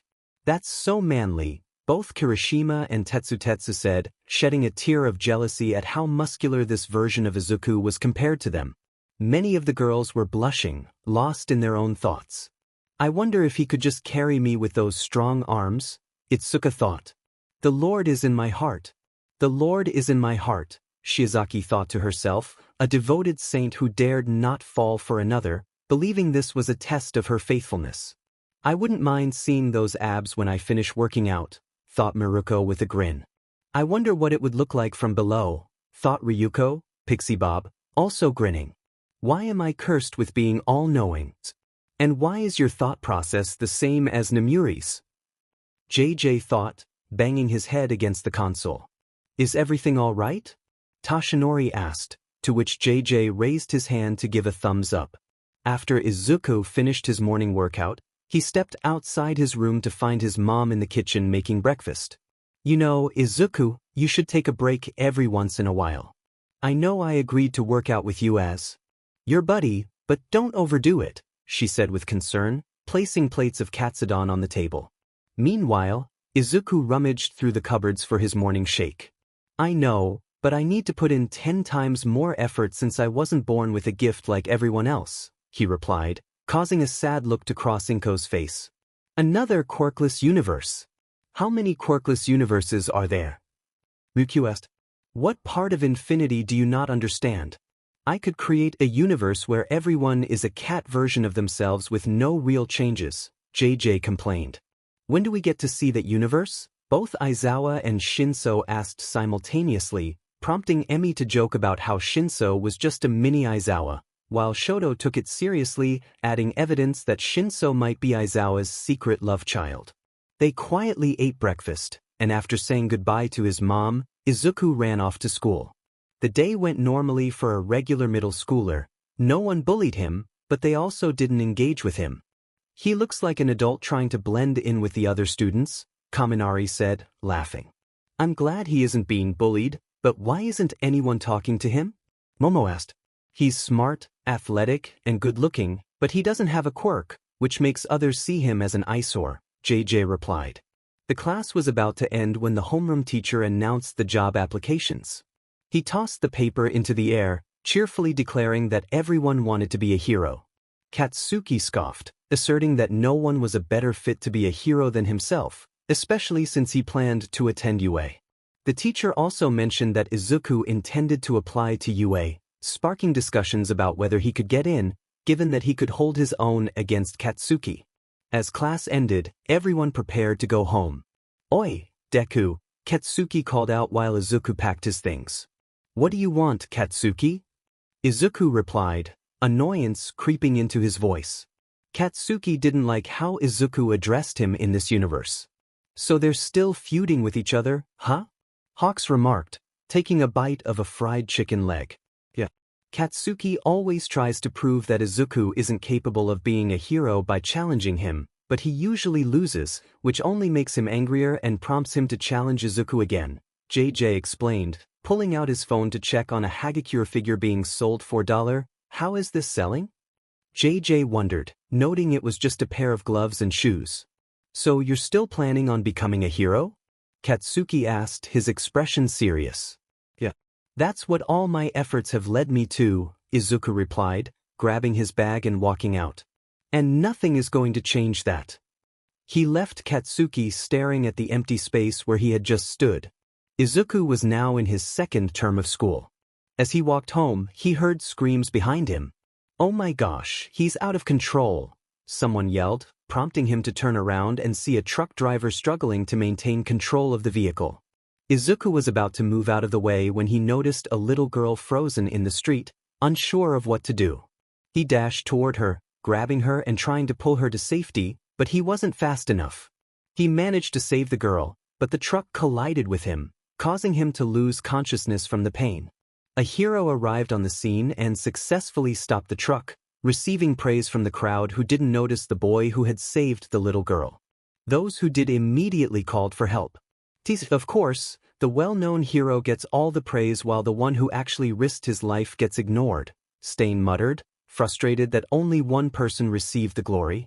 Endeavor felt the weight of living in All Might's shadow, which fueled his desire to surpass him, blinding him in the process. "Death to society!" JJ suddenly exclaimed, startling many in the audience. "Oops, sorry. I was daydreaming," he added, which only made them more uneasy, unsure of what was going through his mind. Izuku woke up in a hospital bed, his legs in casts. He turned to the TV, which was broadcasting news about the incident. The anchor interviewed the hero who had stopped the truck, who boasted about his actions. "Regarding your success, I also heard that a little girl was saved in the process," she said to the hero. The hero looked momentarily confused as he didn't remember saving any little girl, but quickly played it off. "Of course, that's what being a hero is all about. I must save everyone in danger, wherever it calls," he said with a smile, creating a positive impression for the news anchor. "Liar," Izuku muttered, turning his head to see a handmade card addressed to him. He slowly picked it up and read it. It featured a crayon drawing of himself as a superhero saving a little girl. "Thank you for saving my life," it read, making him smile with pride for having saved her. Just then, the door unlocked, and the doctor entered with a chart in her hands. "Oh, you're awake," she said, surprised. "I didn't expect you to wake up for a few more hours. It's good that you're awake now. Can you tell me how long it'll take for my legs to heal? I need to take the hero exams in February for UA," he asked bluntly. The doctor sighed. "The casts can be removed in about a month, but it appears your nerves took significant damage. Without external help, you won't be able to do anything active for years. It'll take a while before you can even walk," she said sadly, causing Izuku to grit his teeth as he looked out the window. "Can't he just ask Recovery Girl to help fix his legs?"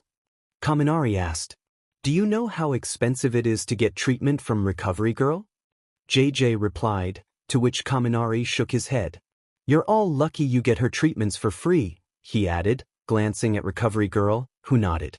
"This school would have shut down a long time ago without me, considering the number of students I've seen injured, especially this year," she said, eyeing Izuku, who looked away, embarrassed.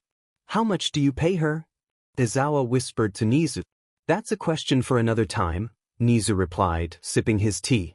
Can you give me some time to process this? Izuku asked politely, and the doctor nodded before leaving the room.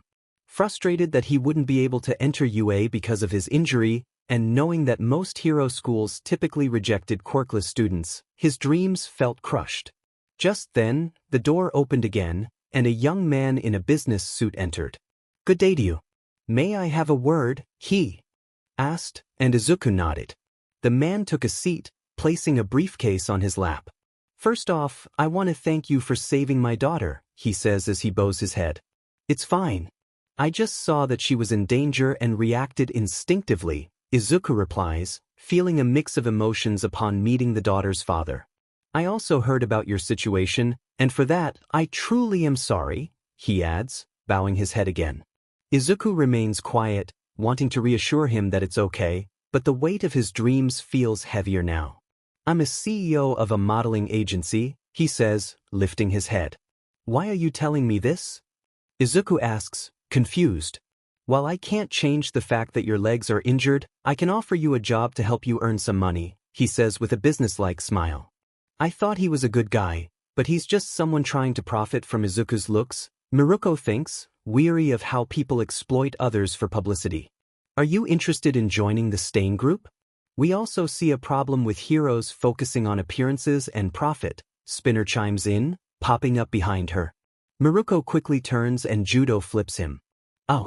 Well, if you're interested, here's the link to Stain's fan club that supports his ideas, he says, airdropping the link to her before returning to his seat. Stain watches Spinner, surprised by the attention he's receiving. What kind of unusual fans do I have? He wonders. I don't care about money. All I want is to be a hero. But now I can't even take the exam, Izuku says sadly, which sparks an idea for the CEO. How about this? He explains how he will pay Recovery Girl to heal Izuku's legs and help him get in through recommendations, with the condition that he will model for him for a year and enter UA next year, modeling as a side gig. Wow, how lucky for him, Nijire exclaims, surprised by Izuku's fortunate turn of events. What are the chances of that happening? Shino asks. 100%, JJ replies, confusing Shino and the others. Izuku is the main character, and there are infinite universes. Of course, things will go his way, JJ explains. Is that why none of the girls like me?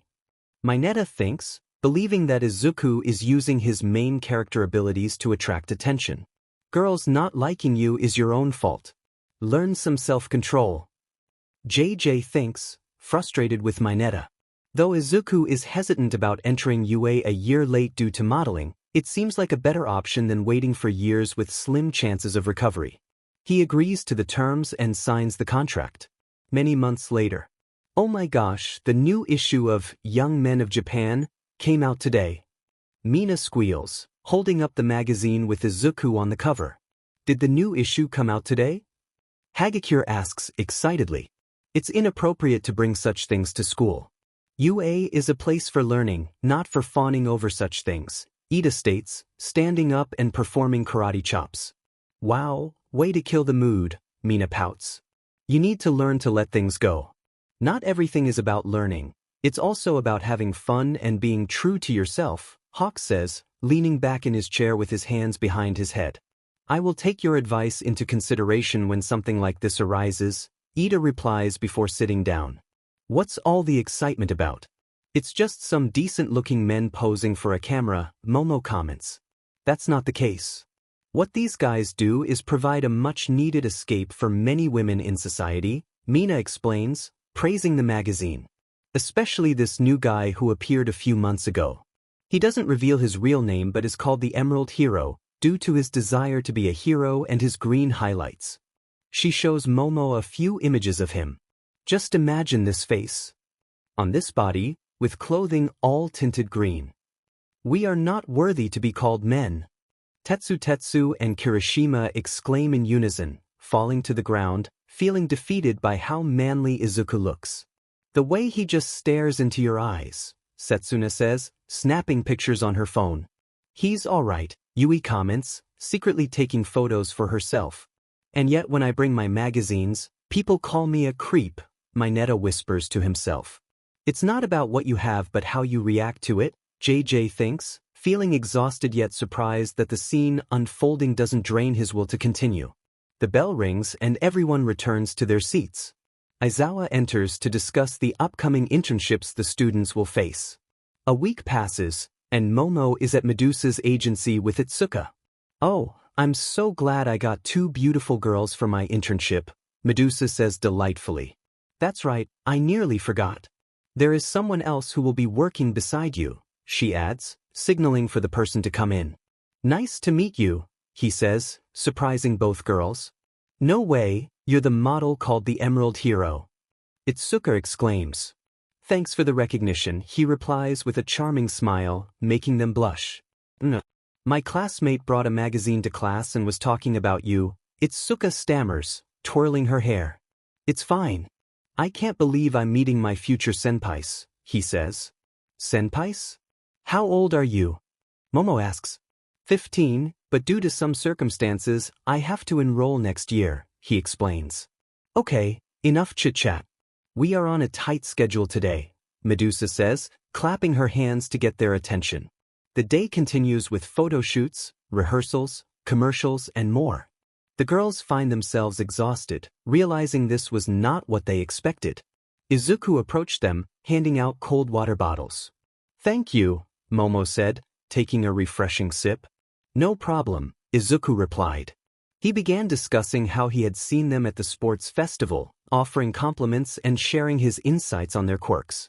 Of course the nerd would be interested in their quirks, Katsuki muttered, recalling all the times Izuku had analyzed every hero he encountered. Where do you think he got it from? AFO remarked to Katsuki, still harboring thoughts of revenge for the times he had bullied his son. Everyone's eyes widened as they realized that Izuku had inherited a trait from AFO, which seemed impossible given how different they appeared. As they chatted, a loud explosion echoed from within the building. They all jumped from their seats and rushed toward the sound, discovering Medusa engaged in a fierce battle with a giant creature. Hey there, girls. Sorry about this crazy fan, but could you help, please? The girls nodded eagerly, excited to take on a challenge beyond just being spectators. Momo summoned her bow staff while Itsuka enlarged her fists. They charged at the creature with all their strength, but it seemed unaffected.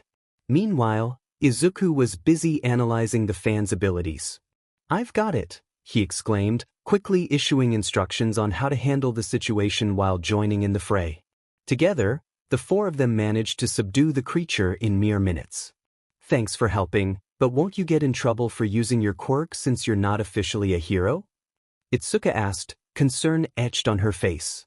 I won't get in trouble since I don't have a quirk, to begin with, Izuku replied with a smile. All 3 of them exclaimed in unison. As the scene shifted, the audience had just finished watching the model universe, while JJ was busy organizing some numbers on his phone. Eri and Kota sneakily climbed up to the podium where JJ was, eager for some playful fun suggested by Emmy. Arr, Eri said, striking a playful pose with her hands near her face. Boo! Kota shouted excitedly, lunging his arms out. JJ, caught off guard, flinched and dropped his phone at Eri's feet. She looked down, picked it up, and handed it back to him. Here, Mr. JJ, she said, looking apologetic as if she hadn't meant to scare him. JJ felt a wave of nervousness, worried Eri might have seen the numbers on his phone. He quickly reassured her, patting her head. It's all right. I bet it was someone else who gave you the idea to scare me. Just then, Emmy's laughter echoed from her seat, prompting JJ to shoot her a deadpan look, thinking of ways to get back at her. He took the phone from Eri and tucked it into his pocket. Also, I have a question? Eri asked, and JJ nodded, ready to hear her inquiry. What do those numbers mean? She asked innocently, causing JJ's smile to falter as he glanced sideways, thinking, what have I done? He turned back to Eri, forcing a smile. Well, you see, those numbers are coordinates that allow me to see other universes, which are quite different from the ones we're experiencing. Can we see those universes since we have the coordinates? Kota asked, making JJ sweat nervously. You see, these can only be viewed by gods, as people like you would only sink into darkness, he stammered, beads of sweat trickling down his face. I was hoping we could see more Deku in action, Kota complained. Don't worry. To make up for your trip, you can have these, JJ said, producing some Deku Nendoroids. Wow, thank you. Eri exclaimed, thrilled to receive a figure of Deku. But what are these? She questioned. They're posable and interchangeable figures, so you can make him do whatever you want, JJ explained. Both children beamed with excitement as they headed down the stairs. Phew, glad I got away with that one, JJ thought, but he sensed the discontent of some readers who were upset he had nearly exposed Eri to something inappropriate. I'm sorry, he silently pleaded, looking at the wall. JJ, is everything all right? Toshinori asked, noticing the confusion among everyone. Why yes. JJ replied in a high-pitched voice, quickly regaining his composure. Everything is fine. Besides that little mishap, what do you all think about that universe? He asked, eager to change the subject. What must we do get muscles like those? Both Tetsu and Kirishima pleaded, feeling embarrassed about their own physiques. JJ then had a funny idea to reference one of the other gods' universes. 100 push-ups, 100 sit-ups, 100 squats, and a 10-kilometer run every single day. JJ exclaimed, his expression shifting to something serious. That's just standard strength training, Tetsu and Kirishima said sadly, lowering their heads as they had hoped to learn the secret to achieving godlike muscles. Fine, don't listen to me. Just know that this was the training regimen of a guy who had no quirk and could jump from the moon and back to Earth, JJ replied, shaking his head and shrugging his shoulders. This revelation made both Kirishima and Tetsu's eyes widen as they lifted their heads with determination. We'll be back, they shouted, rushing to the door next to JJ as they headed to the gym. I did way more than that, and my body isn't like that, Izuku said, recalling the intense training he had endured to barely manage one for all. I know. It's important for a person to be comfortable with their own body and not be envious of others. Some achieve their physique through hard work, but genetics also play a role. No matter how hard someone tries, they can never replicate another's body. Everyone is unique, JJ explained. Besides, I wasn't lying. A guy I know does that workout and has no quirk, yet he can make All Might's punches look weak in comparison. This left everyone wondering what kind of monster could be stronger than All Might. Anyways, let's get the show on the road, JJ said cheerfully, snapping his fingers. The characters above the screen began to spin, flipping through various letters until they spelled out Experiment 597. JJ wasn't particularly fond of this universe, but he had to play along. Eri, Kota, why don't you play with your new figurines in the playroom? There are accessories in there you can use to style Deku, JJ suggested, which excited them and they rushed off. He then called some members of the League of Villains to see if they wanted to join in, and after giving them some details, they agreed to come. The door swung open to reveal several members, some looking excited. This universe can't be good, Kinoko said nervously. I agree, Monoma said seriously, not liking the cheerful expressions on their faces. So what made you decide to come this time? AFO asked. He promised an interesting scene for me, Toga and Shigaraki said in unison. There's no point in playing games if Shigaraki isn't here for me to tease about how bad he is, Dabi said with a shrug, earning a glare from Shigaraki that only made him smirk. I appear where the largest crowds are, Mr. Compress said, sticking close to where most of the league was while performing some close-up magic. I don't want to be alone. Being solo is lame, Twice said, both of his personalities agreeing that solitude was undesirable. Some audience members were displeased that Shigaraki and Toga were promised scenes that would entertain them, considering their true desires. Tenko, do you want to sit next to Grandma? Nana called out, making room between her and All Might. Shigaraki turned away, disliking the idea of being next to All Might, which made Nana sad. Okay then. Now that everyone is seated, let's watch, JJ said before snapping his fingers. The scene opened with Inko and Izuku leaving the doctor's office. The doctor waved goodbye with a smile until they were out of sight, at which point he dropped the smile and walked over to the phone, dialing a number. "I found another one," he said. "Anything we should worry about?" the person on the other end asked. "No. The mother's side has no connections. She was abandoned at a young age. As for the father's side, there are no records until 13 years ago," the doctor replied, reviewing his file. "That's all right. I'll send a dispatch team and you get your bonus," the voice on the other end said. "Thank you, sir," the doctor replied before hanging up. He then looked at another file for his next patient. "I don't like doctors, and this is making me even more afraid of them," Kaminari admitted, expressing his dislike for needles, which contrasted with Jiro's headjacks. "What's this guy up to?" Kamakiri wondered. "This is why I had Dr. Garaki handle Izuku's results, just in case he inherited my quirk," AFO thought, as he trusted no one but his family and a few companions. Inko was on the phone with her husband. "I'm so sorry, honey. I wasn't able to give our son a quirk," she said apologetically. The scene shifted to AFO, or Hisashi, on his way home from work. "That's okay, honey. That doesn't change our love for him," he said sweetly, appearing to genuinely care. Seeing AFO act so tender made Nana GG. "There's no way you were like that," she said to AFO, refusing to believe there was a softer side to him. "Believe what you want. Just know that I'm not only a villain but also a father and husband," AFO replied, making Nana look away in frustration. "I find it somewhat adorable that he has a soft side, even if he is the most notorious villain on Earth," Mina commented, liking the idea of a bad boy being gentle with those he cares about. "At least he is a character who actually cares for those close to him instead of a complete rogue who cares for nothing but themselves. But still, nice guys always finish last," JJ mused, puzzled by why some girls would choose the bad boy, aside from the thrill of danger. "Who cares if he is sweet? He's still a villain, and I'm ready to take him down," Miruko declared, eager for the chance to confront AFO. "Rumi, he's been calm this entire time. Not once has he tried to fight, so let's enjoy this break where we don't have to battle," Ryukyu said, trying to calm her down, which did help ease her tension. Yeah, Miruko replied, knowing when it was appropriate to fight, but still ready for action at any moment. Inko hung up the phone and was about to check on Izuku when she heard the doorbell ring. She went to answer the door, but as soon as she opened it, she was knocked unconscious. Men in full black armor stormed through the entrance and began checking the perimeter. They searched every room until they found the one where Izuku was hiding. "Huh? Who are you guys?" Izuku asked, confused about the situation.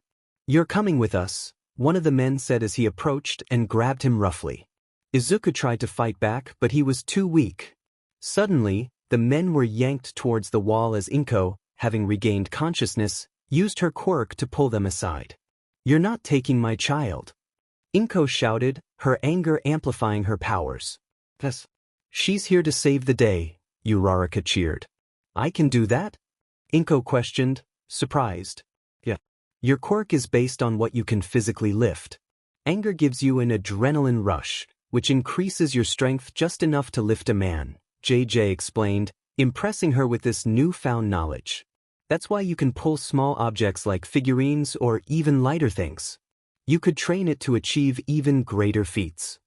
Izuku felt a moment of happiness until he heard a loud noise.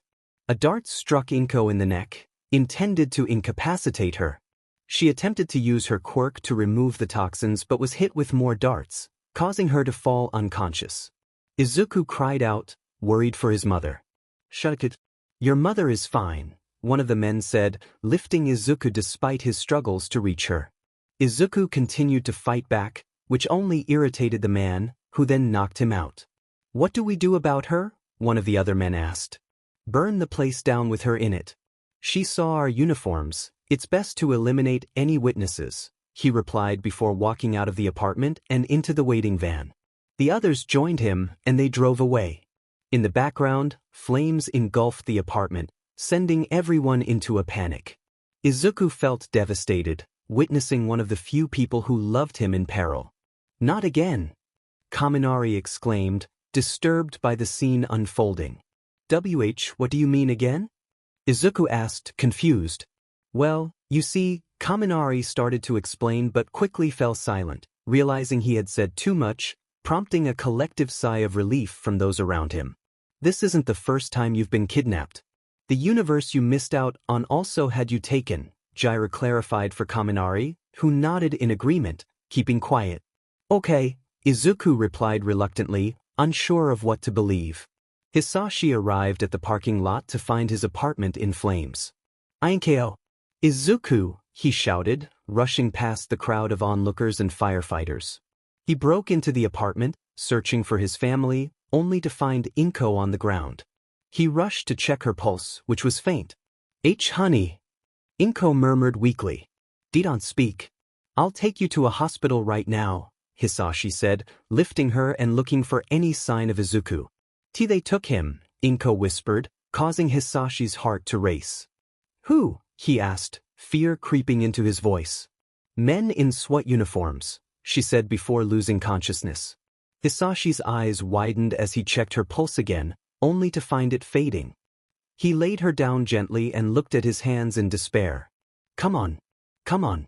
After all my years, there has to be a quirk that can heal her, he pleaded, desperately searching through the quirks he had acquired. But none were meant for healing, they were all for his own benefit. He couldn't give her another quirk, as her body wasn't suited for it. Left amidst the flames, he watched his wife slip away. DMNU, government. Hisashi yelled in frustration. I really feel sorry for him, Midnight said, empathizing with a villain losing the one they love. Why weren't there any heroes to help? Tomoko, Ragdoll, Dust. This is the government's doing. They probably intercepted any calls for help to ensure Inko's demise, David analyzed, aware of the government's control. But why would they do this? Hagakure inquired. Because who would care if one quirkless boy is gone? Now they have a test subject they can use, AFO replied, making Nizu's ears perk up at the mention of a test subject. Should I cooperate with him to take down some corrupt government officials? Nizu wondered, noting AFO's insight into the government's operations. Izuku woke up in a large room filled with other children. He looked down to see he was wearing a white jumpsuit with the number 597 sewn on it. SC, I told you he'd be awake within an hour. Now treats, a girlish voice said. Izuku turned to see a girl with long white hair and blue eyes holding a cat plushie. Yeah, a boyish voice replied, sounding frustrated. Izuku turned to see a boy with brown hair and green eyes, wearing a white and black headband, handing wrapped candies to the girl. They both wore white jumpsuits, the girl with the number 428 and the boy with, who are you guys? Izuku asked. I'm Isamu, and this shy one here is Mizuki, the boy introduced. I'm Izuku, he said shyly. Where are we? Don't know. All I know is that everyone here is quirkless and was taken around the time they met their doctor, Isamu replied. We get any item we want once a week, Mizuki added, clutching her plushie tightly. Well, wherever we are, I'm sure that All Might will save us, Izuku said confidently. As if that buffoon will ever notice, Shigaraki scoffed loudly. If there are that many children, I will notice right away, All Might replied confidently. Unlikely. Around this time, you are too focused on me. The government is involved, and they control the spread of information, FO countered, leaving All Might momentarily baffled, as he couldn't deny that he was preoccupied with thoughts of vengeance. Months passed and more children arrived, but the trio formed a strong bond. They learned about each other's dreams. Mizuki aspired to open a pet shelter, while Imesu and Izuku both dreamed of becoming heroes. Izuku, a devoted fan, continued to believe that All Might would come to their rescue. As the new year began, the last group of children arrived, signaling the scientists to commence their work. The speakers in the spacious room crackled to life as the head scientist addressed the children. Good day, children. I understand many of you are scared and long to go home. Some of you have been here longer than others, but what you are about to experience is something special. As you know, each of you is quirkless, but that can change. We are conducting an experiment to infuse quirks into quirkless children using our special formula. And rest assured, once our objective is achieved, you will see your parents again. His announcement sparked excitement among the children. Nizu radiated an unusual intensity, alarming those around him since he typically maintained a calm demeanor. This was the first time he displayed any hint of anger. Those wretched humans. It wasn't enough to experiment on animals. Now they target defenseless children, Nizu said, recalling his own painful past. Sir, you're scaring the children, Aizawa pointed out, noticing the fear in their eyes. Nizu took a moment to compose himself, pulling back his anger. I apologize, children. I was just remembering some difficult times, he said, attempting to reassure them, though the sight of even Nizu's anger left the kids unsettled. Did you hear that? We're getting quirks. Izuku exclaimed joyfully, celebrating with Isamu, while Mizuki nodded in agreement. Not only that, but after we're done, we can see our parents again. They all cheered together. The first test involved a small shot to assess compatibility. Most children felt fine, but some experienced fatigue. Those who did were quietly taken away, barely noticed by the others in the crowd of around 1,000 kids. This pattern continued for several months, and the decreasing number of children did not go unnoticed. Where do you think the others are? Mizuki asked, worry creeping into her voice. I don't know. They might be somewhere getting treated, Isamu replied. Still, isn't it strange that they haven't come back at all? Izuku wondered, to which Isamu simply shrugged. I don't like this one bit, Shoji said, concern etched on his face. Kuda nodded in agreement, sharing his unease. Some of the children seemed to have lost their spark, Aoyama pointed out, noticing the dull expressions on some of their peers. As months passed, the number of children dwindled to around fear spread among them until the speakers activated once more. Congratulations to those who have passed the trial PRD. We were testing the feasibility of embedding quirks into individuals. For those who are not here, they are currently assisting with other research. Now that a year has passed, it is finally time to give you quirks, the speaker announced before going silent. Can we even trust that? Isamu questioned, doubt clouding his thoughts. I don't know anymore. I just want to go home, Mizuki said, clutching her plushie tightly. Don't worry.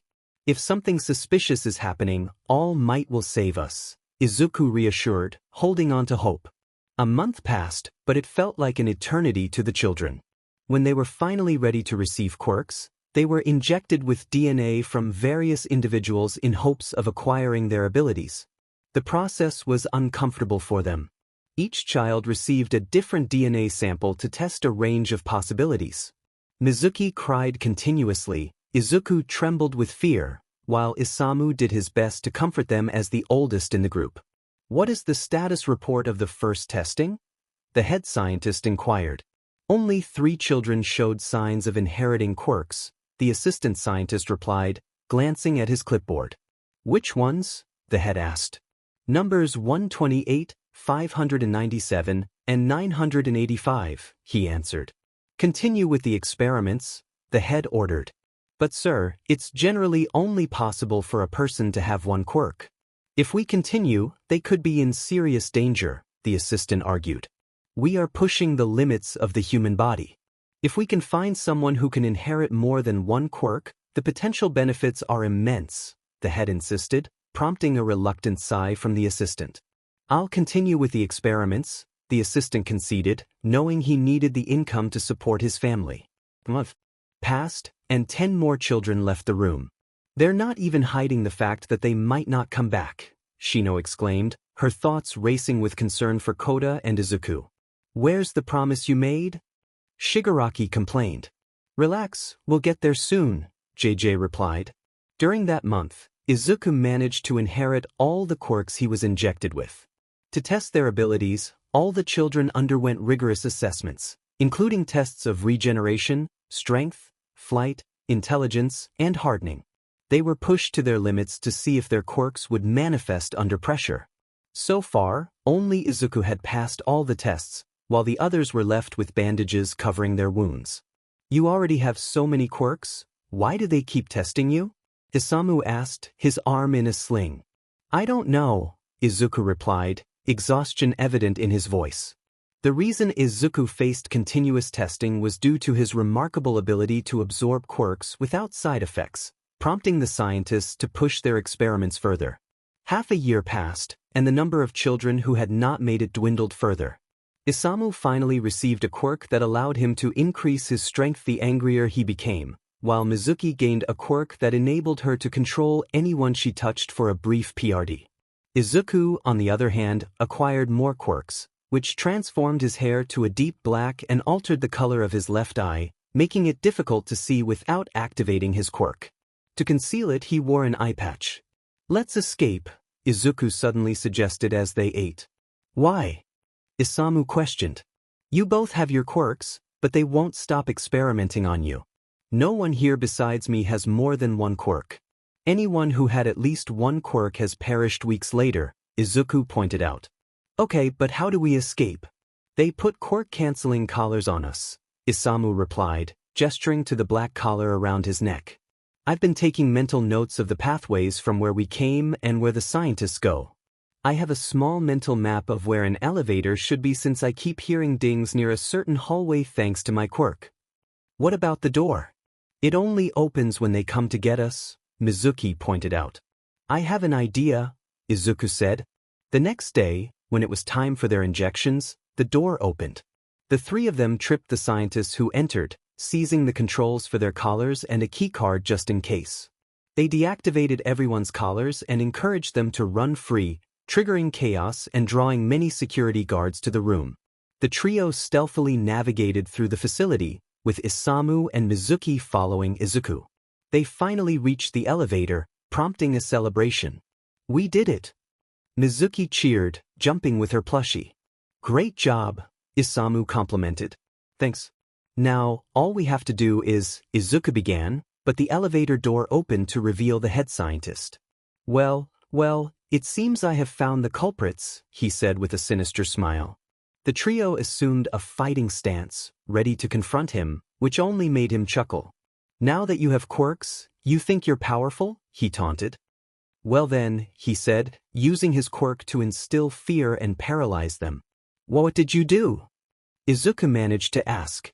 "I call my quirk intimidation. I can paralyze opponents with fear if I make eye contact with them," he explained, stepping closer. "You three have formed a beautiful friendship since the beginning," he continued with a smile. "But it's dangerous to keep such a bond alive."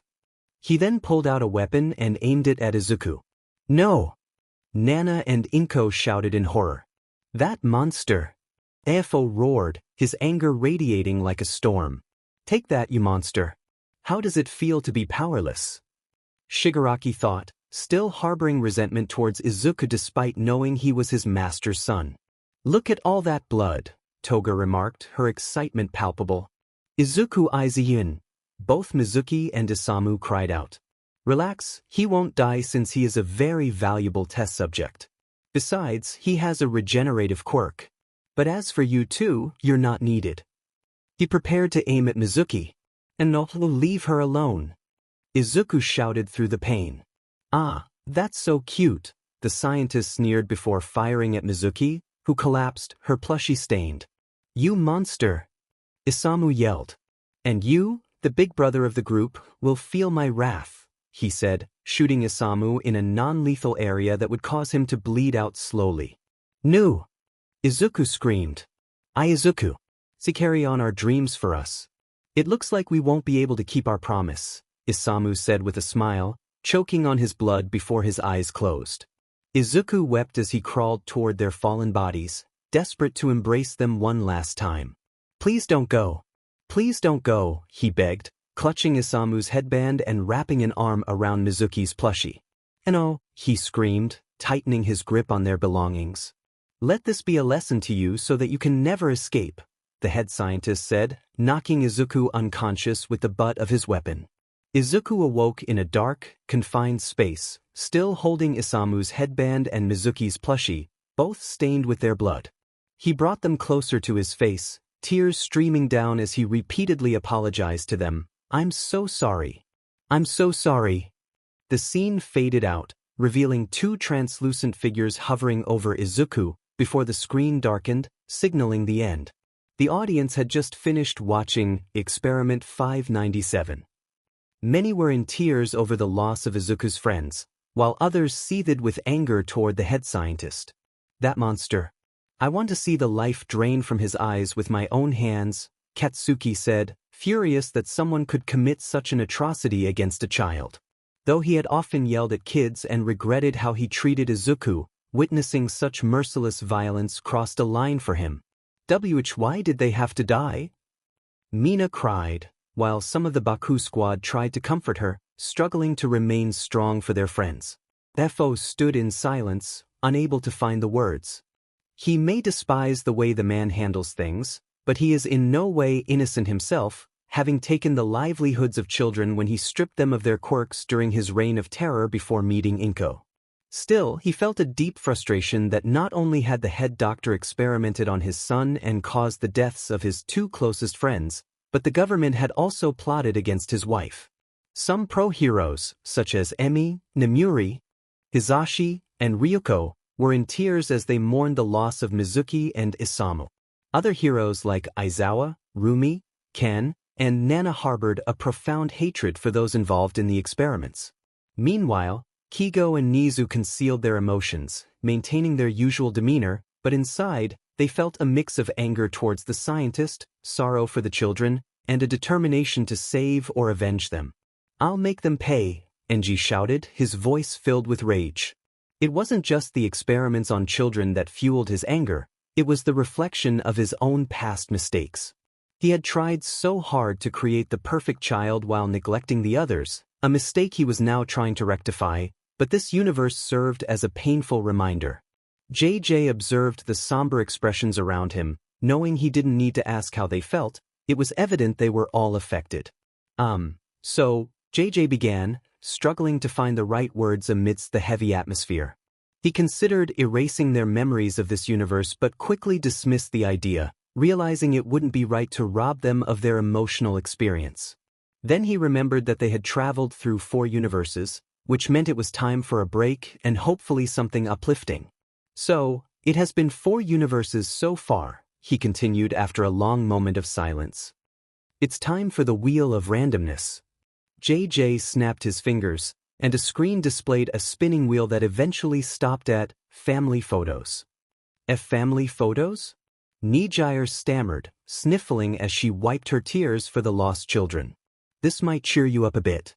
It will showcase some of the Midoriya family's memories, whether through a small video or a photo," JJ explained, realizing he had forgotten to include the 2 muscle-bound heroes from UA and quickly summoned them to their seats.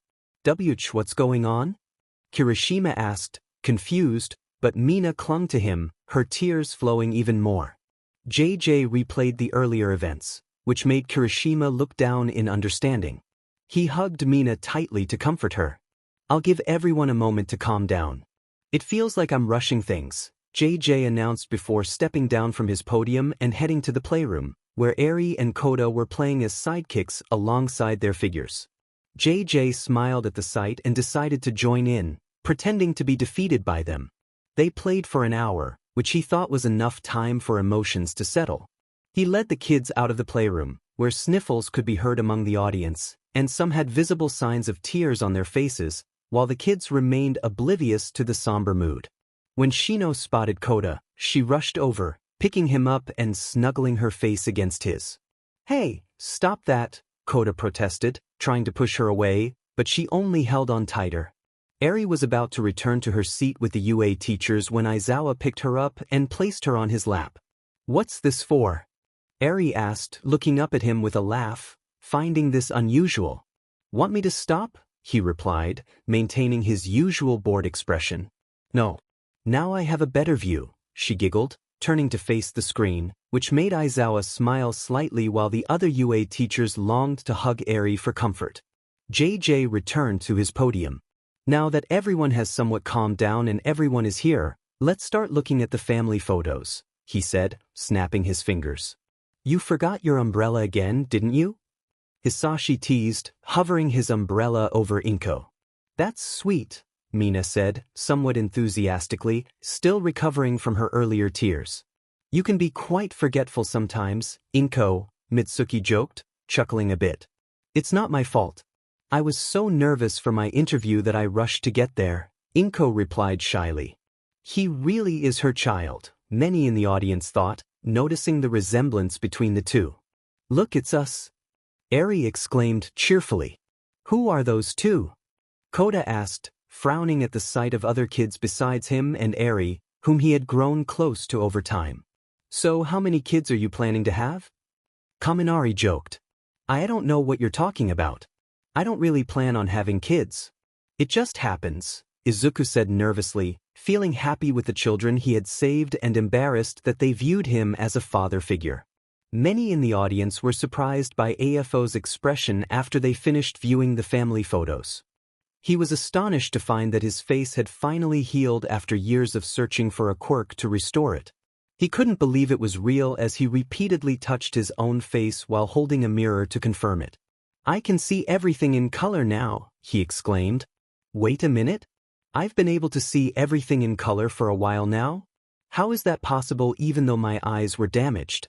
He questioned, having always relied on his quirk to sense shapes and the presence of other quirks. He had never been able to see images, only outlines. Simple, thought transmission. I've been transferring specific images from my mind to you so you could enjoy the universes. It started to get annoying as I grew tired of multitasking, so this is a win for me, JJ answered. He fixed that messed up face? Kamakiri said, surprised, as he didn't think anything could heal such a bad injury. Hey, see, can you make me more handsome?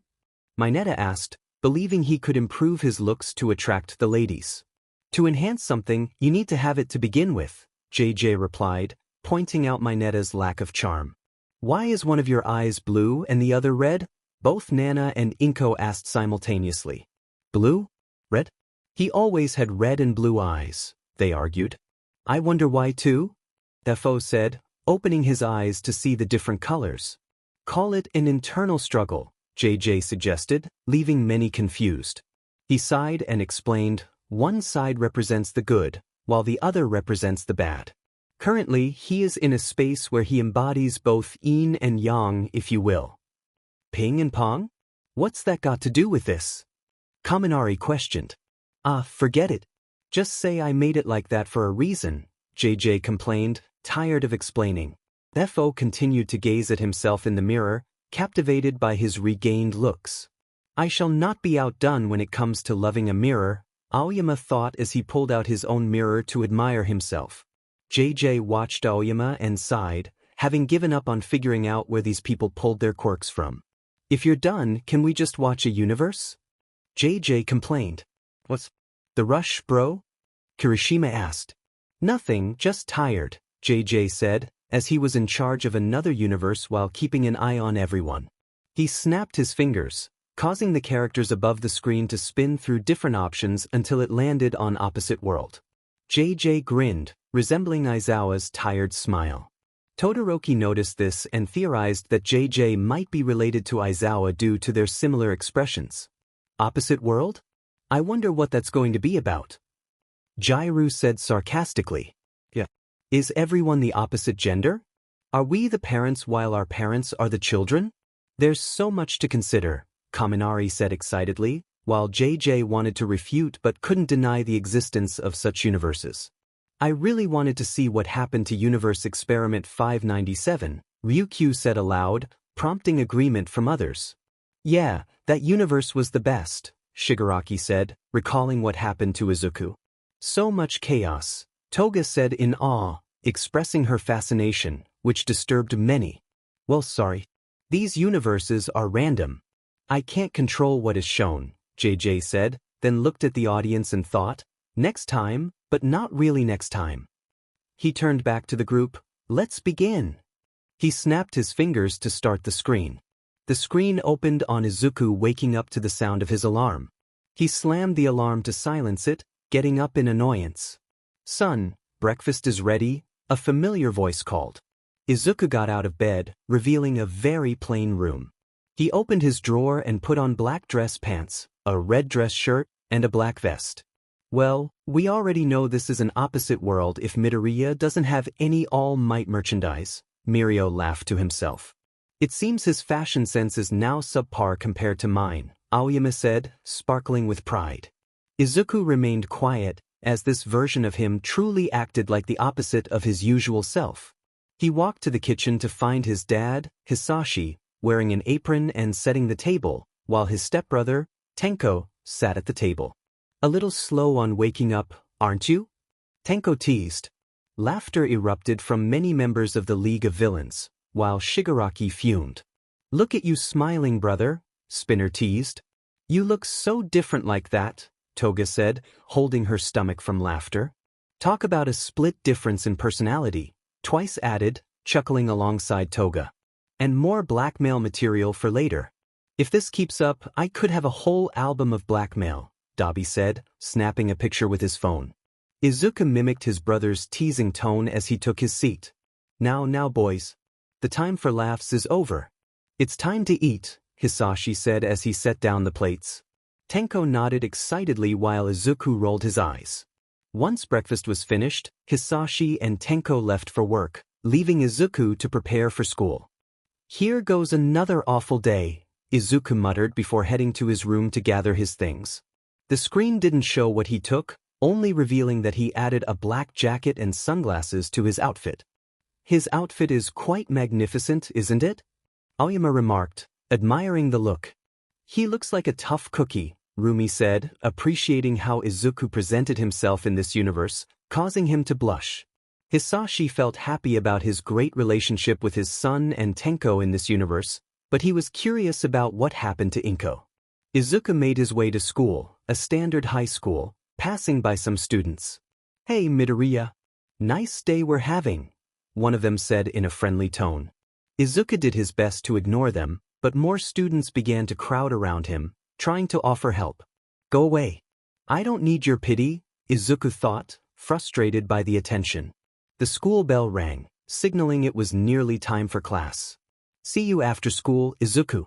Good luck with your special classes," many called out as they rushed to their classes. Izuku sighed in relief at the end of the crowd. He then walked to the school's elevator, inputting a secret code that allowed him to go underground. He exited on a floor lined with steel hallways, where many other students came in, exiting through different elevators. He walked past them to reach his class, replaying the information he had on his classmates in his mind. Disgraced by his family, harboring deep resentment towards them, Izuku found himself drawn into a life of villainy. He pondered this as Ida criticized another member of a prestigious family. "Wait, villainy!" Ida exclaimed. "What kind of place is this? I thought it was obvious given how secretive this place is. You see, this universe is essentially the opposite of yours. Instead of attending a school for heroes," JJ began. "It's a school for villains," Izuku finished, disliking this universe as many around them gasped in realization. "Well, more like an organization, but you get the gist," JJ replied cheerfully. "How did we become villains?" Shoto asked. "Watch and you'll see," JJ answered. Izuku turned to Momo, who had been arguing with Ida. Momo Yaoyorozu had been forced into a marriage at a young age, arranged by her family. Displeased with her fate, she had fled on her wedding day, leaving behind her groom. With no money or support, she utilized her quirk to create what she needed, keeping her wedding dress as a reminder of her past. "My family would never force me into a marriage," Momo complained. "Like I said, it's the opposite here. Instead of being cherished as a daughter, your parents see you as a means to gain wealth," JJ explained, leaving Momo bewildered. "Children shouldn't be seen as tools for their parents' gain. They deserve love and care," Shino shouted, causing Enji to look away in shame. "That's how it is for some people," JJ replied. He reflected on how some parents expect only the best from their children, often leading to disappointment, even when the child has done their best. He had witnessed individuals from his own world fall into depression, blaming themselves for their family's unrealistic expectations. Eri and Kota were napping, exhausted from playing with JJ earlier. Aizawa had given up his seat to ensure they could rest comfortably. "Oh, Eraser," Emmy called out, shifting to make space for him. Noticing the limited room, he opted to sit at the back, taking Kota's seat, which made Emmy huff in annoyance. Izuku walked past Mina, who seemed bored. Mina Ishido had been bullied for her appearance and labeled a freak. She turned those insults into motivation, joining the organization to prove just how much of a freak she could be. She held a disdain for everyone and preferred to keep her distance. I can really pull off a goth look, Mina said proudly. Let's go shopping after this, Hagakure suggested, and they both squealed at the thought of trying on new outfits. Meanwhile, Kirishima considered joining them as a bag carrier, envisioning Mina in various styles. Izuku noticed Jiro, who was trying her best to engage Mina in conversation. Kyoka Jiro had been a source of annoyance for her friends, attracting their boyfriends. One day, she had been harshly confronted by them, receiving hurtful labels that twisted her personality. Now, she found joy in disrupting others' happiness while masking it with a sweet demeanor. As Izuku accidentally bumped into her, she stumbled, but someone caught her. "Are you all right, my fair lady?" An unfamiliar boy appeared, drawing the attention of many girls. "Don't simp for him," JJ shouted, interrupting the moment. "Why?" many questioned. "You'll see," was JJ's only response. "Thanks, Minetta," Jiro stammered, blushing as she regained her balance. "Minetta," the audience exclaimed, surprised that the class troublemaker was attractive in this universe. This made Jiro feel uneasy at the thought of being associated with Minetta. "Oh no!" Kaminari exclaimed, wrapping his arm around Minetta as they formed a huddle. "You broke bro code," he complained. "What can I say? I'm a ladies' man," Minetta replied smugly. Kaminari, irritated, placed his hand on Minetta's head and delivered a concentrated shock, leaving Minetta on the ground as he returned to his seat. Minetta waved weakly before settling down. Izuku reflected on Minoru Minetta's transformation. After facing numerous rejections, he had changed, becoming a gentleman and working on his physique to attract girls. Yet, he found himself more interested in men and took pleasure in the suffering of women, reminiscent of his own past rejections. Izuku took his seat next to Uraraka. Ochako Uraraka's family business had been struggling due to fierce competition, leading her to resort to questionable tactics to eliminate rivals. "What?" he asked, sensing her annoyance. "I'm just tired of seeing a cockroach every day," she replied. "Well, I'm tired of seeing a waste of space," Izuku shot back, aware that he was the most disliked person in class due to being quirkless. Uraraka activated her quirk while Izuku pulled out his weapon. "Let's see what's faster, your quirk or my gun?" he challenged, prompting Uraraka to reluctantly deactivate her ability, allowing Izuku to put his weapon away. He glanced around, observing a loud and aggressive Kota, a timid Kirishima with black hair, Kaminari engrossed in a college-level textbook, a brightly colored Tokoyami, and many other classmates as he mentally reviewed his notes on them. "Wow. This is really an opposite world. Kaminari is actually reading," Siro joked. "Hey, I do read," Kaminari protested. "Besides manga, comic books, and any poster text," Jiro added, leaving Kaminari momentarily speechless. "There's still one person we haven't seen yet," Mei pointed out, recalling a particularly loud blonde who was missing. "Oh, he's here. His presence is just so weak," Jie remarked. "Who are you calling weak?" Katsuki yelled. "You want to go to the dog pound? I can arrange for you to be neutered 3 times, JJ replied, leaving Katsuki frustrated and unable to respond. "Hey, Aizachan." Izuku turned to see his childhood friend smiling slightly, happy to see him. Izuku wondered why he had joined the villains. He had an incredible quirk, but now he had to keep his secrets if he wanted to stay alive. He also found Bakugo to be the most irritating person he knew. The door swung open to reveal a lively Aizawa, busy tying his hair back. Namuri and Hizashi were taking pictures, giggling as they plotted to tease Aizawa later. Emmy snapped a few photos too, but for her own reasons. "Wow, who knew Aizawa could be so energetic?" Shoji remarked, and everyone nodded in agreement. "You just needed to show us an energetic Shota to convince us we were in an alternate universe," Hizashi joked, prompting laughter from Namuri and Emmy. "You want to see me energetic? I'm feeling the urge to do something right now," Aizawa said, his quirk flaring up, instantly silencing the trio. "You lot are a handful. The boss has decided to recruit one of the top villains to be your combat instructor since she has first-hand experience. You can come in now." Aizawa turned to the doorway as the villain entered. Izuku's eyes widened as he recognized her. Hello there, trash. I've been hired to be your instructor. It's not a pleasant experience for me to see you, she said, scanning the room until her gaze landed on one boy. Make that triple the unpleasantness, she added with a sneer. Looks like this one has a sharp tongue, Mitsuki teased Inko, wrapping her arm around her to lighten the mood despite the villainous atmosphere. Why yeah, Inko replied shyly, feeling uncomfortable seeing this dark version of herself. Meanwhile, AFO considered how effective a partner in crime she would be, while a voice in his head, reminiscent of Hisashi, tried to reason with him. Well, I'll be out drinking while she deals with you all, Aizawa said, leaving the classroom. Everyone, get ready and head to the arena. I want to see what kind of mess I'm dealing with, she commanded. Everyone stood up and headed for the arena, except for Izuku. What are you still doing here, you pathetic excuse for a son? Inko asked, irritation evident in her voice. I just wanted to know what a terrible oops, sorry, that's offensive to terrible things since at least they have a purpose, Izuku retorted, harboring resentment towards his mother. Not my fault the results turned out this way.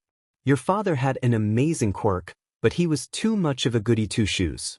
I thought having a child with him would let you inherit his quirk. Instead, I ended up with a disappointment, Inko shot back. A disappointment who managed to infiltrate one of the top villain organizations without a quirk, Izuku said, rising from his seat. Yeah, let's see how long that lasts, Inko replied as he walked past her to exit the room. I'll prove that I'm not as useless as everyone thinks I am. I can do things on my own, Izuku thought as he walked down the hallway, the screen fading to black, signaling the end of the universe. That was quite the foul mouth, Awaze commented. Katsuki felt a mix of pride and irritation. He was proud that this Izuku cursed, but infuriated by the passive version of himself in this universe, his blood boiling. So, how does it feel to meet an opposite version of yourself? JJ asked. We looked pretty cool, minus the villain part, Mina said. It was shocking to hear so many harsh words, Ibra remarked. Well, there's not much I can do about the cursing. It's part of being angry all the time, JJ replied. What did you say? Katsuki yelled. See what I mean? JJ said, making everyone laugh. He then glanced at his watch. Well, I'm going to give you all a break for now. Feel free to explore the rooms I've created. I need some rest after this. With that, JJ vanished.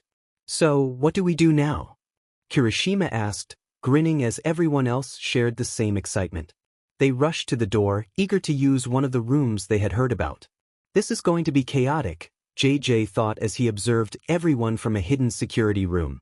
Currently, all audience members were wandering the halls, encountering a series of doors with signs above them. How long is this hallway? Nana marveled at its seemingly endless stretch. Not sure, never checked. The workout room is just a few doors down to the right. I didn't bother checking every room, Rumi replied, crossing her arms. I wonder if they have a library in here? Momo mused, intrigued. I can help you find your destination if you'd like. A holographic JJ suddenly appeared, startling everyone. JJ? Sachikawa asked, confused. Yes and no. I am a self-inserted consciousness of the being called JJ, programmed to assist anyone who enters the hallway, the holographic JJ explained. Where were you when we came in? Shigaraki yelled, recalling the struggle to find the game room. The workout room and the game room are relatively close by, so I figured I wasn't needed. If only you had paid attention, you would have noticed the game room is 2 doors down on the left, HJJ said with a smirk, causing Shigaraki to leap at him, only to pass right through and fall to the floor. And another reason why he is a terrible leader, Dabi remarked, recording the entire incident. Both Toga and Twice laughed at Shigaraki, along with a few non-LOV members, while Kurojiri helped him up. I'm a hologram, remember? So no physical attacks can harm me, HJJ said, appearing right in front of Mei as she tried to sneak away from the group. And Mei, please don't try to sneak off to find the technology that can create me. I can guide you to the archive room where you can find the blueprints, then to the materials room for the items, and finally to the testing room to ensure everything goes smoothly, the other HJJ said to Mei. causing her eyes to light up as she dashed down the hall, with HJJ gliding behind her to provide directions. "Looks like one of you has already started exploring," the HJJ accompanying the group remarked. Now then, as multiple HJJ appeared beside each person. "Each of you has your own assistant. We are programmed to assist you in any way we can within our limits. Enjoy!" With that he dispersed. Everyone looked at their HJJ, who returned their gaze with curiosity. "Can I switch with someone?" one of the HJJ asked, who was paired with Minetta. "How did you even recover from that shock?" he muttered. "Sorry, but we are stuck with our partners for life until they leave this dimension," one of the HJJ replied, causing Minetta's partner to sigh. Questions began to fly as everyone engaged with their HJJ, while Minetta's partner dreaded his new role. "So, you are a hologram, correct?" Minetta stammered. "Yes, and," the HJ replied, anticipating where this was headed. "See, can you change your appearance to, let's say, a female version of yourself?" Minetta asked, prompting a sigh from the HJ before he flickered into a female form. "Happy?" HJJ asked in a softer tone, while Minetta's mind raced with mischievous ideas. "Can you say, era? Minetta inquired, eliciting yet another sigh from HJJ. "Why did you make me follow this fool?" they thought, silently cursing at JJ. Minetta felt a rush of excitement as mischievous thoughts crossed his mind. "Just so you know, I am programmed to avoid any harmful actions, but if necessary, I can harden my light to defend myself. So be careful what you ask," she warned, her fist raised near his face. Minetta nodded vigorously, understanding her message. The group mostly ventured out in pairs or alone, each heading to the places they thought would be enjoyable. However, Izuku found himself overwhelmed with choices after HJJ presented him with a list of the available rooms, which numbered in the hundreds. "There's an all-merch room where I can finally get some limited edition items I missed out on, but the training simulation looks intriguing for testing new moves I've been thinking about," he muttered, weighing his options while HJJ patiently waited, knowing an opportunity would soon arise. "Hey Deku, I heard there's a fantastic room filled with baked goods and candy. Want to join me?" she asked. Before Izuku could respond, Momo approached them. "There's also a room with information about everyone's quirks, not just heroes and villains, but also civilians and vigilantes. Would you like to come with me to gather more notes for your notebook?" she suggested, casting a glance at Uraraka, who was glaring at her. "How about being my workout buddy?" Rumi chimed in, wrapping her arm around him from behind. Suddenly, a floating head of Setsuna appeared in front of him. "Some of the Class 1B girls and I were wondering if you could help us find a more suitable outfit." Tension filled the air as the girls vied for Izuku's attention, while the HJJs in the area began to chant in their heads, "Cat fight! Cat fight! Cat fight!" JJ, stationed at security, felt relieved that not every girl who liked Izuku was present, otherwise, chaos would have ensued. The girls exchanged sharp remarks, each trying to claim Izuku for themselves, leaving him feeling overwhelmed by the situation. "Sorry to interrupt, but it's time for the next universe. Would everyone please return to the theater?" JJ announced over the speakers, prompting everyone to exit the rooms. The girls huffed in disappointment as they headed to the theater, having missed their chance to spend time with Izuku. Once everyone settled back into their seats, JJ stood at the podium. "Apologies for that, everyone. I wanted you to see what was in the hallway so you could make the most of your breaks," he explained, noticing some had already brought items back with them. "Now, let's begin," he declared, snapping his fingers. The characters on the screen began flipping through different options until it landed on class. Not another school theme," Kaminari complained, joined by a few others from the Baku squad who shared his disappointment. "On the contrary, class can represent elegance. Perhaps it's set in a more refined era," Momo suggested, her eyes sparkling at the thought. Meanwhile, JJ stared at the screen, lost in thought. "Is everything all right, JJ?" Ryuko asked, concerned. Yeah," JJ replied hesitantly, causing some to worry about his uncertainty. The screen displayed a city shaped in concentric circles, surrounded by walls that created smaller sections. "Quirks. The Age of Power. A time where the strong thrive while the weak struggle, a narrator proclaimed as the camera panned over the city from a distance. Pony doesn't like this universe, she admitted, fear evident in her voice. Does it mean that when it says, class, it categorizes quirk strength and determines their future? Aizawa questioned, angered by the existence of such a world. JJ nodded, allowing the screen to convey the message. The stronger the quirk, the better the lifestyle, as the government seeks to nurture powerful quirks for military purposes. Once classified, individuals remain in their class until they prove otherwise in examinations held every 5 years. At the center are Class S quirks, with outer rings ranging from A to E, while Class F exists outside the city, where quirkless individuals and those with villainous quirks reside, having no chance to enter. What kind of nonsense is this? Ranking quirks by power? I know plenty of side characters with great quirks who struggle to use them effectively, while others with weaker quirks excel. What's the point of these classifications? Katsuki demanded. It's not so different from your current system, just more oppressive and discriminatory, JJ replied. Our system isn't like that, Ida attempted to counter but faltered. Hero rankings? Popularity polls? The government showcases powerful heroes while relegating those who aren't as strong to lower ranks, claiming that the top heroes are examples to aspire to. Even you benefited from the prestige of your quirk, JJ pointed out to Katsuki. It's all about presentation. Have you been on the Stain fan page? You'd fit right in with your views on hero society, Spinner remarked. No.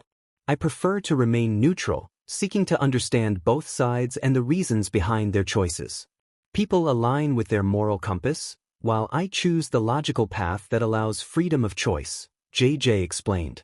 At age 4, once your quirk is determined and classified, you must live in the city that corresponds to your class, unable to move elsewhere to prevent lower-class quirks from mingling with higher ones.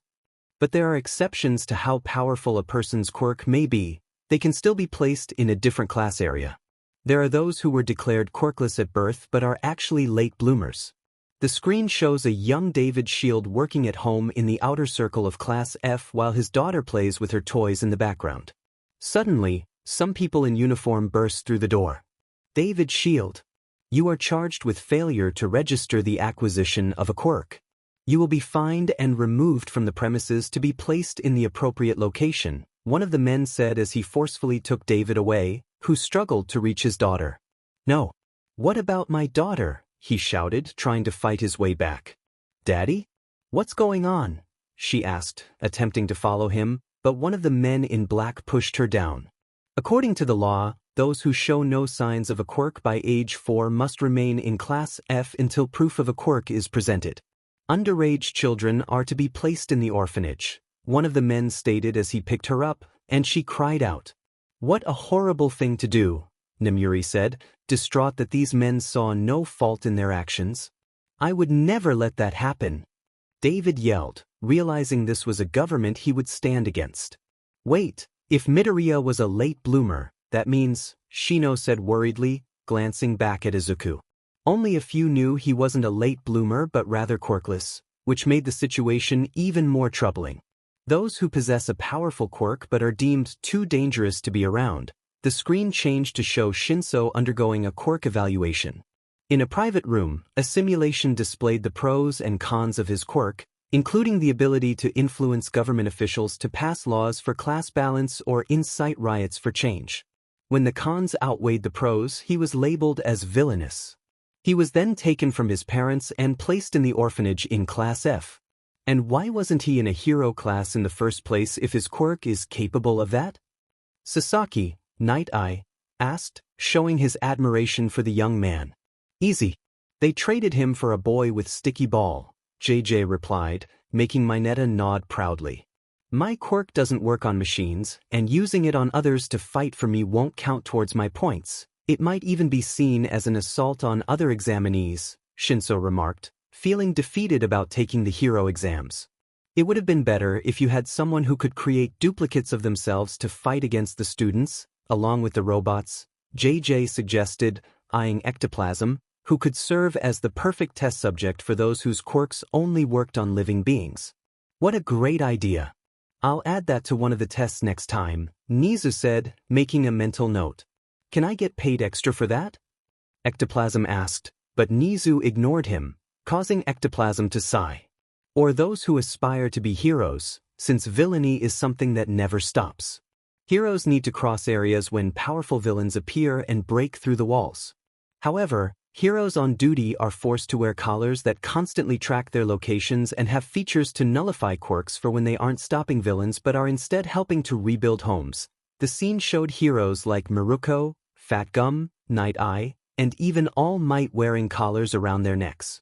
They shouldn't even be called heroes if they allow the government to control their actions, Stain commented, with Spinner nodding in agreement. Heroes are fake. Heroes are fake, was a chant that echoed across the lower levels of the city in the past, but those voices were silenced permanently. No one dared to complain about the system if they wanted to keep their buzz. The scene shifted to Izuku at the doctor's office, getting his quirk tested. Please be able to stay with us. Please be able to stay with us, Inko begged, praying for her baby to remain with them. Izuku didn't care what kind of quirk he got, he only wanted to be with his family. Then the doctor emerged, and Inko looked up with hope in her eyes. Take the boy to Class F. He is deemed quirkless, the doctor announced, as men in armor stepped forward and forcefully took Izuku away while Inko struggled to reach him. Those monsters, AFO exclaimed, releasing an aura of disdain for how they were treating his wife and son. This whole system is awful, Shino said, distraught over how women and children were treated. Hey, if you want to get a powerful quirk, divide up the class of quirks to lower the chances of a child receiving a weaker quirk, JJ suggested. How are you not fazed by this? Itsuka asked, making JJ sigh as he leaned against his console, revealing how lifeless his eyes appeared. I have seen many universes and many forms of discrimination. If I had to rate the level of discrimination in this universe, it would be a 5 out of at least those who are found quirkless are still alive, JJ reflected, recalling times when quirkless children were exploited in far worse ways, but he chose not to reveal that to the audience, who were already shocked by the average level of discrimination here. Izuku was thrown into a rundown orphanage, where many children were crying or engaging in mischievous acts due to the lack of real law. Frightened, Izuku leaned against a wall, hoping not to be noticed. Unbeknownst to him, a girl with blonde hair was curled up in a corner, crying. Izuku felt a pang of sadness at the sight of her distress. Are you all right? He nervously asked, and the girl lifted her head to reveal her blue eyes, stunning Izuku. I was taken away from my dad 4 months ago. I haven't been able to see him since, she cried. He tried to comfort her, sharing that he understood her pain, having been taken from his family as well. They engaged in light conversation, doing their best to mask their sadness. Meanwhile, Hisashi had just returned home, unaware of the troubling news. Honey, how were Izuku's results? He asked, hanging up his coat. Instead of an answer, he was met with the sound of crying from the living room. Honey? Where's Izuku? He asked, stepping into the room, a sinking feeling in his stomach. He was placed in F class. He was identified as quirkless, she sobbed, leaving Hisashi in shock. He quickly comforted her until she fell asleep. Once she was resting, Hisashi quietly slipped out to handle some matters. What I don't understand is why he doesn't just give one of his quirks to Midoriya so he can stay with them? Mina questioned. Not all bodies can handle quirks, AFO replied, drawing everyone's attention. A quirk that doesn't suit the body can lead to complications unless it's given at birth, allowing the body to adapt. However, a body can only have one quirk. If it has 2, it could overwhelm the brain, AFO explained, wishing he could have given Izuku a quirk when he was diagnosed as quirkless. But at age 4 it was already too late for the body to adjust. This prompted him to conduct some research to find a workaround, knowing that the only options were AFO or OFA. However, giving Izuku AFO would reveal his location, and obtaining OFA was no simple task. All Might returned to his room, exhausted from the orders given by the higher-ups. Hello, All Might, Hisashi said, emerging from the shadows. AFO! All Might shouted, instinctively preparing for a fight. I'm not here to battle. I'm here to talk. AFO took a seat on the couch, prompting All Might to reluctantly sit at a distance. AFO inquired about All Might's views on society and whether it was worth protecting. When I became a hero, I thought I could gain enough support to change the world after witnessing its flaws. Instead, I became a mere puppet, All Might said, his voice heavy with disappointment. Why are you asking me these questions? He questioned. Hisashi looked down, taking a deep breath. I thought I could accept the world as it was. No matter how much chaos I caused, nothing changed. I became a target, so I gave up and sought a fresh start. I had a peaceful life, one I truly enjoyed. But the system ruined everything, he said, frustration evident in his tone. Is that backstory true for our AFO? Tsuyu asked. No, JJ interjected. It's true for this universe's AFO, but in yours, it's different. Can you tell us what it is? Kaminari asked, grinning. You'd better not. AFO warned. Relax, I won't, JJ reassured him, adding, but I can't say the same for the screen since it's all random. JJ chuckled to himself. I want to try to change the system again. But instead of being adversaries, why not join forces? Hisashi proposed. All Might shook his head in disappointment. The collar around my neck cannot be removed. The outer shell cancels all quirks if touched and is difficult to remove by normal means. Even if it were removed, it would quickly inject a neurotoxin into my system, along with a tracking device. As the #1 hero, I would become their top priority. I can't help you if they know where I am. I'm fortunate to have the freedom I do, All Might explained, standing up. I may not be able to fully ally with you, but I will do my best to support you, he said, extending a hand to Hisashi, who sighed. I will try again to change this system, my old enemy, Hisashi replied before getting up and leaving the room. A few weeks later, Melissa and Izuku had grown closer, while a purple-haired boy watched them from a distance. To be continued. Won't happen again, the jokester JJ said. I wonder how many times I've heard that, he muttered as he headed back upstairs. All the JJs sighed in relief, grateful to be safe. So glad that's over with. I still can't believe he has his own console to express reality while I have to share one with all three of you, the serious JJ remarked. We can't help it. He had it rough compared to us. He needed to separate from us to avoid affecting us, the socially anxious JJ replied. I know, the serious JJ said, turning back to the console to check on the actual JJ.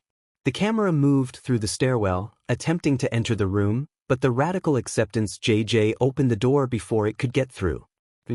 Get out of here, he said, pushing the lens away, causing the camera to zoom out to the actual JJ. Realized that not even a second had passed in the real world. Feeling mentally drained, huh? Just like Sensei, Shoto whispered to himself as he noted another similarity between the two. He connected how Aizawa controls who can use their quirks, just like JJ did at the beginning when he turned off their abilities.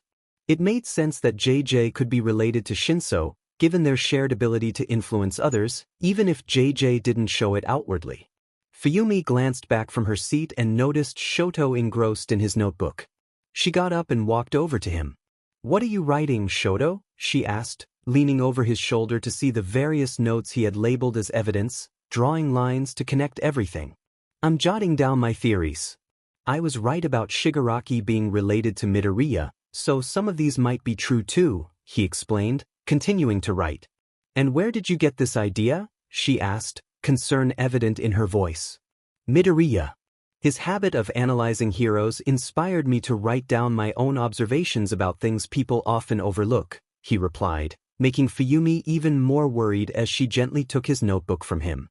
I'm sorry, but you need a break, she said, flipping through nearly 3/4 of the notebook filled with his theories.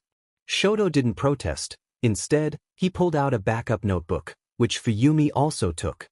I'm serious.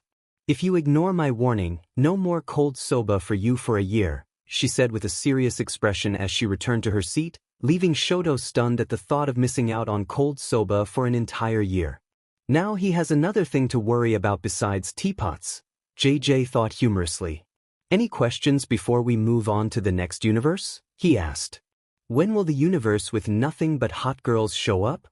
Minetta shouted, prompting Shino and Mirio to quickly cover Kota's and Eri's ears before he could finish. JJ shook his head in disappointment, then snapped his fingers, making Minetta feel something was off until he noticed a change. "What did you do?"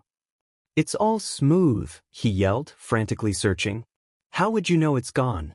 "It would feel the same even if you still had it," JJ smirked, but Minetta was too busy panicking. "I only made a temporary adjustment. You'll get it back in the next universe," JJ explained as Minetta fainted, and everyone else shrugged it off. "Now what's next?" JJ snapped his fingers, making the characters above the screen flip until it landed on Spectre. "Spectre? As in a ghost?" Reiko asked excitedly, a fan of the supernatural. "Yes. This universe features the appearance of a ghost," JJ confirmed. "Bro, are you okay? You look pretty stiff," Kirishima remarked, noticing Katsuki's tense demeanor at the mention of ghosts. "Yeah, I'm fine," Katsuki replied, trying to play it cool, but Mina grinned mischievously. "Don't tell me the fearless leader is scared of a little ghost," she teased. "I'm not scared of any ghost," he shouted. "Are you still haunted by that horror movie? You said you were fine with it since horror movies are just pathetic side characters you can easily defeat," Mitsuki added, wanting to embarrass her son further, which only made him angrier while the Baku squad laughed. "Really, dude? Ghosts aren't real," Kaminari said, chuckling. "I know that," Katsuki yelled. "It's just that ghosts are annoying. You can't see or touch them, can't defeat them since they're already gone, but they can still affect you," he defended himself. "Then are you scared of me since I can control objects like a ghost?" Reiko asked, enjoying the idea that she might be someone Katsuki feared. "Telekinesis. Other people have that ability too," Katsuki replied, showing he wasn't intimidated. "How about me? I can phase through objects like a ghost and appear at any time," Mirio said, popping up from the ground, leaving his clothes behind as Nijire blocked Eri's view. "You can disappear, and I can still see you," Katsuki said, igniting a spark close to Mirio's face. "Noted," Mirio said, sinking back into the ground and returning to his seat. "I should make his clothes less noticeable too so he doesn't scare anyone else," JJ thought. "Are you scared of me then?" Toru asked cheerfully, but Katsuki kept his gaze fixed on the screen.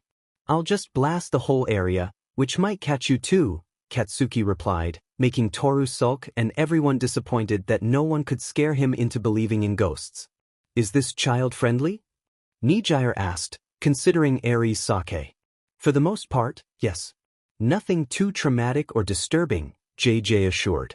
The screen opened up on Izuku, who was wearing his junior high uniform and standing in the middle of a crowd, looking lost. Where am I? What's going on? Who am I?" Izuku asked, confusion evident but no injuries in sight. "Amnesia?" Toshinori questioned. "You could say that," JJ replied, stretching the syllables and raising suspicion. Izuku struggled to remember anything that could provide clues about his whereabouts or identity. After 5 minutes of effort, he finally gave up. His instincts urged him to keep his distance from strangers, but he needed assistance. "Excuse me, can you?" He attempted to reach out to one of the passers-by, but his hand slipped right through. Initially shocked by the strange occurrence, he tried again, only to experience the same result. Frustrated, he grabbed at nearby objects, but they too eluded him. In a final attempt, he charged into the crowd, but once again he felt nothing. Turning his gaze toward a window displaying All Might merchandise, he felt an inexplicable longing for it. However, it was his own lack of reflection that truly captivated him, as everyone else passed by with their reflections intact.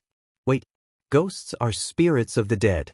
Doesn't that mean?" Ryuko faltered, her words trailing off as everyone realized the implication.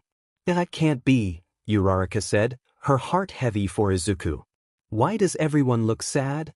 Eri asked, confusion evident on her face, prompting Nijire to look down, trying to conceal the truth about her fallen hero. "Just a little surprised that Midoriya is a ghost, that's all," she replied with a reassuring smile. This revelation made everyone near Izuku want to embrace him, cherishing the moment he was still present. Embarrassed by the sudden affection, Izuku understood their feelings but was overwhelmed. Unsure of what was happening, he wandered through the crowd, hoping to find something that caught his eye. He soon came across a grand gate outlined in blue, with a golden A inside U at the top. He felt as if he had waited an eternity to arrive here. Stepping through the door, he marveled at the campus view. He dashed around the area, each new sight filling him with wonder. After exploring outside, he decided to venture indoors. Passing through a wall, he found a classroom filled with students listening to a peculiar man wearing an oversized mask and no shirt. "What a strange guy," Izuku remarked. "Hey, you try buying a new shirt every time there's an explosion, and even when there isn't one, it still gets dirty." Power Loader shouted, turning to Mei, who showed no remorse. "Then why not wear a dark tank top like Mei? They're cheaper and won't show dirt as easily," JJ suggested, catching Power Loader off guard. "Because, like women, men also enjoy showing off their bodies," Midnight chimed in, leaving Power Loader flustered. Izuku listened as the shirtless man discussed the importance of testing their inventions for safety, emphasizing the potential danger to both heroes and civilians. Growing bored, he phased into the hallway, where he spotted a slender figure in a yellow suit heading to class. He was about to ignore it when he noticed a dark fog surrounding the person, piquing his curiosity. Following the man, he watched as he stopped in front of a classroom labeled 1A, rehearsing lines. "Looks like the so-called former number 1 hero needs to practice so he doesn't embarrass himself," AFO mocked, irritation evident in his voice. "At least I was there when young Midoriya needed help the most. Or were you fulfilling your selfish desires?" Toshinori shot back, causing the tension between them to escalate. "You don't know what I've done for my family," AFO retorted angrily. "What? Creating monsters that terrorize the city? Causing Inko's mother to suffer? Abandoning your son when he needed support the most?" Toshinori countered, his form swelling with power as he prepared for a confrontation, prompting many to back away. "What are you implying?" AFO asked, his grip tightening on the armrest. "The only thing you're good at is being a villain. You failed as a husband and a father," All Might declared, pushing AFO over the edge. "That's it," AFO yelled, unleashing multiple quirks to amplify his strength while All Might readied himself to unleash 100% of One for All. The crowd braced for an impending clash, but it never came. Instead, they found themselves frozen in place. He, looking disappointed, broke the silence. "I wanted to organize an activity everyone could enjoy, and I even trusted you to have your quirks back. I think it's time for a punishment." With a snap of his fingers, the two vanished. "What did you do to them?" Nana asked, bewildered. "I placed them in a gravity chamber. They should be experiencing Earth's gravity at 50 times the force," JJ explained, setting a timer for their punishment. "Now, if anyone else would like to be punished, I suggest you all return to your seats," he added, prompting everyone to quickly comply, the memory of the tension lingering in the air. As the man in yellow continued rehearsing his lines, Izuku's curiosity about the fog grew stronger. He reached out, expecting to phase through it, but this time, he grasped something tangible. Suddenly, a vivid dream flashed in his mind, revealing an old woman in a rocking chair conversing with what he assumed were her children, a connection forming as he watched the grandchildren play joyfully in the garden. "Excuse me? How are you able to touch me?" a voice called out, pulling him from the vision. He blinked to find the same old woman, now younger, dressed in a white cape, yellow gloves, and a black leotard. "I'm in this as well?" Nana said, bewildered. "Yeah. In this universe, after your death, you became something akin to a guardian angel," JJ explained, reflecting on how she was spiritually connected to All Might at this moment. "Do we all have guardian angels?" Kaminari asked. "Not everyone. Guardian angels are typically there for those who have deep regrets and wish to stay connected to someone close to them," JJ replied. "Who are you?" Izuku questioned, still in a daze. "I asked you first," she huffed, crossing her arms. I have no idea. I only remember today," Izuku said, straining to recall his past. Nana said, leaning in for a closer look. "It seems you're not using a quirk, but why are you a ghost?" "I've been around for years, and you're the only ghost I know," Nana inquired, But Izuku merely shrugged. "What's a quirk?" he asked, causing Nana's eyes to widen in surprise at the severity of his memory loss. "Well, a quirk is," she began, but All Might inflated himself and prepared to enter the room.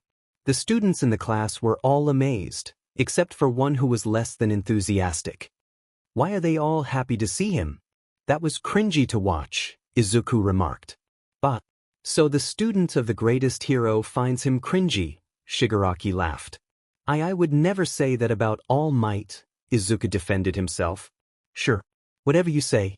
Just remember, everyone has a dark side they don't show. It's only a matter of time until that side takes over," Dabi warned Izuku, who curled up slightly at the thought of having insulted his idol. "I know he can be showy, but what you're looking at is a hero," Nana explained. "A hero?" Izuku asked, intrigued. "That's right. Many years ago, people began to gain abilities similar to superpowers, which we call quirks. This led to the rise of heroes and villains. With villains causing chaos, the government established schools where young people could train their quirks to stop villains and save the day," Nana elaborated. "Not to be rude, but that sounds unbelievable," Izuku replied, not noticing the unique traits of some of the students. "Believe it or not, that's the reality of this world," Nana said as All Might pulled out a remote to reveal suitcases. "Looks like it's time for them to change into their costumes. Why don't you go with them to see what I mean?" Nana suggested. "Aren't you coming with me?" Izuku asked, but she shook her head. "I can't. I'm bonded to this big oaf," she laughed. "Just go see for yourself. I'm sure we'll meet again once they finish getting ready." With that, she floated away alongside All Might, who was heading to the mock city. Izuku quickly ran toward the group of boys heading to the locker room. He was amazed by the costumes each boy wore, but one in particular caught his attention.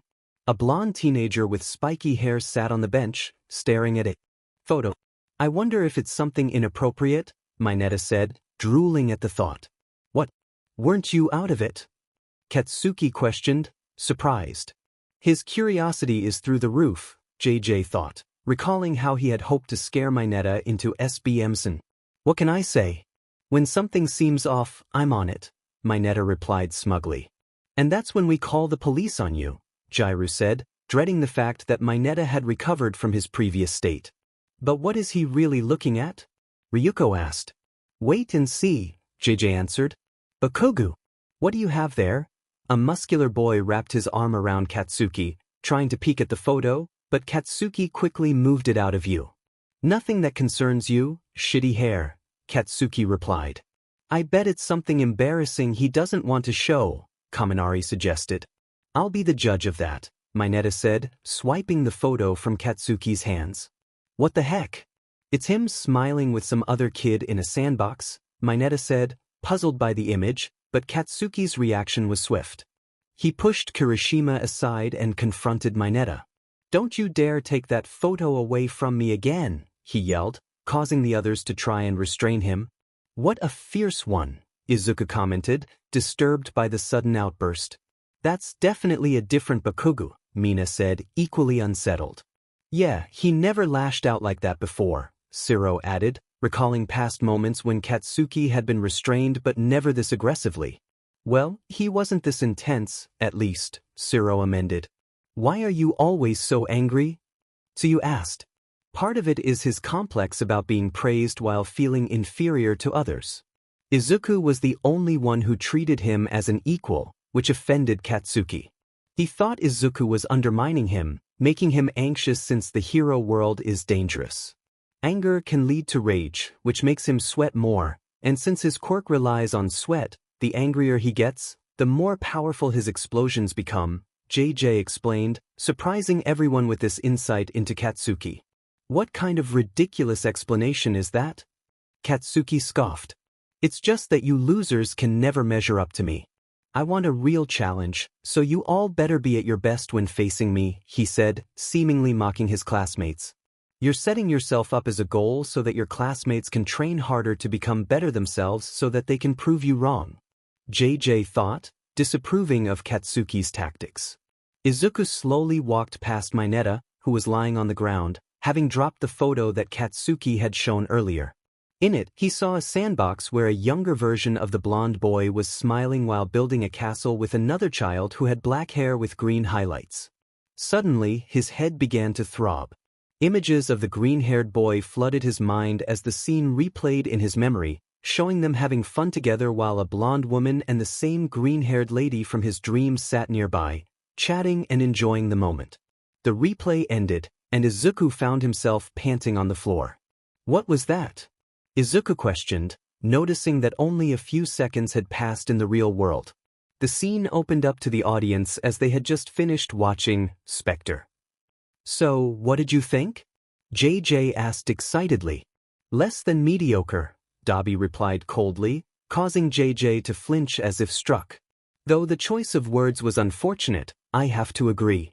The only surprising thing about that universe was Midoriya being dead and currently a ghost, which was hinted at the beginning by the title. The rest wasn't that interesting, Takami Hawks said, leaning back in his chair with his arms crossed, making JJ feel another blow. What are you acting like you got shot? Katsuki asked, looking confused. Nothing. Nothing. JJ straightened himself, stopping the joke about how the bad reviews felt like bullets. His alarm went off, signaling it was time to pull Toshinori and AFO out of the gravity chamber. They appeared in front of him, collapsing to the ground, completely exhausted, shocking everyone that the strongest being had been reduced to this state without a fight. JJ snapped his fingers to revitalize them. How about everyone takes a break and heads to the hallway? Your assistant AI should do the same. I just need to cool my head, JJ said, creating a door next to him and stepping inside. I'm coming, my sweet fair lady? Minetta shouted, practically drooling as he ran toward the hallway, while his holographic companion pretended to bang her head against the wall, though she felt no pain. Everyone else slowly got up, planning to head into the hallway of doors, but before Izuku could rise, he was approached by some girls. Are you ready to train? Rumi asked, eager for action. Do you want to go to the quirk database? It might be useful to learn how certain quirks work so I can create tools that complement them. Your analysis would be really helpful, Momo suggested. Let's go enjoy some sweets, Uraraka said cheerfully. The three girls glared at each other, tension crackling between them, leaving Izuku feeling indecisive as he didn't want to disappoint anyone. Why couldn't I have gotten an Izuku who was more confident with girls? JJ thought, still linked to everyone to prevent any mishaps. He snapped his fingers, causing Izuku to suddenly feel strange as he expanded, startling everyone in the room. He then blew out a puff of air, and three near-identical Izukis emerged, each differing only in their highlights and eye colors. What the Rumi started, but a thought message popped into all three girls' minds. I made copies of Izuku since he is so indecisive. They are all exactly the same, and when they touch each other for more than 10 seconds, they will recombine into the original Izuku, with all their experiences ingrained into him. Go have fun. The thought transmission ended, and the three girls smiled, each grabbing one of the Izukis and dragging them toward the room they wanted to visit. Aren't you going to get up? Tatsuma, Ryukyu, asked. It's break time. What better way to spend it than doing nothing? We are in a place where time doesn't matter, so we have all the time we want to enjoy ourselves. Even tired eyes over there are spending the break by sleeping. He pointed to Aizawa, who was being bothered by Namuri, Hizashi, and Emmy, all trying to persuade him to join them for fun. Come on, Aizawa, all you do is sleep, Hizashi complained. Don't make me use my whip on you. I know how to handle a man, she said. Imaginary bubble appearing with an arrow pointing at her, displaying the word version. Emmy was a little way off, trying to think of an idea to make him get up, concocting a devious yet fun plan. She leaned in close to his ear and whispered, if you don't get up, I'll give you a peck on each cheek, then a peck on the lips, and finally, I'll lift that shirt to see those amazing abs. Aizawa immediately shot up, his face a mix of red and irritation, clearly embarrassed. Let's go, he said, annoyed that his nap had been interrupted. What did you say to him? Hizashi asked, curious. Just a little joke that even he can't ignore, she smirked, leaving Hizashi confused, though Namuri understood her playful intent. They all rushed to join Aizawa as they began their adventure. And we lost one, Takami remarked, watching Aizawa walk away with the lively group. Ryukyu sighed and left, pondering what to do since all her friends were busy. Rumi was seen training against Izuku, who was nervously asking her for help with his leg-based fighting style before JJ called them in. Uraraka and Izuku enjoyed some sweets, while Sato was in the background surrounded by a mountain of baked goods. Momo and Izuku were taking notes from the quirk database, focused on their work. Others were also enjoying their breaks. Shigaraki was playing a game against Dabi, who was getting increasingly frustrated. Twice was seen pushing Toga in a shopping cart as they explored the halls, while Minetta was busy admiring a collection of figurines in the figure room. Toshinori was conversing with David and Sasaki about current events, Nana was chatting with Inko about what she missed, and Nizu was elegantly sipping tea in the tea room. Meanwhile, the main villain sat in a chair, wearing a headset, tears streaming down his face as the camera panned out to reveal the sign, Recollection Room. JJ gave everyone 8 hours to enjoy themselves before calling them back in. "I see everyone having a good time," he said, surveying the audience. "I finally beat that cheater," Shigaraki declared, pointing at Dabi. "And I beat you in 68 of those games," Dabi smirked, which only fueled Shigaraki's anger until JJ intervened.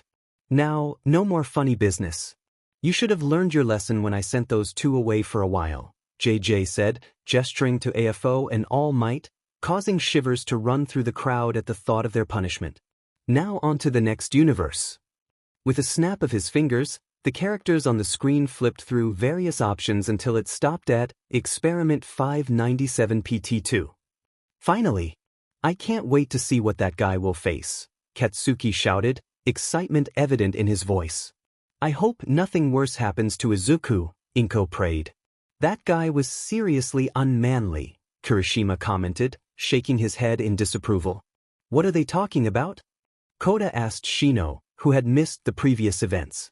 "Sorry kids, but can you go into the playroom for this one again?" JJ requested, making Eri look a bit sad. "But I want to stay with Mr. Deku," Eri said, her disappointment clear, which tugged at JJ's heart. "I'll do whatever you want, just don't be sad," JJ pleaded, feeling like he was breaking inside. His words made Eri smile as she jumped off Nijire's lap and ran to him to whisper her wish. After hearing her out, JJ snapped his fingers, transforming her outfit into something familiar to everyone. "I am here," she exclaimed, mimicking Deku's favorite All Might line as she walked down the stairs and ran to Kota, who was pouting. Everyone else took out their phones to capture the adorable moment. "That's not fair," Kota mumbled as he slowly followed her into the playroom. "Well, now that they're gone, let's get moving," JJ said, snapping his fingers to start the screen. The screen opened to a news report about a mysterious villain rampaging and attacking various government buildings. In the corner of the headlines, it noted that it had been 3 years since Izuku was kidnapped. The scene shifted to an office where the television was turned off.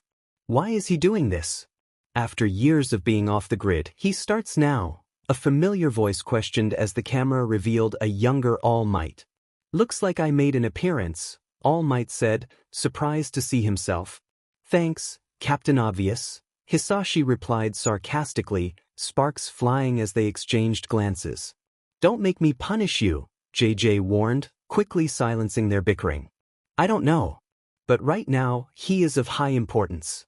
The Hero Association has made him the #1 villain for capture," Sasaki explained. "Capture? He is too dangerous for anyone to handle, let alone contain," All Might replied, concern etched on his face. "What are you going to do?" Sasaki asked. "I'll do whatever I can to stop him before he causes any more damage," All Might vowed, clenching his fist, determined to avenge his mentor. The scene cut back to Izuku, who remained in solitary confinement. One noticeable change was that his once bright green eye had dulled to a dark green, devoid of emotion. "What happened during that year?" Nana asked, worry creeping into her voice. "So much has happened." Izuku had less than a year, yet he managed to sculpt his body like a Greek god and had only a few months to use a quirk while everyone else had their entire lifetime. His ability to adapt is impressive, JJ thought, attributing it to the perks of being a shounen protagonist. "How dare they break him?" Hisashi said, filled with rage. Once there were over 1,000 kids, now barely 100 remained. Izuku had spent a month in solitary confinement and was allowed to meet other test subjects, but he refused, preferring isolation. He didn't want to form connections, believing he would be the last one standing. "Where are you, All Might?" he muttered under his breath, curled up in despair. Every day since the incident, he questioned where the hero he idolized had gone. He always claimed he would be there when danger struck, but the disappearance of over 1,000 children went unnoticed by him. His self-imposed isolation led him to question not only All Might but every hero, as it was their duty to protect people. Gradually, he began to lose faith in heroes and developed a deep resentment toward them. Isn't it ironic how heroes claim to save everyone? Stain voiced his frustration, angered that no one seemed to find it alarming that so many quirkless children had vanished in a single year. No hero had even bothered to investigate this troubling event. Shigaraki felt a twinge of sympathy for Izuku, recognizing the parallels in their situations. Izuku's gloomy demeanor didn't escape the notice of his colleagues. "Are you all right? I've never seen you look this down," Spinner asked Shigaraki. "I'm fine." Shigaraki snapped, trying to convince himself that he was the enemy. Yet, no matter how hard he tried, he couldn't shake the similarities between them. His memories of life before being taken for experimentation were fading, blurring into nothingness. The faces of his parents became indistinct shapes and colors, and even his own name felt like a distant echo, reduced to the number. The scene shifted to a lab where scientists were conducting experiments with blood samples. "Sir," one of the assistant scientists inquired. "Yes," the head scientist replied, peering through a microscope at a dark substance.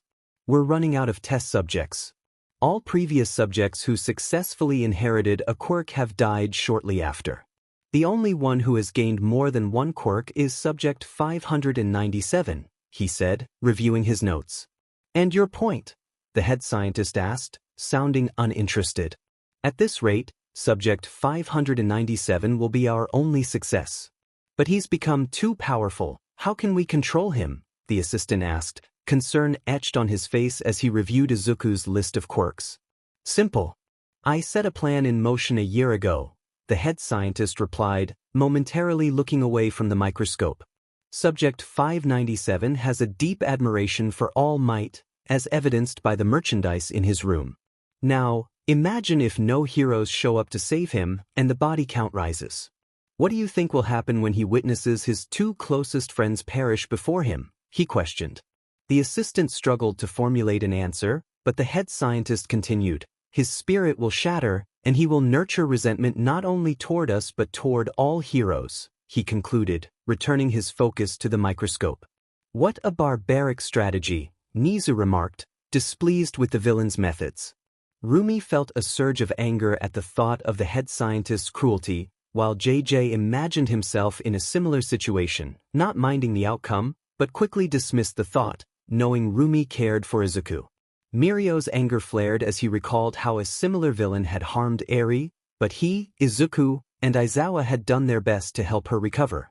The assistant was left in awe of the head scientist's cunning. "I can't believe you devised such a plan during that riot," he complimented. "Who said I just came up with it?" the head scientist replied, leaving the assistant confused. "Why do you think the three managed to escape so easily despite our armed guards?" He smirked, then turned his attention back to another blood sample, the camera panning to reveal it was labeled, "That's his blood? Why is it black?" Toga asked, her preference for the color red evident. "Cross-contamination with hundreds of quirks," Takami explained. "He doesn't have a quirk, he was injected with the DNA of others, which complicates his own genetic makeup." This revelation surprised several pro-heroes. "What? I'm lazy, not dumb," he added, grabbing a bucket of chicken from the ground and taking a bite. "I wish the same could be said for this idiot," Jir teased Kaminari for his lack of intelligence. "I'm just smarter in other areas." Kaminari retorted. "Name 5, Jiro challenged, calling his bluff. Kaminari opened his mouth but struggled to think of anything he excelled at. Months passed. During one session when he was injected with another quirk, the scientist read the description aloud. The quirk you received is called Rage. The angrier you get, the stronger you become, he stated, igniting a spark of realization in Izuku. Isn't that, Izuku began, but the scientist anticipated his thoughts. Yes, this quirk was originally given to Subject 379. Izuku's temper flared as memories of witnessing Isamu's death flooded his mind.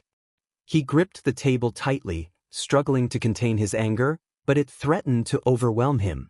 Just as he was about to lash out at the scientist, the head intervened, using his quirk to immobilize him. It seems the injection was successful, the head scientist remarked, unfazed by Izuku's impending rage. Take him back to his cell, he ordered the guards, who promptly carried Izuku away. Later, he was injected with Mizuki's quirk but was heavily sedated before he could act on his impulses. How much of a sample did they manage to extract to provide multiple doses? Recovery Girl wondered, concerned that experts might notice changes in the original individuals whose DNA had been taken. Just enough for 10 doses. Isamu and Mizuki received the last injections of their respective quirks, JJ explained. Then how is it possible for him to acquire those quirks? Sato asked, while some had already pieced together the truth. They injected him with their DNA, as it was capable of inheriting the quirk. That's the case with all the deceased subjects who successfully acquired a quirk, JJ answered, leaving many horrified by what had been done to these children. After a few more weeks, Izuku was the only surviving subject, having obtained nearly all the quirks stored by the scientists. Time to move on to Phase 2, the head scientist announced as the others celebrated their success. They pulled up a list of names that appeared to belong to heroes. Looks like we can finally deal with those who oppose us, he said, laughing maniacally. The next day, a few guards walked through the hallway to Izuku's room. They unlocked the door to find him curled up in the corner with memorabilia from his friends beside him. They tossed him a new set of clothes. Get dressed. Your days of injections are over, one guard instructed. Slowly, he rose to grab the clothes and changed into them. The tight black suit covered him from shoulders to toes and included black gloves. They ordered him to follow, and he complied, as he had nothing left to hold on to. What about those who still mourn for you? Katsuki muttered under his breath. You say something, Bakugo? Kirishima asked. No, he replied, refusing to reveal his softer side. Izuku was led into a meeting room with a large table and a TV mounted on the wall, where other scientists were present. They applauded him, but Izuku felt numb to it all. He was too broken to care after his decision to help his friends escape and the injections that had only deepened his despair. Congratulations, you are the last surviving test subject, the head scientist said with a smile. Now it is time for the actual purpose of this experiment. He pulled out an image of a hero along with their details. We have heroes who oppose the system. Your job is to eliminate them, as you are the ultimate weapon we have created. This revelation struck a nerve with Shoto, reminding him of his own nightmares about how Enji had treated him like an object rather than a person. It seems I need to research the government if this is the kind of universe we're dealing with, Nizu said, anger bubbling within him as he sipped his tea. Hisashi remained quiet, trying to stay calm while internally he was fuming and devising plans to dismantle their operations. Inko turned away, too frightened to look at what had been done to her precious boy, while the Bakugas did their best to comfort her. Izuku didn't flinch or respond, which only made the head scientist smile with delight. I'll send you out for a test run. Remember, there is no escaping us, he instructed the guards, who transported Izuku to the location of the hero he was assigned to confront. During the transport, Izuku remained silent, eager to get it over with. Once they arrived, he was ordered to wander the city without being detected. He leaped from rooftop to rooftop, searching for his target until he spotted him in the midst of stopping a robbery. The hero was being thanked by civilians as he delivered a speech about a hero's duty to help those in need. This ignited a fire within Izuku as he recalled all the times they could have saved others. 3 years had passed, yet no one spoke of the over 1,000 quirkless children who had gone missing. His rage boiled over, activating all his quirks. Black plating began to cover his body, horns sprouted from his head, and the plating shattered his eye patch, revealing a glowing yellow eye while his dull green eye glimmered red. Cloaked by the darkness of the night sky, he observed the hero from a distance. Once the hero strayed from the crowd and entered an alleyway, Izuku made his move. The hero, focused on patrolling, heard a loud thump behind him. He turned quickly, ready to fight, but lost all motivation as he dropped to the ground, terrified at the sight of the monstrous figure before him. "Please, don't hurt me," he cried, tears streaming down his face. "I wonder how many of us begged the scientists to live? I wonder if you'll be ignored just like us." Izuku pondered as he raised his hand and swung it down, making contact with the hero. Unsatisfied, his anger still simmering, he continued to strike, releasing his pent-up frustration. Many viewers were horrified by the scene unfolding before them. Some were so disturbed they had to look away, while others fainted at the sight. A few, however, remained unfazed. "How can you watch this so calmly?" Nana asked Hisashi, who seemed unbothered. "I've seen worse in my time. As long as it's not my family, I can handle it," Hisashi replied, continuing to observe the scene. The camera panned out to the TV in the meeting room, where people from various countries were witnessing the event. "How do you like your investments?" the head scientist asked the group. "A little too aggressive with him," one member pointed out. "Better him than us," another added. "How powerful is he?" a man with a golden ring on his hand asked, tapping the table. "He could even take on All Might with the quirks we've injected him with," the head scientist said proudly, causing murmurs to ripple through the group. "Alright, my organization will continue supporting your research. I expect good results," the man with the golden ring declared, prompting agreement from others in the room, which brought a smile to the head scientist's face. The audience had just finished watching experiment. Many were horrified and frustrated that anyone would support the head scientist's experiments. "What monsters!" Namuri exclaimed, disgusted by the thought of using children for someone else's gain. "I swear I'm gonna," Katsuki began, but Kirishima quickly covered his mouth, muffling whatever he was about to say. Amidst all this, Izuku and Hisashi had remained quiet for a while. "Midoriya, are you all right?" Tsuyu asked, pulling Izuku from his thoughts. "Yeah, sorry about that. Just a little daydreaming," Izuku replied, trying to ease his friend's worries. In reality, he was deeply troubled by the state of this alternate Izuku, realizing that his own struggles paled in comparison to what he had just witnessed. "Master, are you all right?" Kurojirai inquired, looking at All for One. "Just thinking about how to dismantle such an organization," AFO responded, feeling a long-buried rage surfacing once more. "I can help you with that," Nizu interjected, eager to see organizations like that eradicated. Many audience members thought, "They're doomed," silently wishing for a swift and painless resolution. Well, that's been 4 universes. Who knows what that means? JJ exclaimed excitedly. "Wheel of randomness." Mirio echoed, matching JJ's enthusiasm. "That's correct. Now to call the kids while I let the wheel spin," JJ announced, sending a mental message to the kids in the playroom. He snapped his fingers, and a wheel appeared, beginning to spin. The wheel spun until it stopped at embarrassing images, leaving many audience members puzzled about what that entailed. JJ blinked slowly a few times before a grin spread across his face.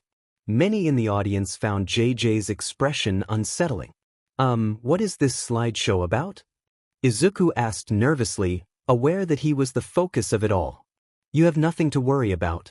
In this one, everyone is a target for getting embarrassed," JJ explained, causing concern among the group.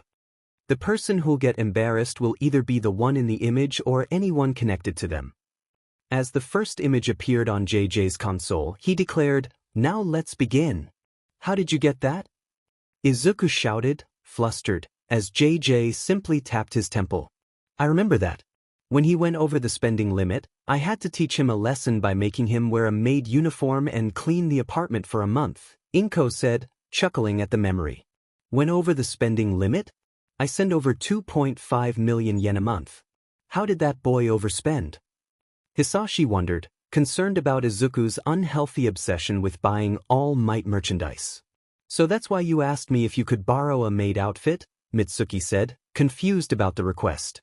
Meanwhile, many girls pulled out their phones to reminisce, while some boys did the same either for fun or to use the images later. Wow, young Bakugo. Who knew you were also a big fan of mine? Toshinori complimented Katsuki, while Izuku remained his #1 fan. Yeah dude. Who knew you were an All Might fan too? Kaminari teased, noticing Katsuki's face turn bright red with anger at the image being shown. And look how cute you both were as kids, Momo remarked, enjoying the baby pictures of them. Too bad we can't apply the same cuteness to present-day Bakugo, Jiro quipped, which only riled Katsuki further. He jumped up from his seat, ready to retaliate, but Kirishima did his best to hold him back. There's nothing to be embarrassed about, Katsuki. You're not the only fan in the same room as your idol, JJ reassured him as the next image appeared. Everyone was using the break they got to calm down after seeing some embarrassing photos. Well, wasn't that fun, everyone? JJ asked, full of energy. No, not at all. In what way was that fun? Was the collective response from those who felt humiliated. Yes. Tons of teasing material, was the excited reply from Mina, Takami, Namuri, and Hisashi, who loved the photos they could use later.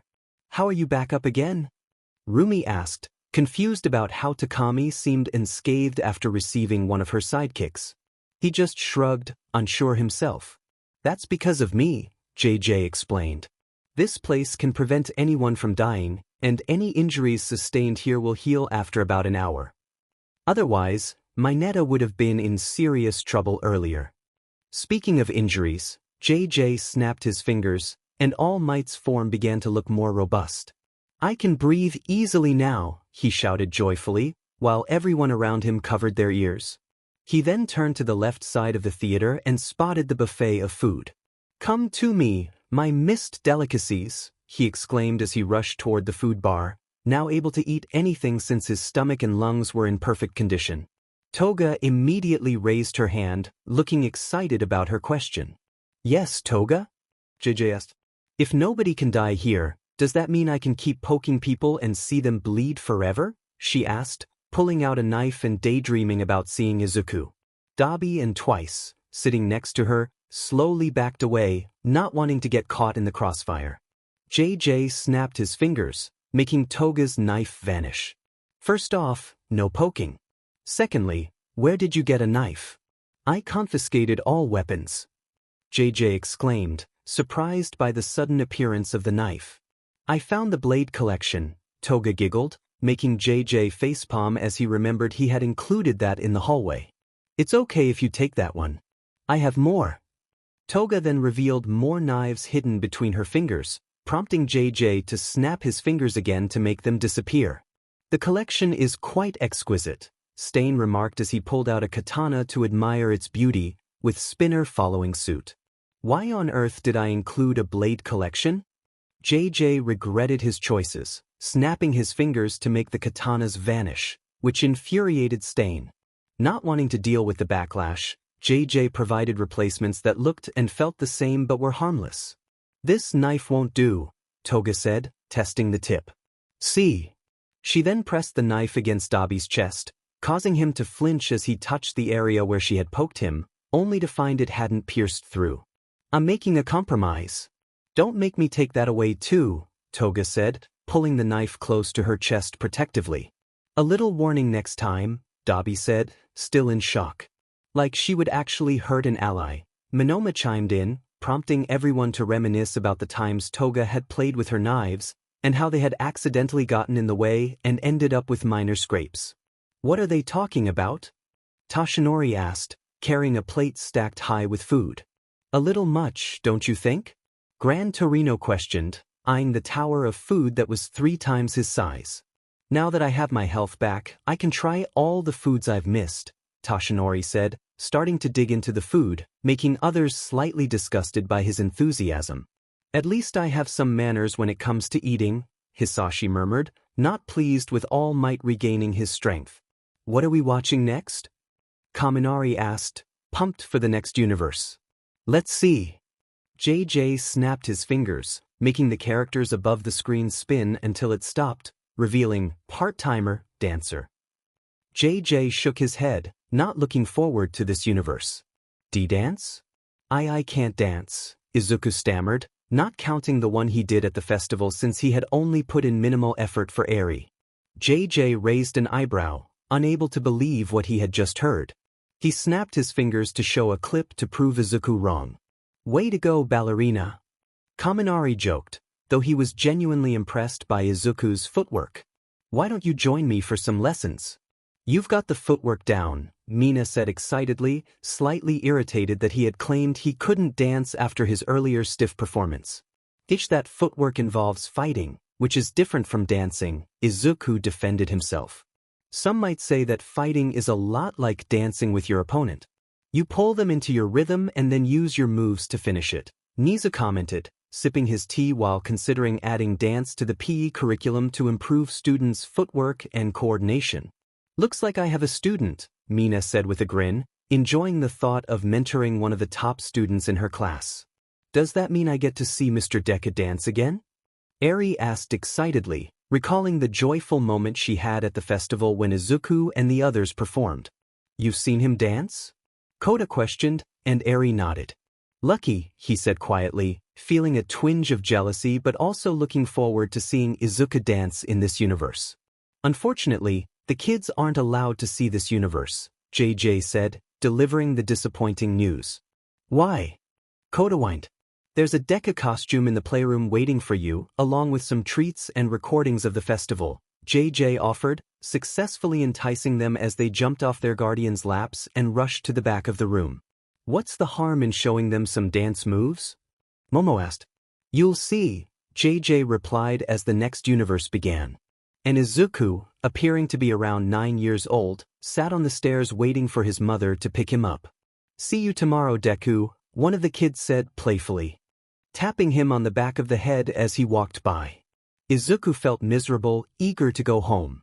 I should visit these schools as a concerned parent, Hisashi said, his presence radiating intensity. I'll go as well, as a concerned guardian, Nana agreed with AFO for once. Why make a visit when you can address your concerns at home? Nizu suggested, sipping his tea and gathering evidence for when they returned. They're doomed, many audience members thought, not feeling too sympathetic for them. Izuku waited until the sun began to set. Since he was no longer allowed on school property, he walked home alone, recalling the familiar path. When he reached the door, he used the secret key meant for his dad to unlock it. He found his mother collapsed on the ground and panicked. Rushing to the phone, he dialed for an ambulance. Izuku was taken along, terrified for her safety. He sat in the waiting room, anxiously awaiting news. He took out Inko's phone, which he had grabbed just in case, and tried to call his dad. The screen showed a cracked display with some blood on it, displaying Inko's caller ID. As it vibrated, the screen shifted to reveal AFO's doctor searching through debris. He finally found AFO, his face battered and body injured. Oh no, sir, he said, attempting to lift AFO from the rubble. Don't worry. No matter how long it takes, I'll make sure you're good as new, he promised, starting to drag him through the wreckage. Don't forget my family.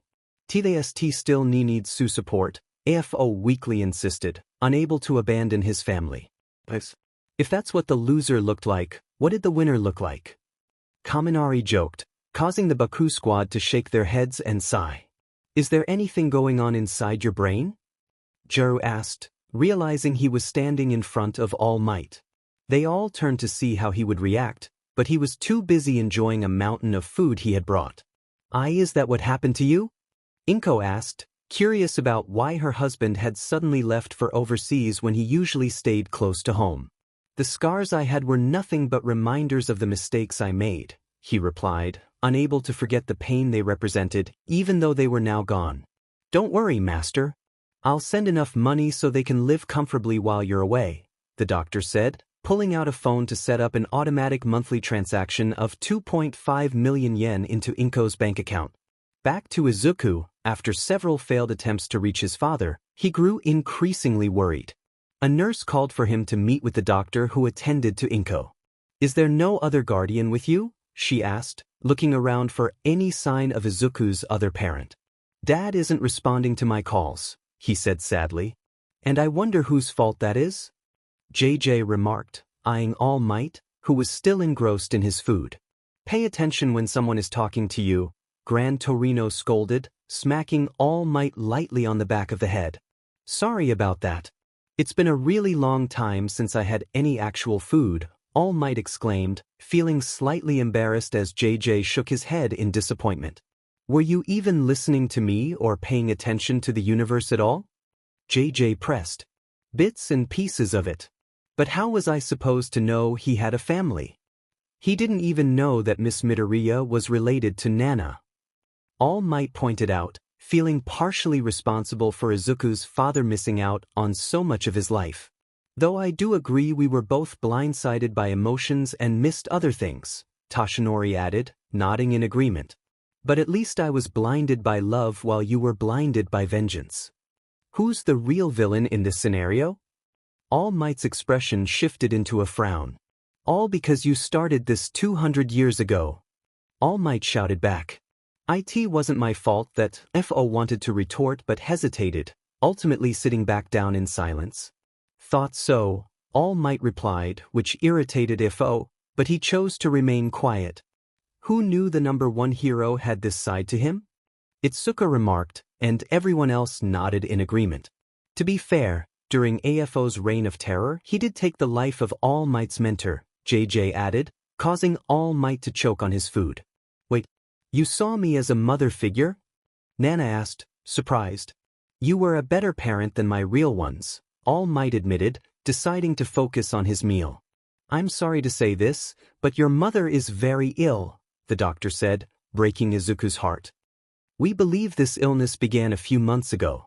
She'll receive the best care to alleviate her symptoms, but unfortunately, we have no cure. She glanced through her notes. We'll try to contact your father, but for now, I suggest you go home. Izuku felt defeated and accepted the news. He slowly made his way home, waiting in the dark living room, contemplating everything. He picked up a framed picture, one of the rare moments when his dad, mom, and he were all together. His father had always been reluctant to be in photos, only agreeing for special occasions.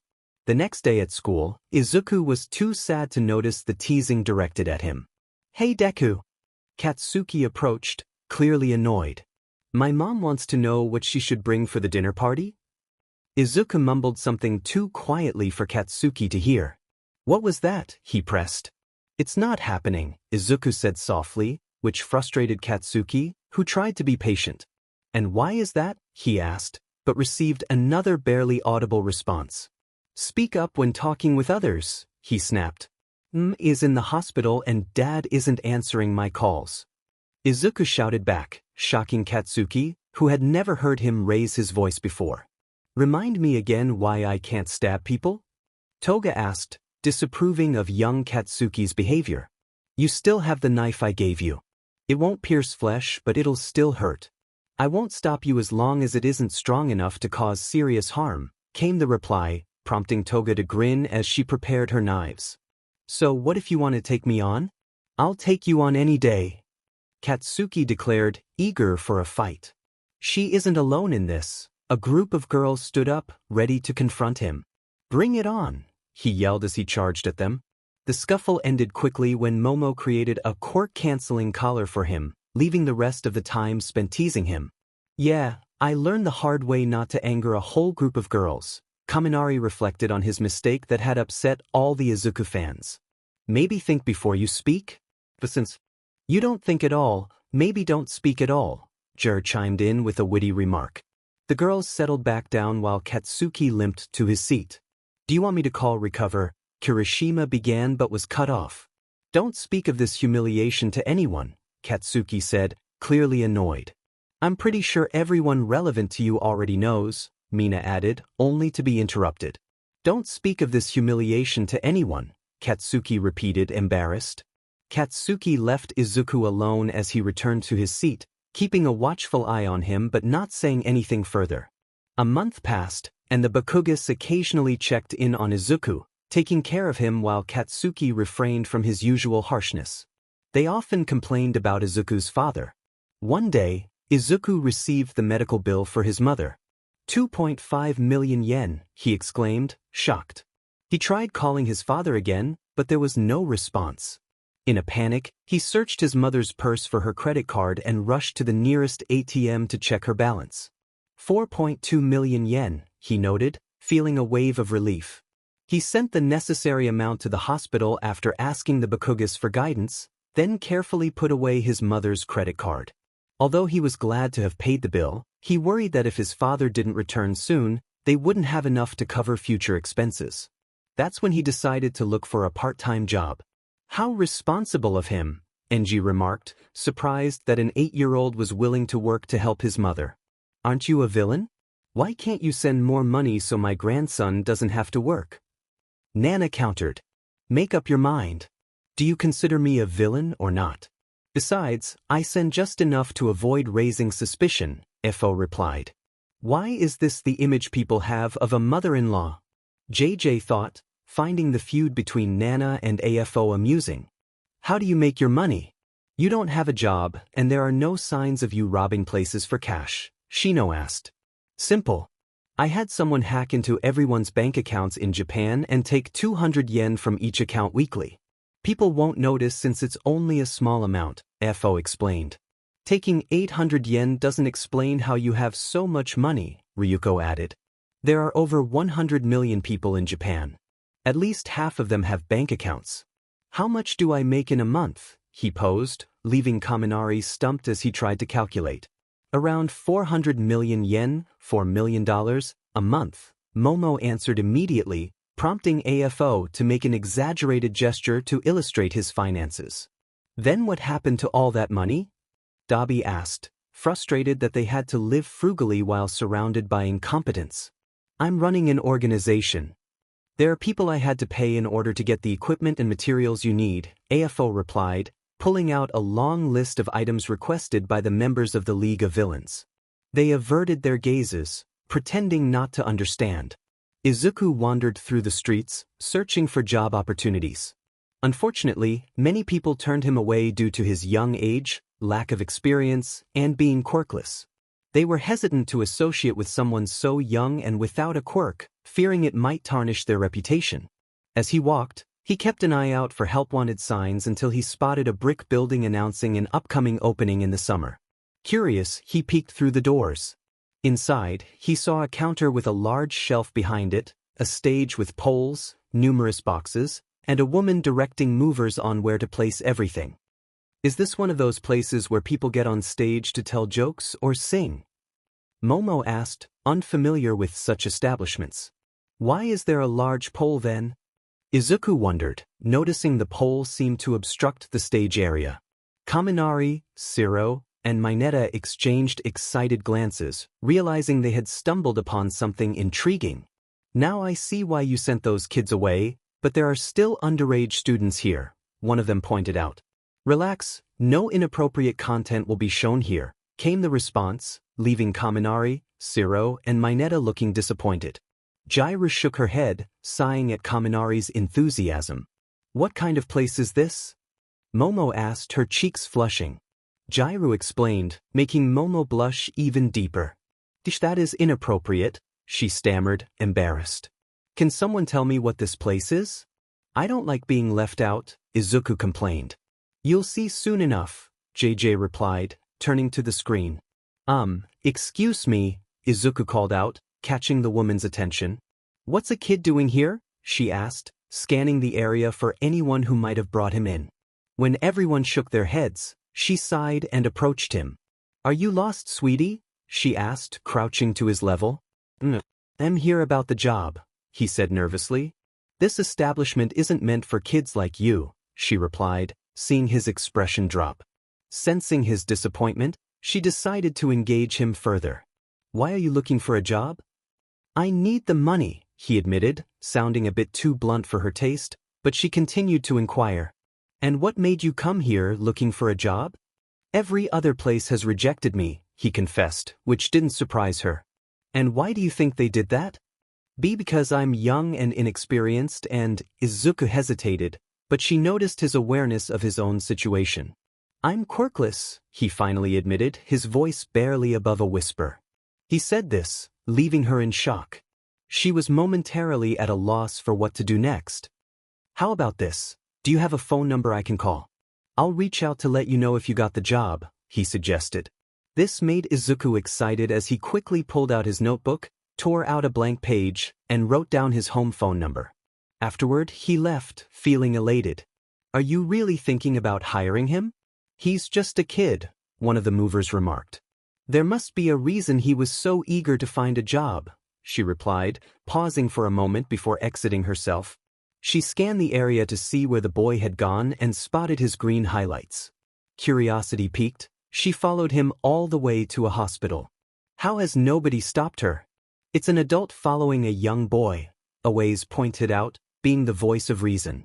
People tend to overlook their surroundings, focusing only on what they choose to see, and they often accept what they hear from the media as truth, whether it's accurate or not, JJ explained. "What's the point of telling employers about your quirk?" Tetsu asked. "If any issues arise related to your quirk, they'll know who to hold accountable," Aizawa replied. "Now I'm glad I'm in the hero course," Hagakure said, realizing she might have faced blame for many things due to her invisibility. She followed him all the way to his mother's room. Although she couldn't hear their conversation, she saw the boy speaking to a frail-looking woman. "Excuse me," she called out to one of the nurses. "Is there anything you can tell me about that boy?" she inquired. "That boy's mother has contracted an unknown illness that's affecting her health. We're using the best medical equipment available to manage her symptoms while we continue our research," the nurse explained. "What about the father?" she asked. "He's currently missing," the nurse replied, leaving her in shock. She thanked the nurse and left, feeling overwhelmed by the new information. As she emptied her pockets at home, she found the paper with Izuku's phone number on it. After a moment of contemplation, she decided to call. Hello. Izuku answered. "Hi there. This is the lady you spoke to earlier, the one with the long black ponytail. I wanted to ask what hours you are available," she said. Izuku's voice brightened with excitement as he shared his schedule. After jotting down the hours, she thanked him and arranged to meet the next day to discuss his responsibilities. Once the call ended, she washed up and went to bed, glancing at a picture of a younger version of herself alongside an unfamiliar boy. The following day, Izuku met her after school. "Nice to meet you, I'm Asami Mayumi. You can call me Asami-san," she introduced herself. She explained that his role would involve assisting with moving inventory, cleaning, and disposing of trash. However, she emphasized that he was not permitted in the stage area while working and must use the back entrance. Izuku agreed and looked forward to his shift. He had to wait until summer for the venue to open, but once it did, his first job would finally begin. In the first month, he was clumsy as he didn't have the strength to do many things, but he persisted. He started training to improve his body bit by bit. When he received his first paycheck, he went to an ATM to check his mother's balance, only to see another 2.5 million yen deposited into the account, which confused him but also made him glad. He spent a year without knowing what happened on the stage. "Boo! Where are the ladies? I was promised dancers," Minetta complained, which made many girls glare at him. "Not everything is about the appeal. Sometimes it's about the journey," JJ commented. "Who cares about the journey? I just want to reach the end," Minetta retorted, prompting JJ to shake his head in disappointment. "No wonder you're a few pump chump," JJ replied, causing many people to giggle as they understood the joke. "What does that mean?" Nijire asked, with Momo and Izuku nodding in agreement, as they didn't understand the humor. "You see," Kaminari began, but his mouth was quickly covered. "Don't bring them closer to Minetta's level," Siro said to him, and Kaminari nodded in understanding. One day, Izuku had a major accident in one of the inventories. He went searching for his boss, but she was nowhere to be found. He did what he was not supposed to do and ventured out to where the customers were. He was stunned by the sight of men drinking, women in outfits that left little to the imagination, and another woman on stage who was captivating the audience. Izuku was blushing furiously until he heard the announcer. "Now welcome back everyone's favorite, Asami." Izuku was shocked to see her on stage, wearing her usual business suit, which she slowly began to remove while playfully engaging with the pole, exciting the crowd. Overwhelmed, Izuku turned beet red and ran back inside, confused about what was happening.